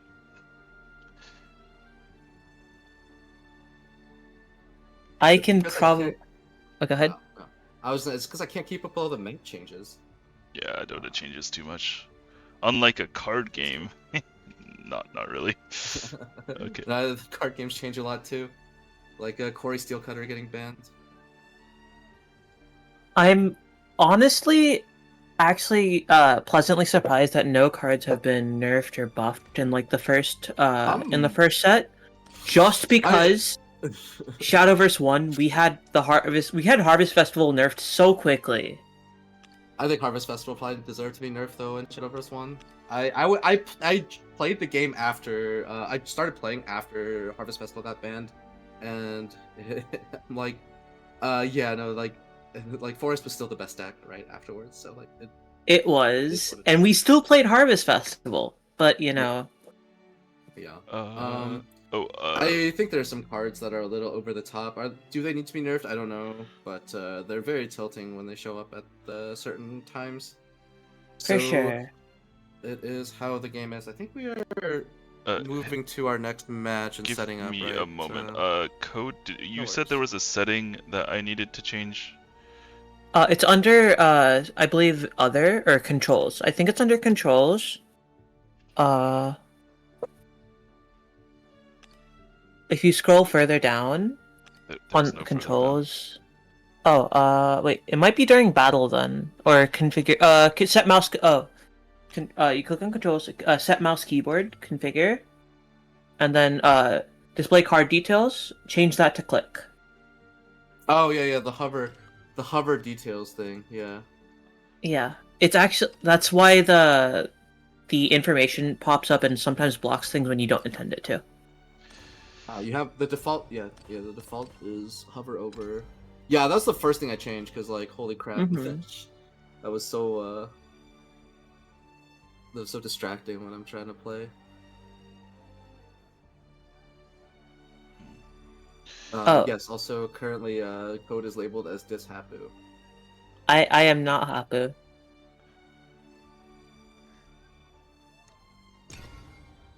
But I am a big fan of Happu. Big fan. Great player. Mm-hmm. All right, and speaking of which, on the topic of Happu, I believe we will be seeing Autoaim versus Happu. So, what's your prediction here, Code? Who do you think will win? Who are you rooting for? What decks do you think they'll play before we see them? So thinking Happu on Abyss. I'm pretty sure Hop is going to be playing Abyss, and I have a feeling Abyss and she's going to Portal. be playing she's going to be playing Forest, if I had to guess. And I feel No, like I Go think she ahead, might what? be Abyss Artifact. she definitely could be. Could be. And Then, do you think Autoaim will run it back with the same lineup? He has a lot of decks as well. I But he doesn't have all strongly the believe he cards. might. Oh, Otto has brought the aggro Abyss, which I brought earlier, and I believe it's a strong deck. Okay. He's also brought. I was looking at the Twitch stream. I was actually on like a 2-minute, like a slight delay. Okay, I'm gonna stop. Mhm. Okay. So I brought a forest build very similar to Happu's, and her Abyss list is actually a little more on the greedier side, which we'll have to see how that pans out in both the mirror and against spell boost. I see. And is Otto still on the Control Abyss? Otto is on aggro Abyss. He switched to So- aggro. This makes sense. Yeah. Mhm. I think in this format you can see your opponent's deck list in the lobby, right? Which I think cuts into You a lot cannot. of the strength. You cannot. Not? Oh, okay. And now we have I thought aggro you Abyss versus could. Roach. Are you sure you can't? Because Ezye was telling me he knew what kind of lists people were running, or maybe it's because he Oh. just told them. Maybe. I swear, I But- think you can see the list in the lobby. Anyway, okay, so we are on Forest versus Aggro Abyss. So Oh, in this we- matchup, it's really important to maintain early board control on both sides. Mhm. Right, so do we see a turn 1 bear here? I'm kind of curious. I am not sure. Barrel's not likely to die on turn 1. Although in this case she would into the ambush, so taking a little slower here makes sense. I strongly believe that Otto is going to be holding the coin for Aragavi in this matchup because if you fall behind on board, you have But- literally no way to catch up. Happu's on 0 Twinkle Toes, right? So it's kind of hard to fall behind on board, I feel like. A little bit, but with Karen's early board play, it can still happen and it's scary when it happens. I see the Fairy Tamer here. Is this in addition to Fairy Fencer, or... No, Happu is not running Fairy Fencer. It's a Really? decision she made because she's running a little less of the top end, and some of the top end tends to draw. So running lower cost cards that fill the hand is very helpful with supplementing Yeah, look, that your combo power- requirement. Ambush from above doing a lot of work there. Oh, the Vuela top deck is insane here, though. Yes, This Vuela this card insanely is strong. so much in the way of stats, yeah. But Otto is already taken a lot of damage. Now, what he would really like is, what's her name? Errol, I think? The the one that summons a Bloodsucker and all. 1/1 bat. Yeah. He... That would be very strong here, of course. Part of what helps stabilize here, I mean, aside from just winning the game before you hit 0 for Abyss, is the ability to drain off of your bats from hand. Yes. And fairly lacking. So now Happu has used up a lot of her board control cards, but this Lambent... Now, Happu has to be aware of the Aragavi, right? I think so. She's probably... I assume she's calculating how to navigate the next few turns. Yeah. Hmm... Aragavi is extremely difficult for Forest to play around in the early game, so your goal is to just survive past the Aragavi while trying to not fall behind. think So the I imagine question- she wouldn't use up the ambush or... Yeah, more likely, Strategy is trying to figure out the most efficient way to clear. Oh wow, that's Oh. This well, that this is defied leaning both of our into expectations. Yeah, this is leaning a little bit into hoping for a Glade top deck, which is almost always Forest's best card on 5. that's a very good card on 5. A Lily top deck here wouldn't be bad here. I actually think a Lily. I might prefer a Lily to it. Is that true? Can you? No. You can actually If you go fairy, what is it? Fairy, lily. You can Lily force the survives next- Aragavi to You trade. can force the Aragavi Evo, right? So, in some respects, the Lily is better than the Aragavi here. The decision to not Evo there is actually a very careful one because Forest can start to do a lot of damage just out of hand. I think it's yeah. I mean, you have to respect the ability to just it's to Roach. I think also, yeah, the self damage matters a lot here. Oh, this is not good for Happu though. The Lampants are good. She needs a bounce here. I think that's gonna be the big thing. There's gonna use Either the a Evolve balance here. or a second Roach would be Evolve makes sense. Yeah. The ideal. Evolve is saving the Lampants for okay. An arrow here would be insane for Autoaim now. This hand is actually a little unfortunate because almost everything you do gets cleared by Forest, but you do what you have to. You just drop your low drops and pray. Yeah.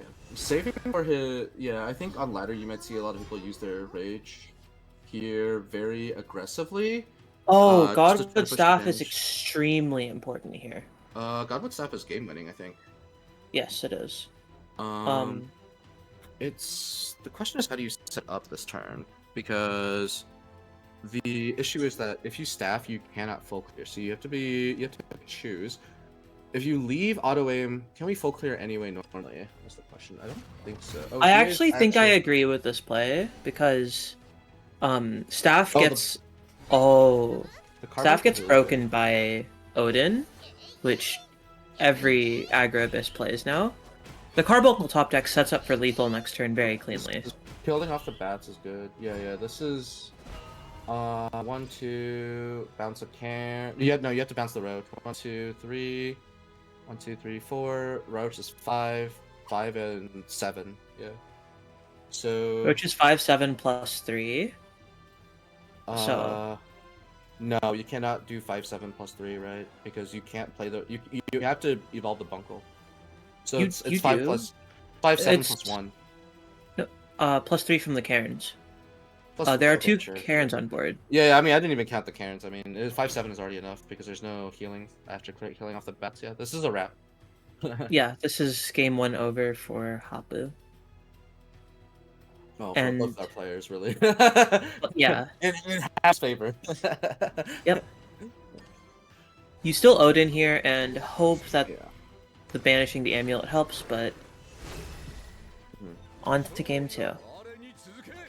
On to the next game. I deeply dislike that card.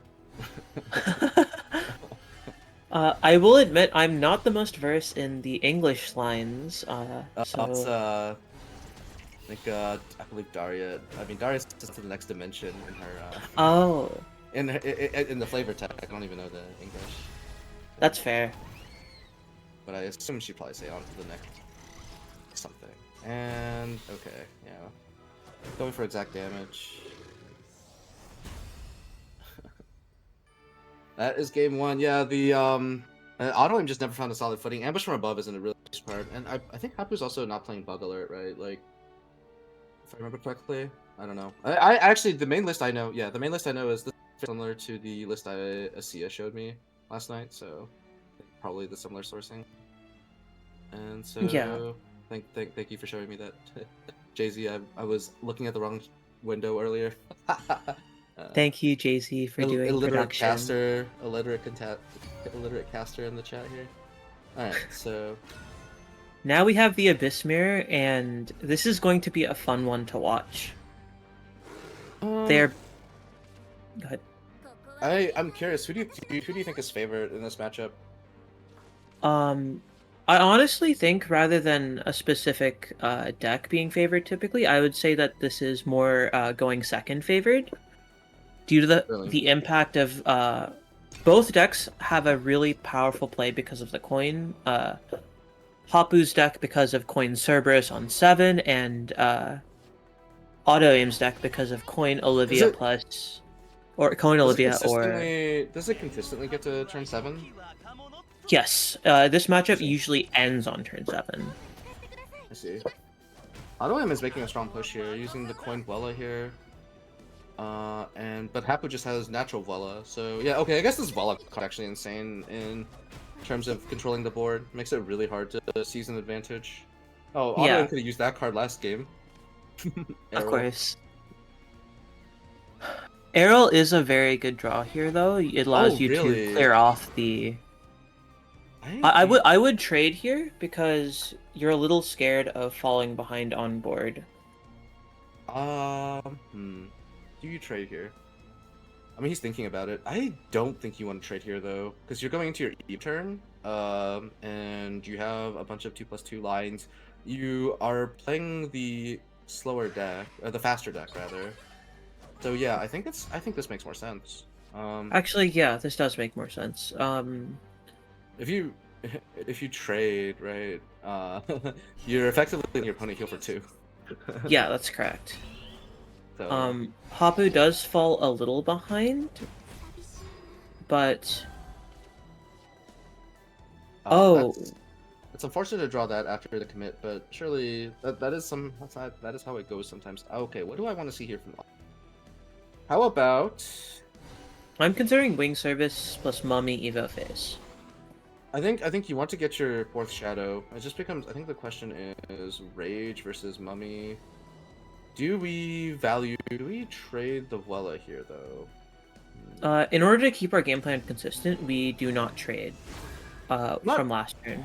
Not sure about consistency because like you want to also look at exact breakings, but since we're at full health, it's probably fine.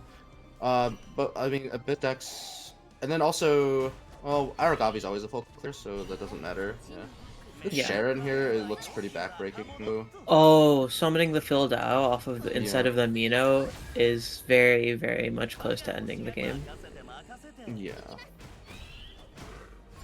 That is going to be very difficult for Autoaim to recover from. Phil Dao with Ward. He's already a Ward, and now he has Ward.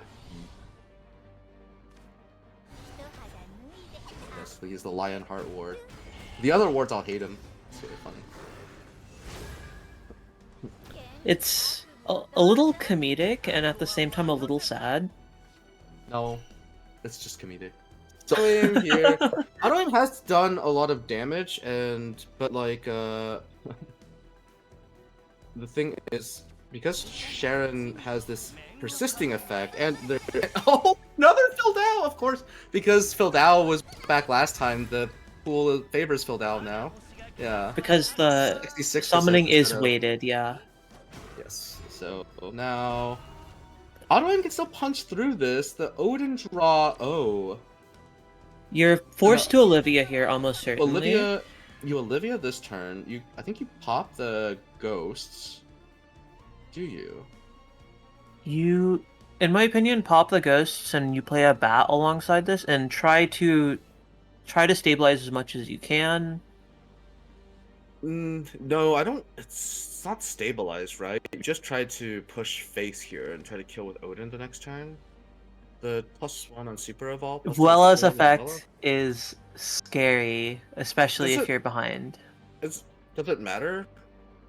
The Vela is how much damage on board if he leaves up both Sharons? It's Vela is +4 damage, not 10, counting the Super Evo. It's gonna be 10 on board, +3, +4, 17. Okay, so yeah, he has to clear at least one Sharon then, or the Vela. Yeah, okay. This play suggests that he may use the 2-cost spell here.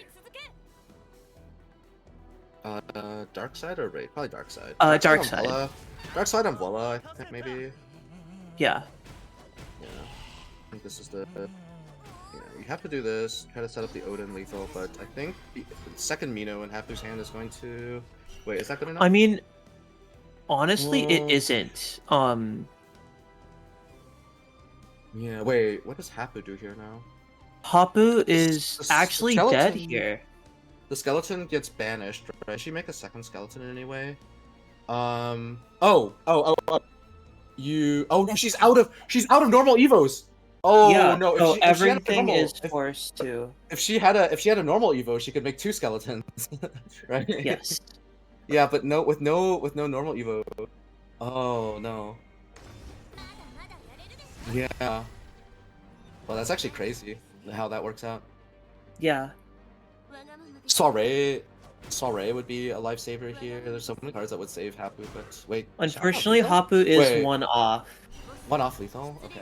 Yeah. Mukon plus Rage would be. Got the skeleton, but This Odin! matchup, Oh this my matchup goodness. ends on turn 7 almost every time. Sure. See it.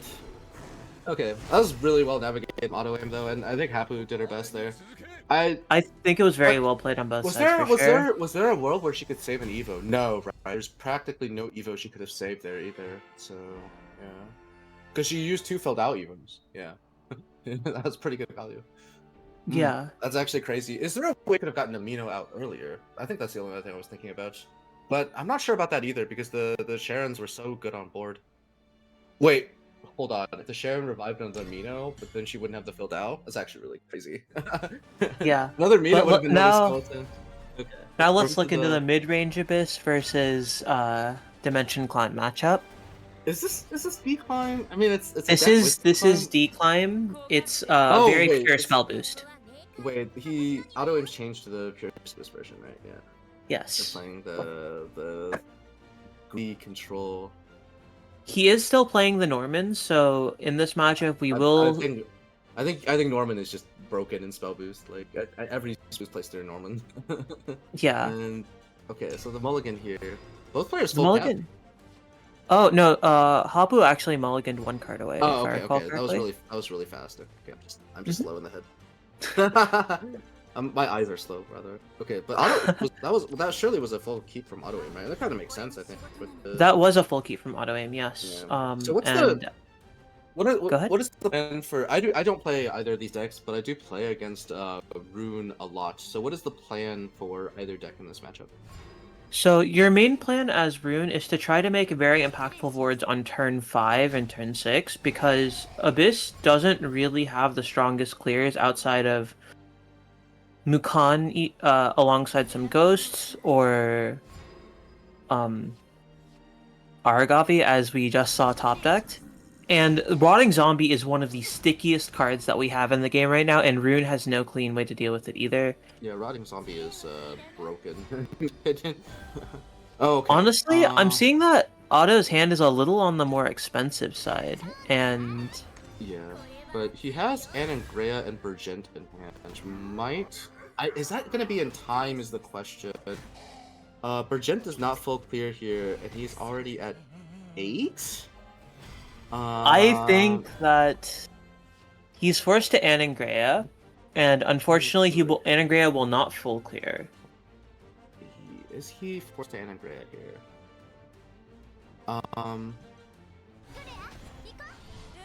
The reason you need to Anangrea is because you need to keep the ward up to prevent, to try to do your best to prevent an Evo face, but it's... Looking at that hand, I very strongly doubt that that's going to be able to do that. What's the sequence here? You burn the Mino here with Anangrea, trade Anangrea over the evolved Rotting Zombie, and then trade the and summoning over the 2/2, right? Yep, that is about as much damage as you can keep off the board. Yeah.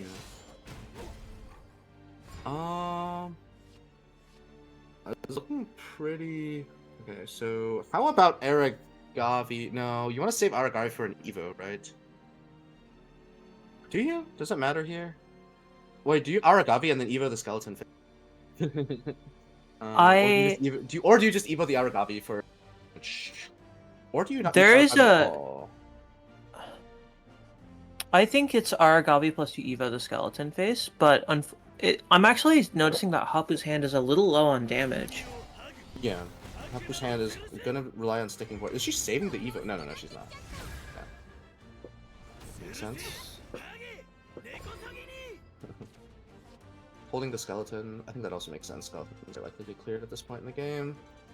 So auto aim is low on healing. Burgent here does full clear, and you can try to set up a little bit in terms of...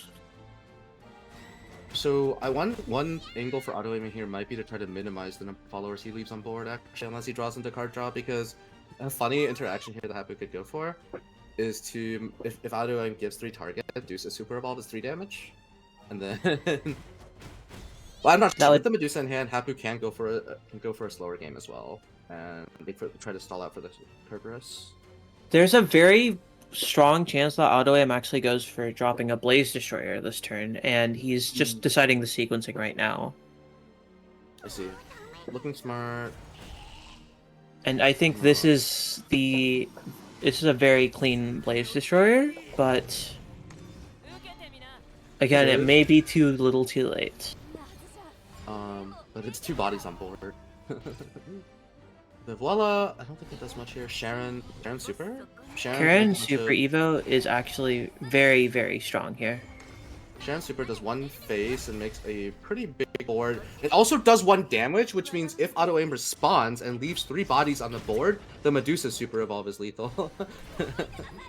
Correct. So there's a lot of different checkmate scenarios here, and Autoaim basically has to try to dodge them or find healing. And with this hand, there's no way to do both. Well, yeah, because he does not have a Dimension Climb in hand. Is there no way to do both? There's no way to find heal. Well, there is a way, right?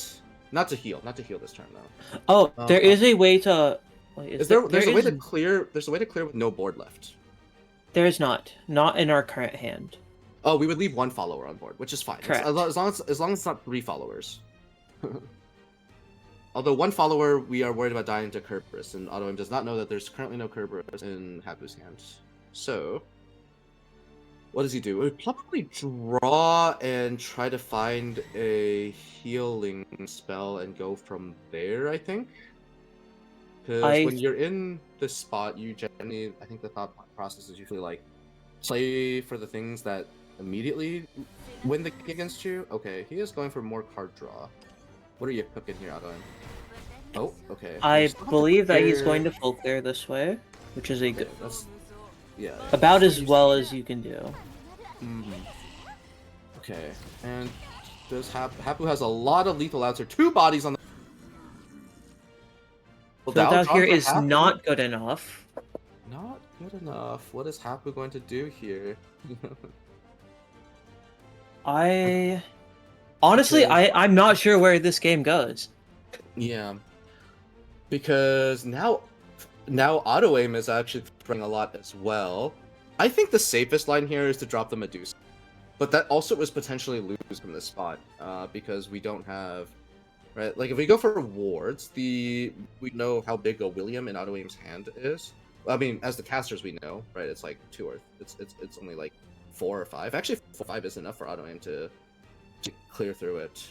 So one thing we actually need to take note of is just how much damage Rune can do out of hand. Rune's out of hand damage right now sits at +5 to whatever anything is on board. Next turn it bumps up to +7. Yeah, so one idea here is just super the filled out to full clear. Oh, she's this is a very interesting play. Okay, so this is like playing, this is quote unquote playing Wardhaven. We are making a large board behind a ward. Oh, the Sage Light drop, but can Autoaim even play it this turn? Autoaim cannot play it this turn. Play this turn. He's dead to Cerberus. And I will interchangeably use Kerberos and Cerberus for consistency's sake. Can we actually see how many boosts William has? I think William is at 4. William clears here. Yes, William clears pretty cleanly. Wait. Yes, and then you have to trade over the Rotting Zombie Remnant. Correct. Or you can bump in with the Onion, William, and then Dark Side and then you go face with Miranda. I think that's a little better. That would require an Evo out of the William. It's actually really scary as Rune to use your last Super Evo, because after that, you have no damage out of hand. Yeah, well then you can go for the safe Miranda line. Well, I think you just don't go face with Miranda here. Autoaim is one to consider all of his options. Okay, so yes. Yeah. I think this one's just a... Oh! He's using an Evo here. He is using it. What is he boosting? Oh, okay. I respect it. Do we draw the Cerberus here? Oh, still no Cerberus drawn. No A lot Cerberus of drawn, us- but now Rune has very little out of hand damage. Mm-hmm. Actually, 0. Actually 0. Wait, yeah. Does Medusa, wait, is Medusa just game winning here? We'll have to Wait. see. Because there's no clear from hand now, right? There Not- is one that isn't guaranteed, especially Oh, since we Stormblast. have. That's the one card that changes the clear. Interesting. I believe the play here is to use Kuon and trade enough so that Stormy Blast ends up. Yeah, no. Does he have to leave up the skeleton? Because the Shikigami can only give you 2 more spell boosts here, so that's 3 spell boosts on the Stormy Blast. So I think it's like There's also a legitimate, unfortunate case where Autoaim will have to leave up Vuela and full and try to heal here.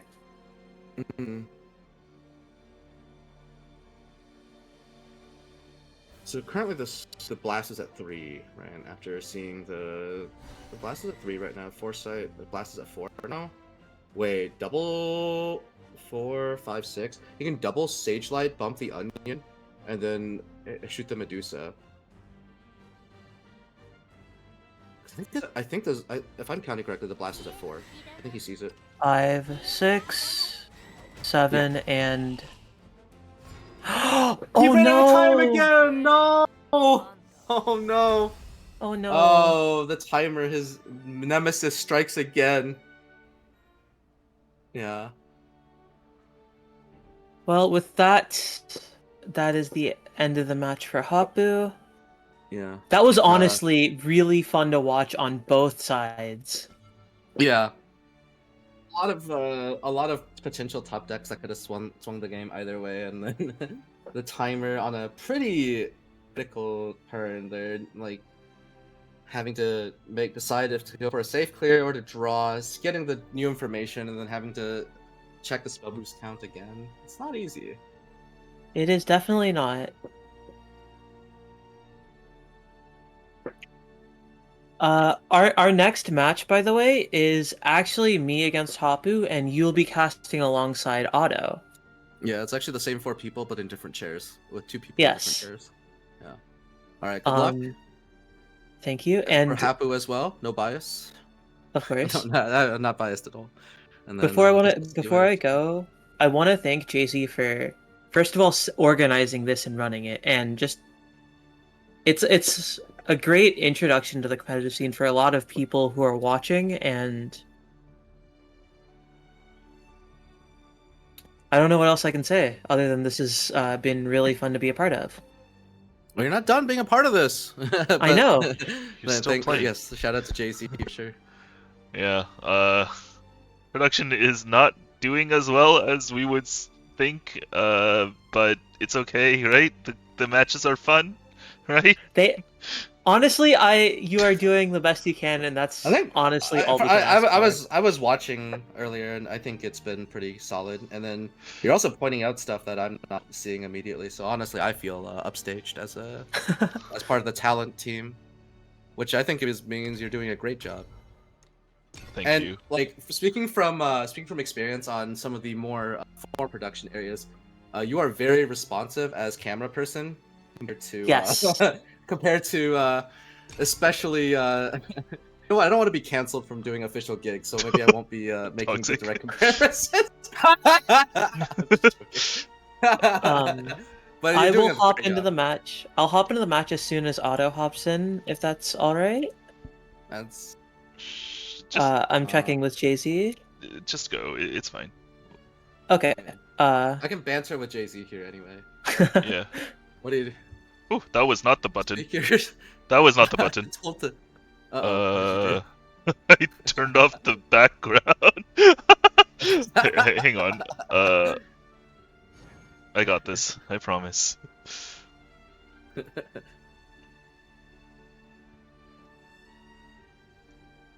Okay.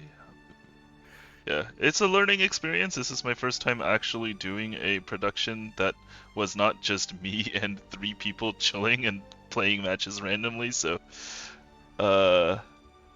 yeah, I think part of the fun of this is that you can run it fast and loose. Like, who's like, who's here to hate anyway? yeah, nobody. All right. That's right. Well, that's right. if Autoaim doesn't join, I can just steal the casting slot for myself, I guess. Yeah, let him take his time. Let him figure it out. Yeah. He has disappeared into the Aether, and not the Haven one. Yeah, that would be weird. Hello, Autoaim. Yeah. Hello. All right. Jay, are you webcamming, Otto? Yeah, he is. Sorry, that's yeah. I do have to manually do this. Yeah. There he is. The There's our boy. 75-second turn timer is not your biggest friend. Yeah. It is what it is. It is what it is. I'm also faster than the timer, and it hits me a connection thing. Dude, And I hate that so much. I'll see the yeah. thing like hit, and then the game's like, no. I'm like, oh, okay.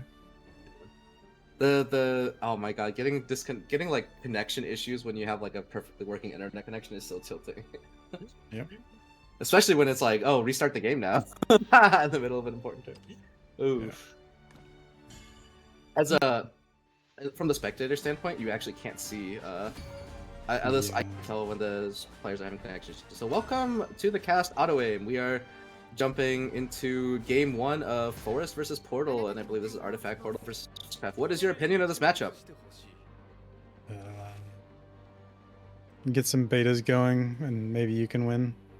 You think it's beta the plan? I think I've gotten mixed opinions. I think the beta plan might be stronger after the patch, but Mixed opinions? Yeah, like for example, some people I talk to believe that at least pre-patch, Fortifier Alpha was going to be the more consistent way to win.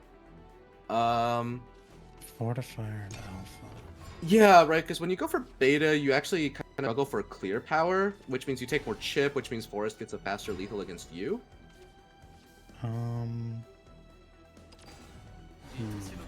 I guess. I don't think that really functions now, though. Yeah, Forest does have better clear power. I haven't played Forest in the new patch much. Ironically speaking, I've been trying to learn Artifact myself, and I guess I've been graced with not running into this on ladder. I don't think there's Actually, any Forest players. I did run into a ladder, and my opponent misplayed so poorly that I got a free win. So,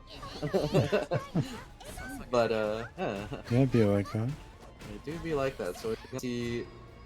Let me ask. Actually, do we know who's on which side here?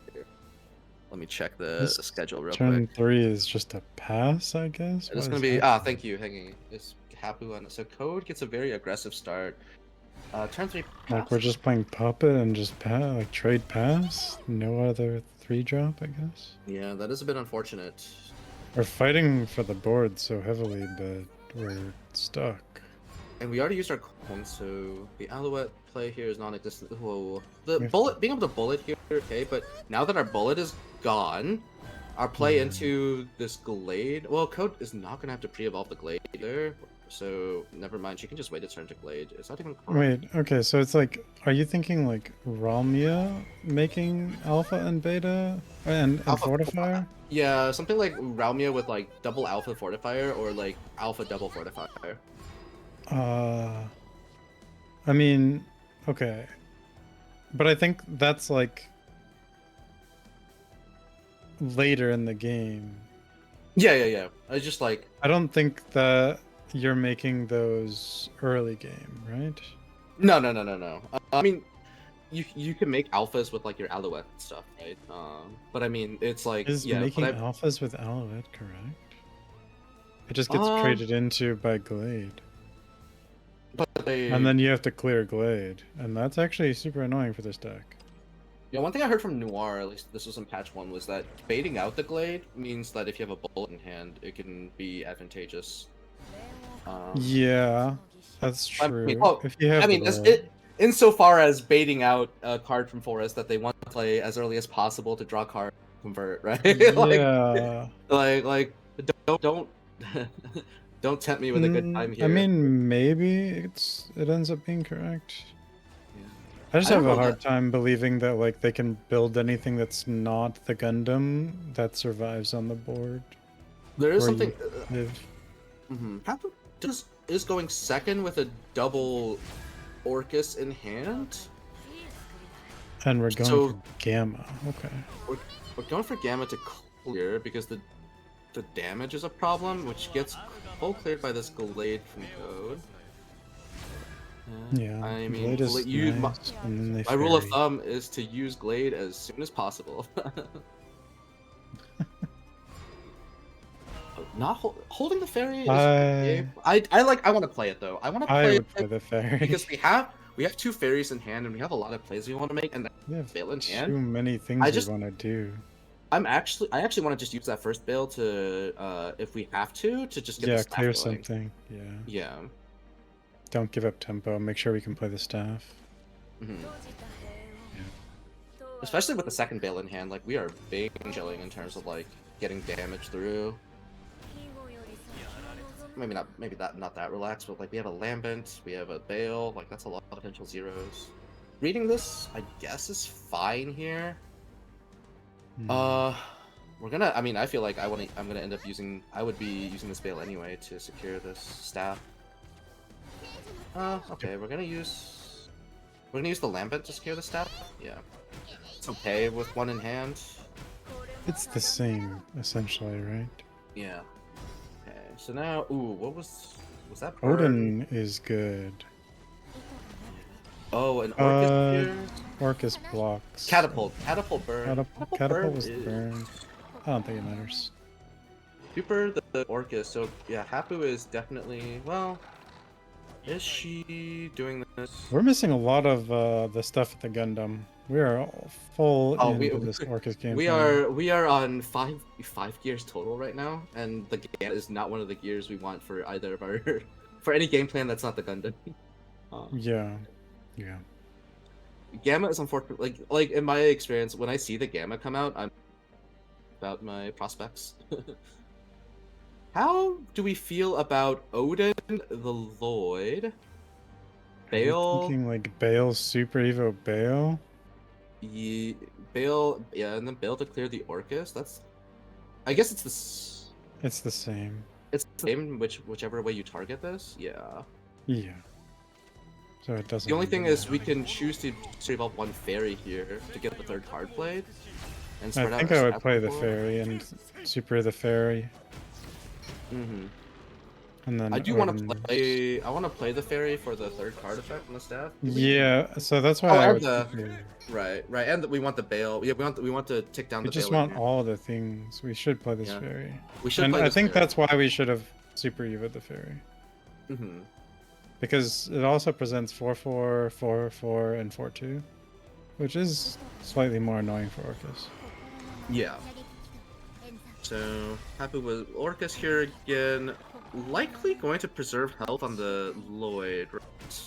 Yeah. Do you ever just say Do you full no send? thanks Do you, and do just you, go? You can't go all face, right? Oh, she I is. think actually you doing have it. to. You have to do this.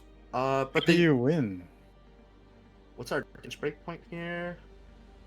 Is she going? Oh, if you go every point face, then you can set a beta. Yeah, then I you guess- can set a yeah, beta. yeah. But if you don't, you can't. Do we have enough play points to make the beta turn? We do. Okay, okay. I like this. I like this. This is the line that gives you most outs to win. But I think, I think it's also potentially dying. yeah, not. I haven't calculated fully yet, but It's it does like look Cairn, and then Can row. play- Cairn, Deepwood Bounty, Fairy, Bounty. Trade Fairy, Bale. Yeah. One This roach. is. One roach is. Yeah, good this is more than enough. Yeah. Yep. but I don't think you're supposed to trade here because you literally cannot win if the game goes another turn. Yeah, yeah. The 3 damage breakpoint matters. It looks like 4 because of the deep wood. A lot of people Yeah, way to yeah. deal with that. Yeah. Yeah, makes I mean, sense. you can't deal with the deep wood anyways. You probably just lose that game. Genuinely, you probably just lose to one Now- heal one. Yeah. That's and that is. I think Orcus is. This is the matchup where Orcus is the weakest. I think for Artifact. Unfortunately. Yeah. The games where you win Orcus, generally the Forest player did something wrong or drew something wrong. Yeah. Alright. This might be more up your domain. Although I've been learning Artifact speed. Oh, this is Heroics versus Artifact. So this is a matchup that I've been having fun with on ladder. I like Carnelia in this matchup. I don't mean, know. You get to just beta spam, like a gamma spam. Alpha don't you? spam. I think it's alpha spam. Alpha. Yeah, Alpha also works, I guess. The thing that's nice about Carnelia is I would think you're supposed to play her on 2, right? No, you play her on 2 and hope she survives. Yeah. If she survives, if you get to Evo the Carnelia on targeting an alpha, I think. Yeah. You probably just win the game. And so she's a pseudo war for the opponents then, or she makes math harder for the opponent, which you know that's a relatively good place to be. So I think I would have liked to keep the Carnelia there. The Vuela, this card is insane, dude. It's a good card. Yeah. Okay, so now that is going to secure some damage here for Code. Finally, Abyss gets some damage. Right? The issue is this is the sequencing here. I always feel is so if rough. it's like 3+1 and then 2+2 on the following turn, it's actually really scary. Not this way though. I meant the other way. You wanted to. I think you play arrow. You wanted to arrow this turn. Yeah. I think Happu's eyeing the Code. Sorry, I mixed it up. I think Code is eyeing the burst damage. Yeah, But it's not real though. Yeah, because like for starters, if a Carnelia ward goes down, it's impossible. Although we're not gonna see that now. Fortifier. What about Fortifier Evo here? Okay, Alpha. I don't want to make a temporary Alpha here. I actually wanted to play a. Yeah, I don't like this because we can ignore this Alpha as the problem. Yeah, I actually wanted to play just a solid skill Fortifier out here and then make more gears behind this. I guess the logic is like, if we can preserve as much HP as possible, we can cannon next turn. Yeah, but if we do Fortifier, doesn't that accomplish this? Like, what? How does Code get through a? Yeah, I think it. Well, Aragavi, I guess. Aragavi, but if we get Aragavi, then we Yeah, cannon. you don't. Right? You don't. Yeah, you don't really. So I don't This like. board is hard to cannon. Though. Yeah, I don't like the fake Alpha because like. I think you're supposed to do it though. I wonder if the actual answer here is you cannon and then you don't fuse. You just cannon and board lock for a turn. We take. Because if you cannon, fuse, and don't fuse enough here, you can just take 1,000,000 from Exela. Yeah, true. Yeah, and it might actually just be lethal. It's 8 on board right now. Exela is potentially. Exela is +4. +4. Well, +3, Max. right? Because one Well, follower yeah. dies.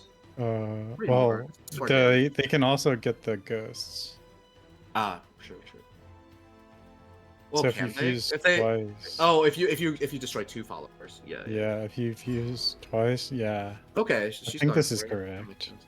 I think you. It do ends this up and being you- like kind of spooky, but then the ordering on this is just Yeah, wait, but she gets the potential to go and pop out 2 alphas while clearing board, right? So I don't an know, Icarus like- draw would be huge here. Oh, she has Icarus in hand. Yeah, so you can Icarus 1 Yeah. alpha, you fuse a second alpha, you we can heal back to 10 and then clear this board, right? Like it's not that bad.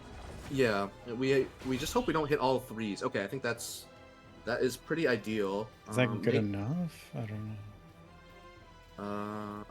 We want to make the second alpha here. Yeah, we have Yeah, 1 we fuse. do. We don't have fuses after this though. That's off. Yeah. Ooh, that's. But you do, right? You can Do fuse it? alpha into alpha, or alpha, like the 1 into alpha. No, I don't think so. Alpha can only fuse the other 2. Oh, really? Yeah. You can't fuse like this? Oh, that's crazy. Yeah. That's crazy. Okay. Yeah, which is yeah, that's what makes that ordering complicated because we want to make the 2 alphas. Yeah. Is this just going to be game 4 plus 7? It is. Yeah. That's 9 by itself. Yeah. Oh, I think this Well, was, 8, I guess. but I think this is, yeah. I mean, this is the value of Carnelia. I don't know if Happu would have had a turn to set up Carnelia. Well, you know, it's hard to say, but if one of these alphas had ward, we'd be living in a different world. I think there was also just the fact of like we ended up having to pass turn 3 straight up with a Yeah, like, yeah, no yeah. play. That's extremely low. Stream of Life is the single best card in this match for sure. Yeah. Well, we played Stream of Life on turn 2. We coined 2-drop and then Stream of Life on 2 and then no play on turn 3. Wait, the match is over. Yeah. Let me talk. Yeah, that's the Code match. I didn't 1. realize it. It was actually with. Yeah, Forest and then Yeah. Abyss. Yeah, this matchup is scary beat on up ladder. Portal. Yeah. It is definitely rough for Artifact to get going. Alpha is like the plan. Not have Alouette to power out the first alpha, right? Like Happu never made a single like solid alpha, which acts as something that the Abyss player has to deal with. So Ko could just ignore it and keep going face. Yeah, it's rough. Yeah. I think I do think that we should have played a Fortifier hand on turn 3. I feel like that would have made a difference. And evolved it, right? Turn 4 because we made the Ghost Alpha on turn for healing, but Ko just ignored it and kept in face, right? If we made the Fortifier, I think Death Slash is the main punish. I don't even know if, but like No, I don't know. yeah. There is Death Slash in the deck. Yeah. There's a few builds that don't play it, and then there's some funky ones that do. I don't know. It's hard to say. I like Fortifier there, but it is caster vision, so I don't know if I would have done it Yeah. in. I don't know if I would have gone Fortifier in one of my ladder games. I don't think about it from that Yeah. position. So. And that is going to be. Are we? Okay, so we're seeing have if one we more, are right? doing the last match. Yeah, because it is running pretty late. It is past midnight here in Brazil, where one of our players is. It is like 2 a.m.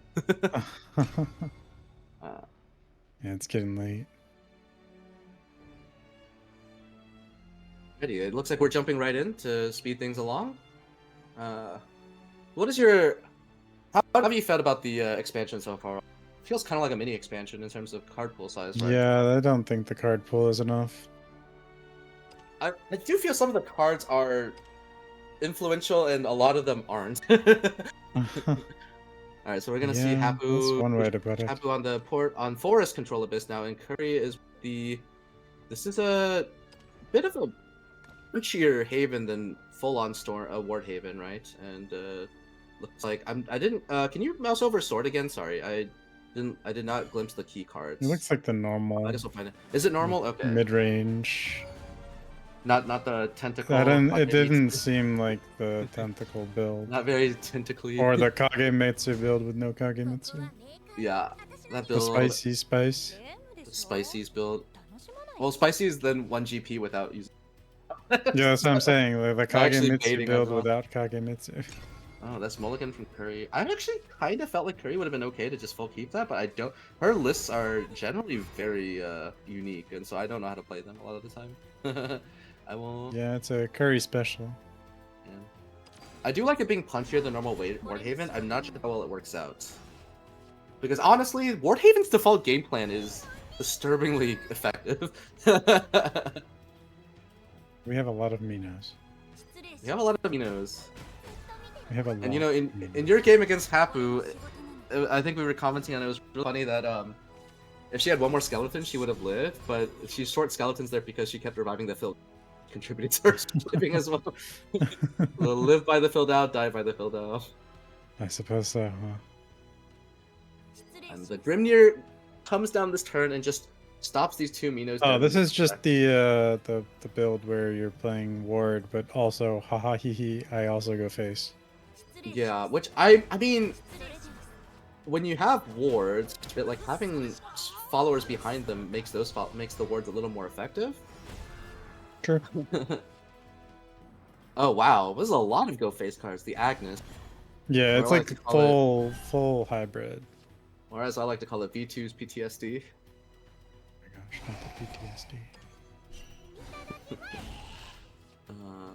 All right.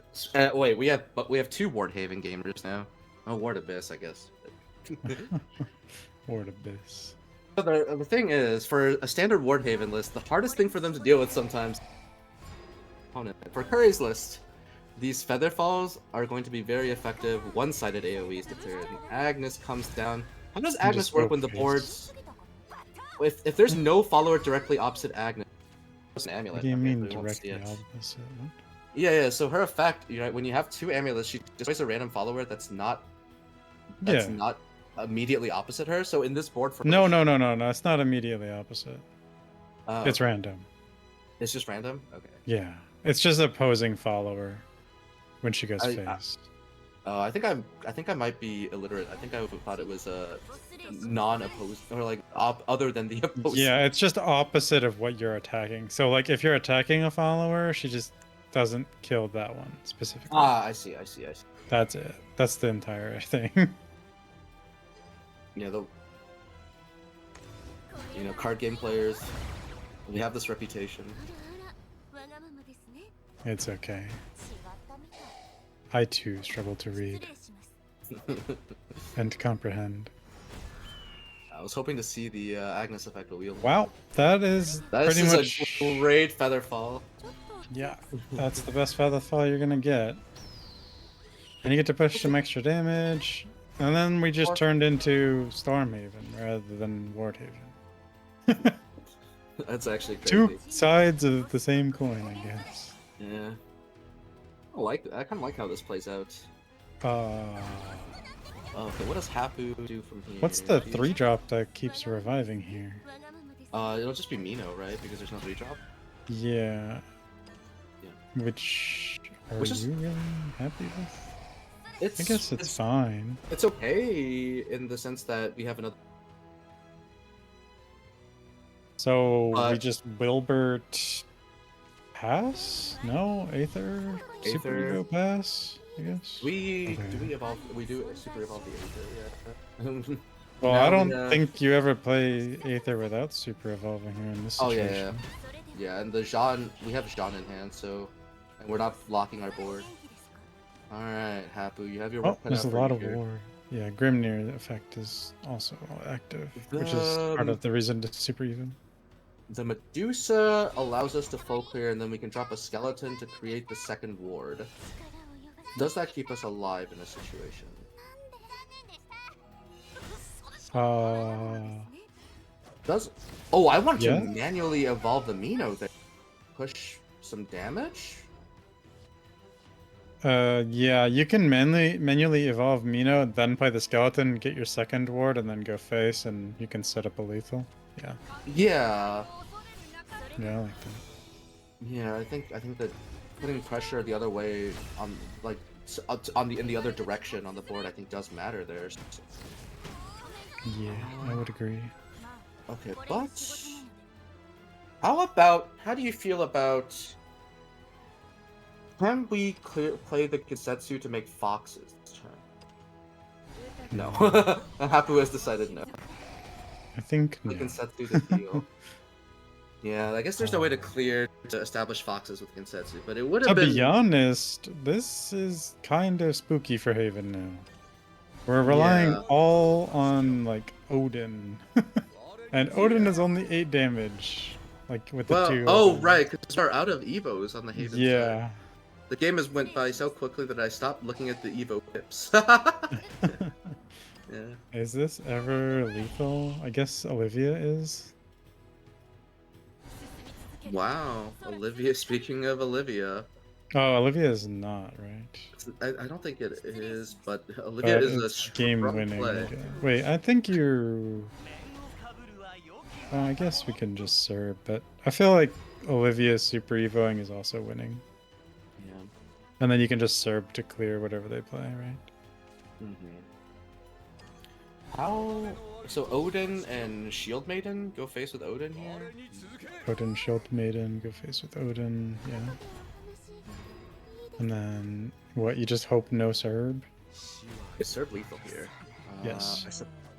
I suppose so. The answer is yes. Ah,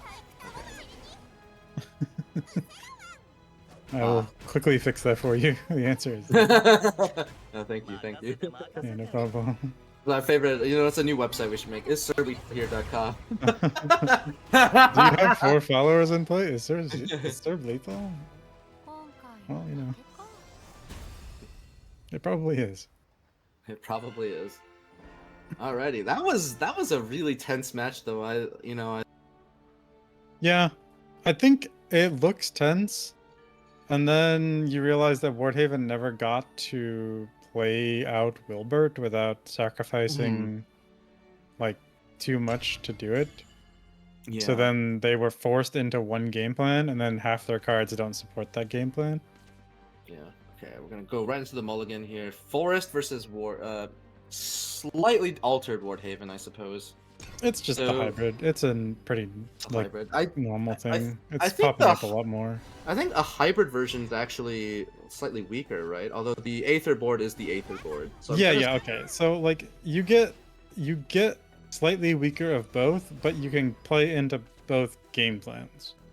So the idea is that Wilbert by himself covers the rest of the wards package, and Aether is like the best card, not Yeah, I guess I meant specifically in this matchup. Oh yeah. You definitely are weaker because you don't have as much wards. Yeah, and Kuri actually tossed away the Aether, which I can respect that, but I do feel like our win condition in a deck where I guess we do need Salafa as well. It's reasonable to do it that way, and it's nice to get the card draw for consistency. But I am curious because Aether, I think, is the super. I don't know. I feel like once you get Aether down, unless you're using on, like you've just won the game as Wardhaven. Yeah. So I'm tempted to keep it, and it might be correct to keep, honestly. But I think we drew it. It's very much. If you go second, it might just be correct, right? Yeah, but Kuri is going first here, so that was yeah. a little So I dice think here. that's probably why. Now, we do the also Aether has get shown the up plus in damage. Yeah. From Haven's Well, side. I don't think the damage is.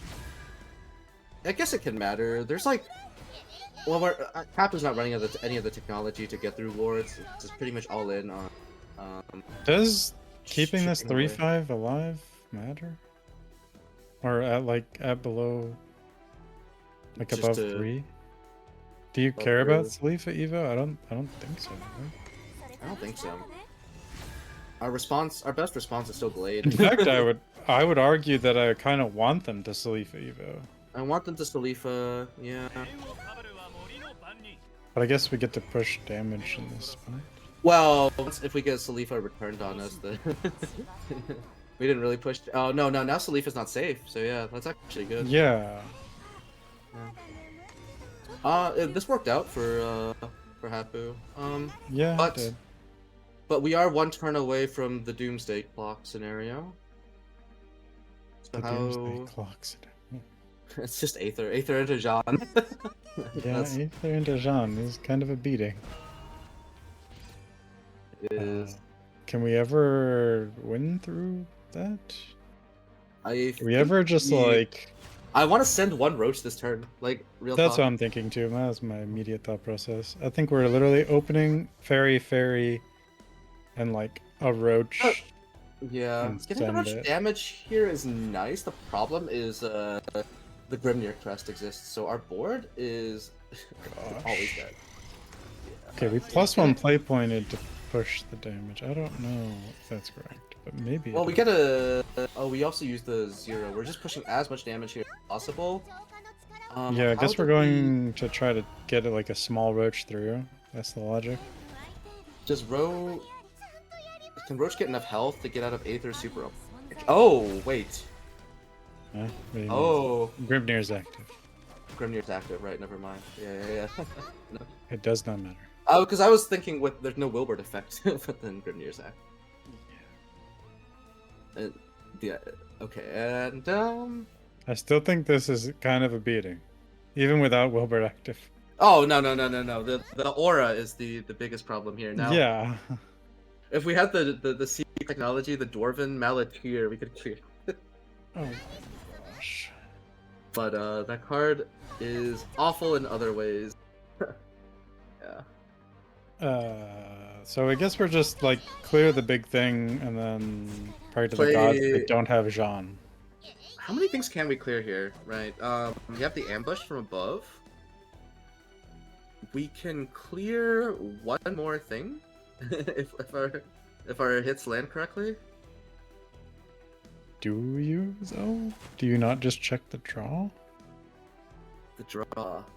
Oh, we're doing it like this. We really just are assuming.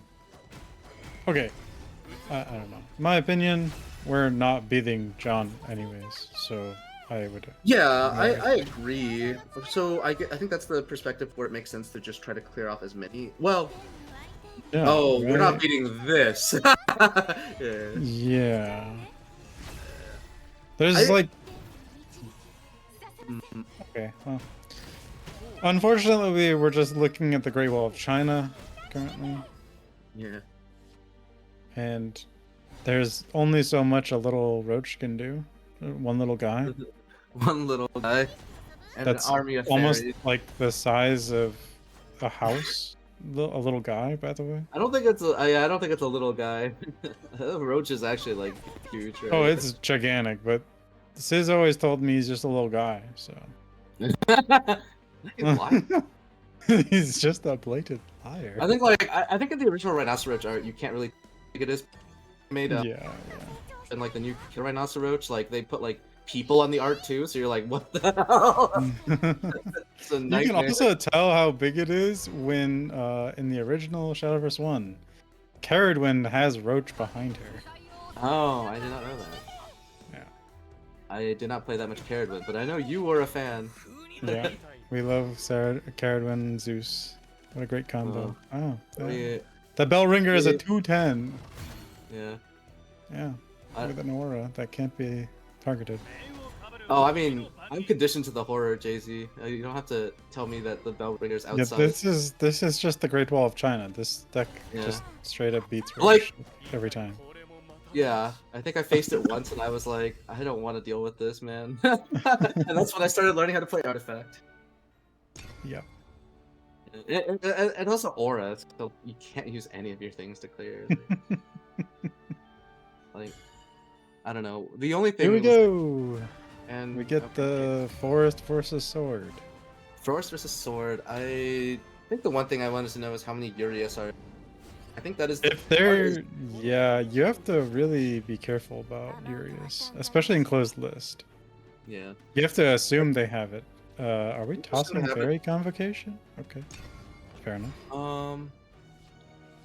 I don't know the new mulligan, but the old mulligan was we prioritized Good Fairy of the Lake, and but I would never toss Fairy Circle. I think I always would just keep one Fairy Circle because my philosophy in this matchup was just like you want early game pressure.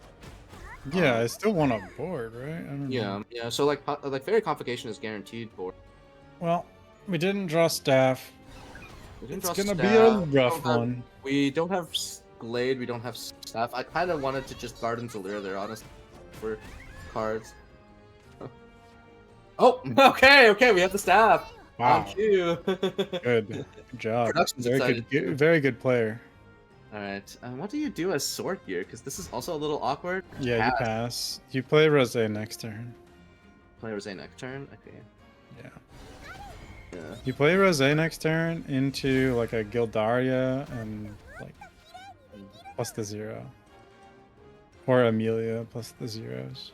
I feel like we're probably not under pressure to immediately use the Gildaria, but it is nice to have the option to just keep the pressure off, right? Because I think there's a pattern I was talking about. I don't know, Rich, Ezye, whatever with one of them, sure.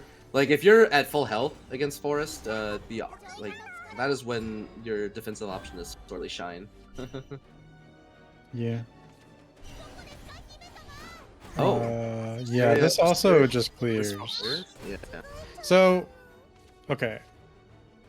If they played the 5 cost version and hit Seria off of it, it's also just as good. Yeah, but But it's as RNG, The advantage, so, there, yeah. the advantage there, we have one more card in hand, and if we don't hit Syria, what's the worst 2 to hit off of there? Filled out? No, we can't get filled out. I don't know. That's why I'm Samurai? thinking. I guess it's Yeah, Samurai. most of your 2s clear one thing, but not both. But is Samurai even bad? Samurai doesn't full clear, right? Yeah, it's just clears the. I mean, I think it's fine to take the safe line though. I think it makes sense. Yeah, it's fine. How do we feel about the ambush valves here? Is it too No. risky? Yes. It is too risky. If we had Like, 2, what I if- would do it. It I would plays be right into- tempted to play Amelia just to find it. In fact. Yeah, also the ambush valve plays right into the glade that we haven't seen. So, We don't have. well, like, you know. But okay, so if you're a sword, you do kind of like taxing their glades. So ambush Yeah. Valse does do that very well. It does, and it's not. I'm not sure that it's losing to play the ambush valves, but taking chip damage is not something you want to do. I am not sure why I would evo there. I'm not sure I would do that. I think she wanted to draw cards on the Lily. Yeah, but I think it's at the cost of Mhm. pretty rough stuff. Well, we have the Zirconia plus Luminous, I guess. That's a play. Yeah, because I mean the plan from is always just to tax evos from forest, get the Amalia. Yeah, which is why I don't want to evo. But like, I get Right, the right. draw, but wait. Super on the Zirconia. This is to make a giant board. This is strictly you can't glade me. Nana Boo Boo. Yeah. But well, this still does get gladed because they super evo the glade, right? on the Super Evo, yeah, and then Terry's to clear the rest. Yeah. Yeah. Unfortunately for Happu, though, No glade. there's no glade to be seen. Lily does clear. No zeros in hand means still isn't even in the question here. Is there, however, an intermediate? Is there a board lock? Is there a board lock or a? A Mago would be crazy here. This is what I was thinking. Right? We go for like a Roach, Carbuncle, bounce the Roach, like poke and leave the. Yeah, this is what you meant too by a board lock.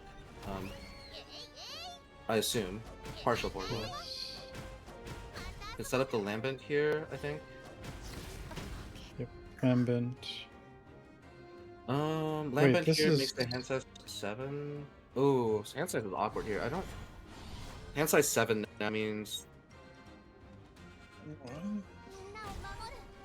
Oh, bouncing the Carbuncle to go again next turn. Yeah.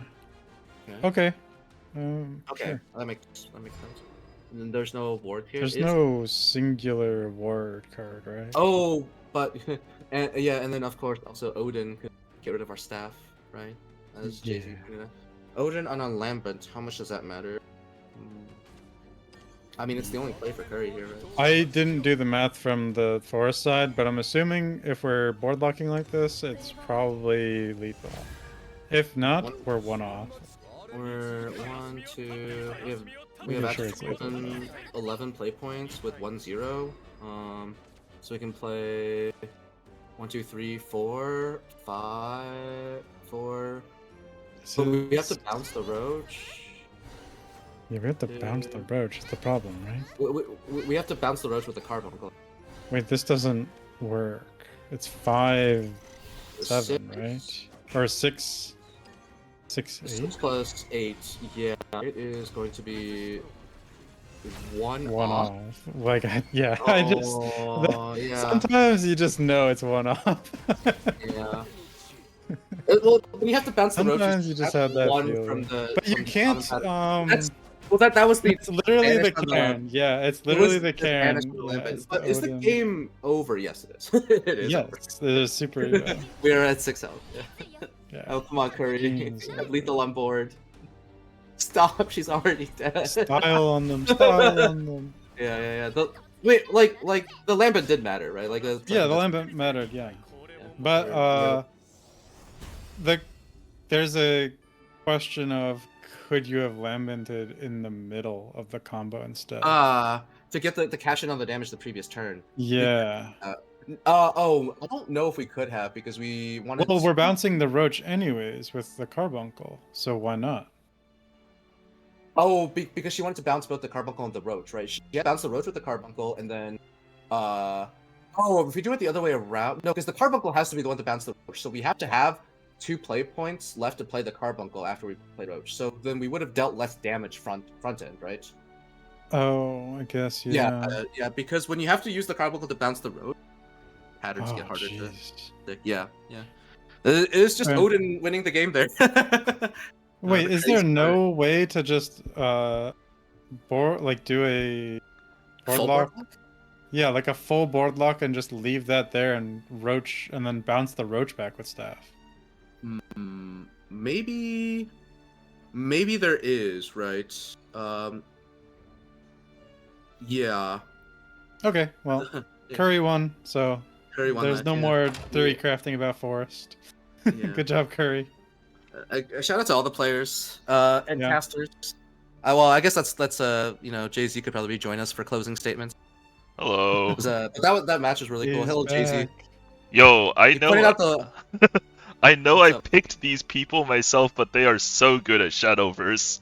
Let's go. It's incredible. There's so many like clutch plays. Yeah, that's really cool. Yeah, Today was exciting. yep, Yeah. very good. I lost all of the channel points. I bet every time. That's okay. I lost all of my games. Weren't you the one running the bets? That's so funny. No. I was not running any of them. Oh, okay, alright. Yeah. I was just giving some advice on how to do it. Okay. But if you want me to, I can take responsibility when I am available in the future. Yeah, alright, so this was our first big production. Obviously the last week was like a pilot run. So we've learned a lot. We're getting better at this now that all the players have actually understood how the system works. We can probably play or do everything a lot more efficiently.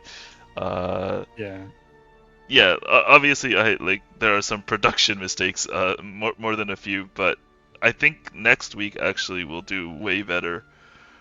But the games were great, the players were great, the casts were great. I'm happy. I think the thing is though, don't let the perfect be the enemy of the good. We can too worried about mistakes, in the sense that I think everything's been fantastic. This is the full show with all the players, so it goes a little bit funky. It's never gonna go as you drew it up, right?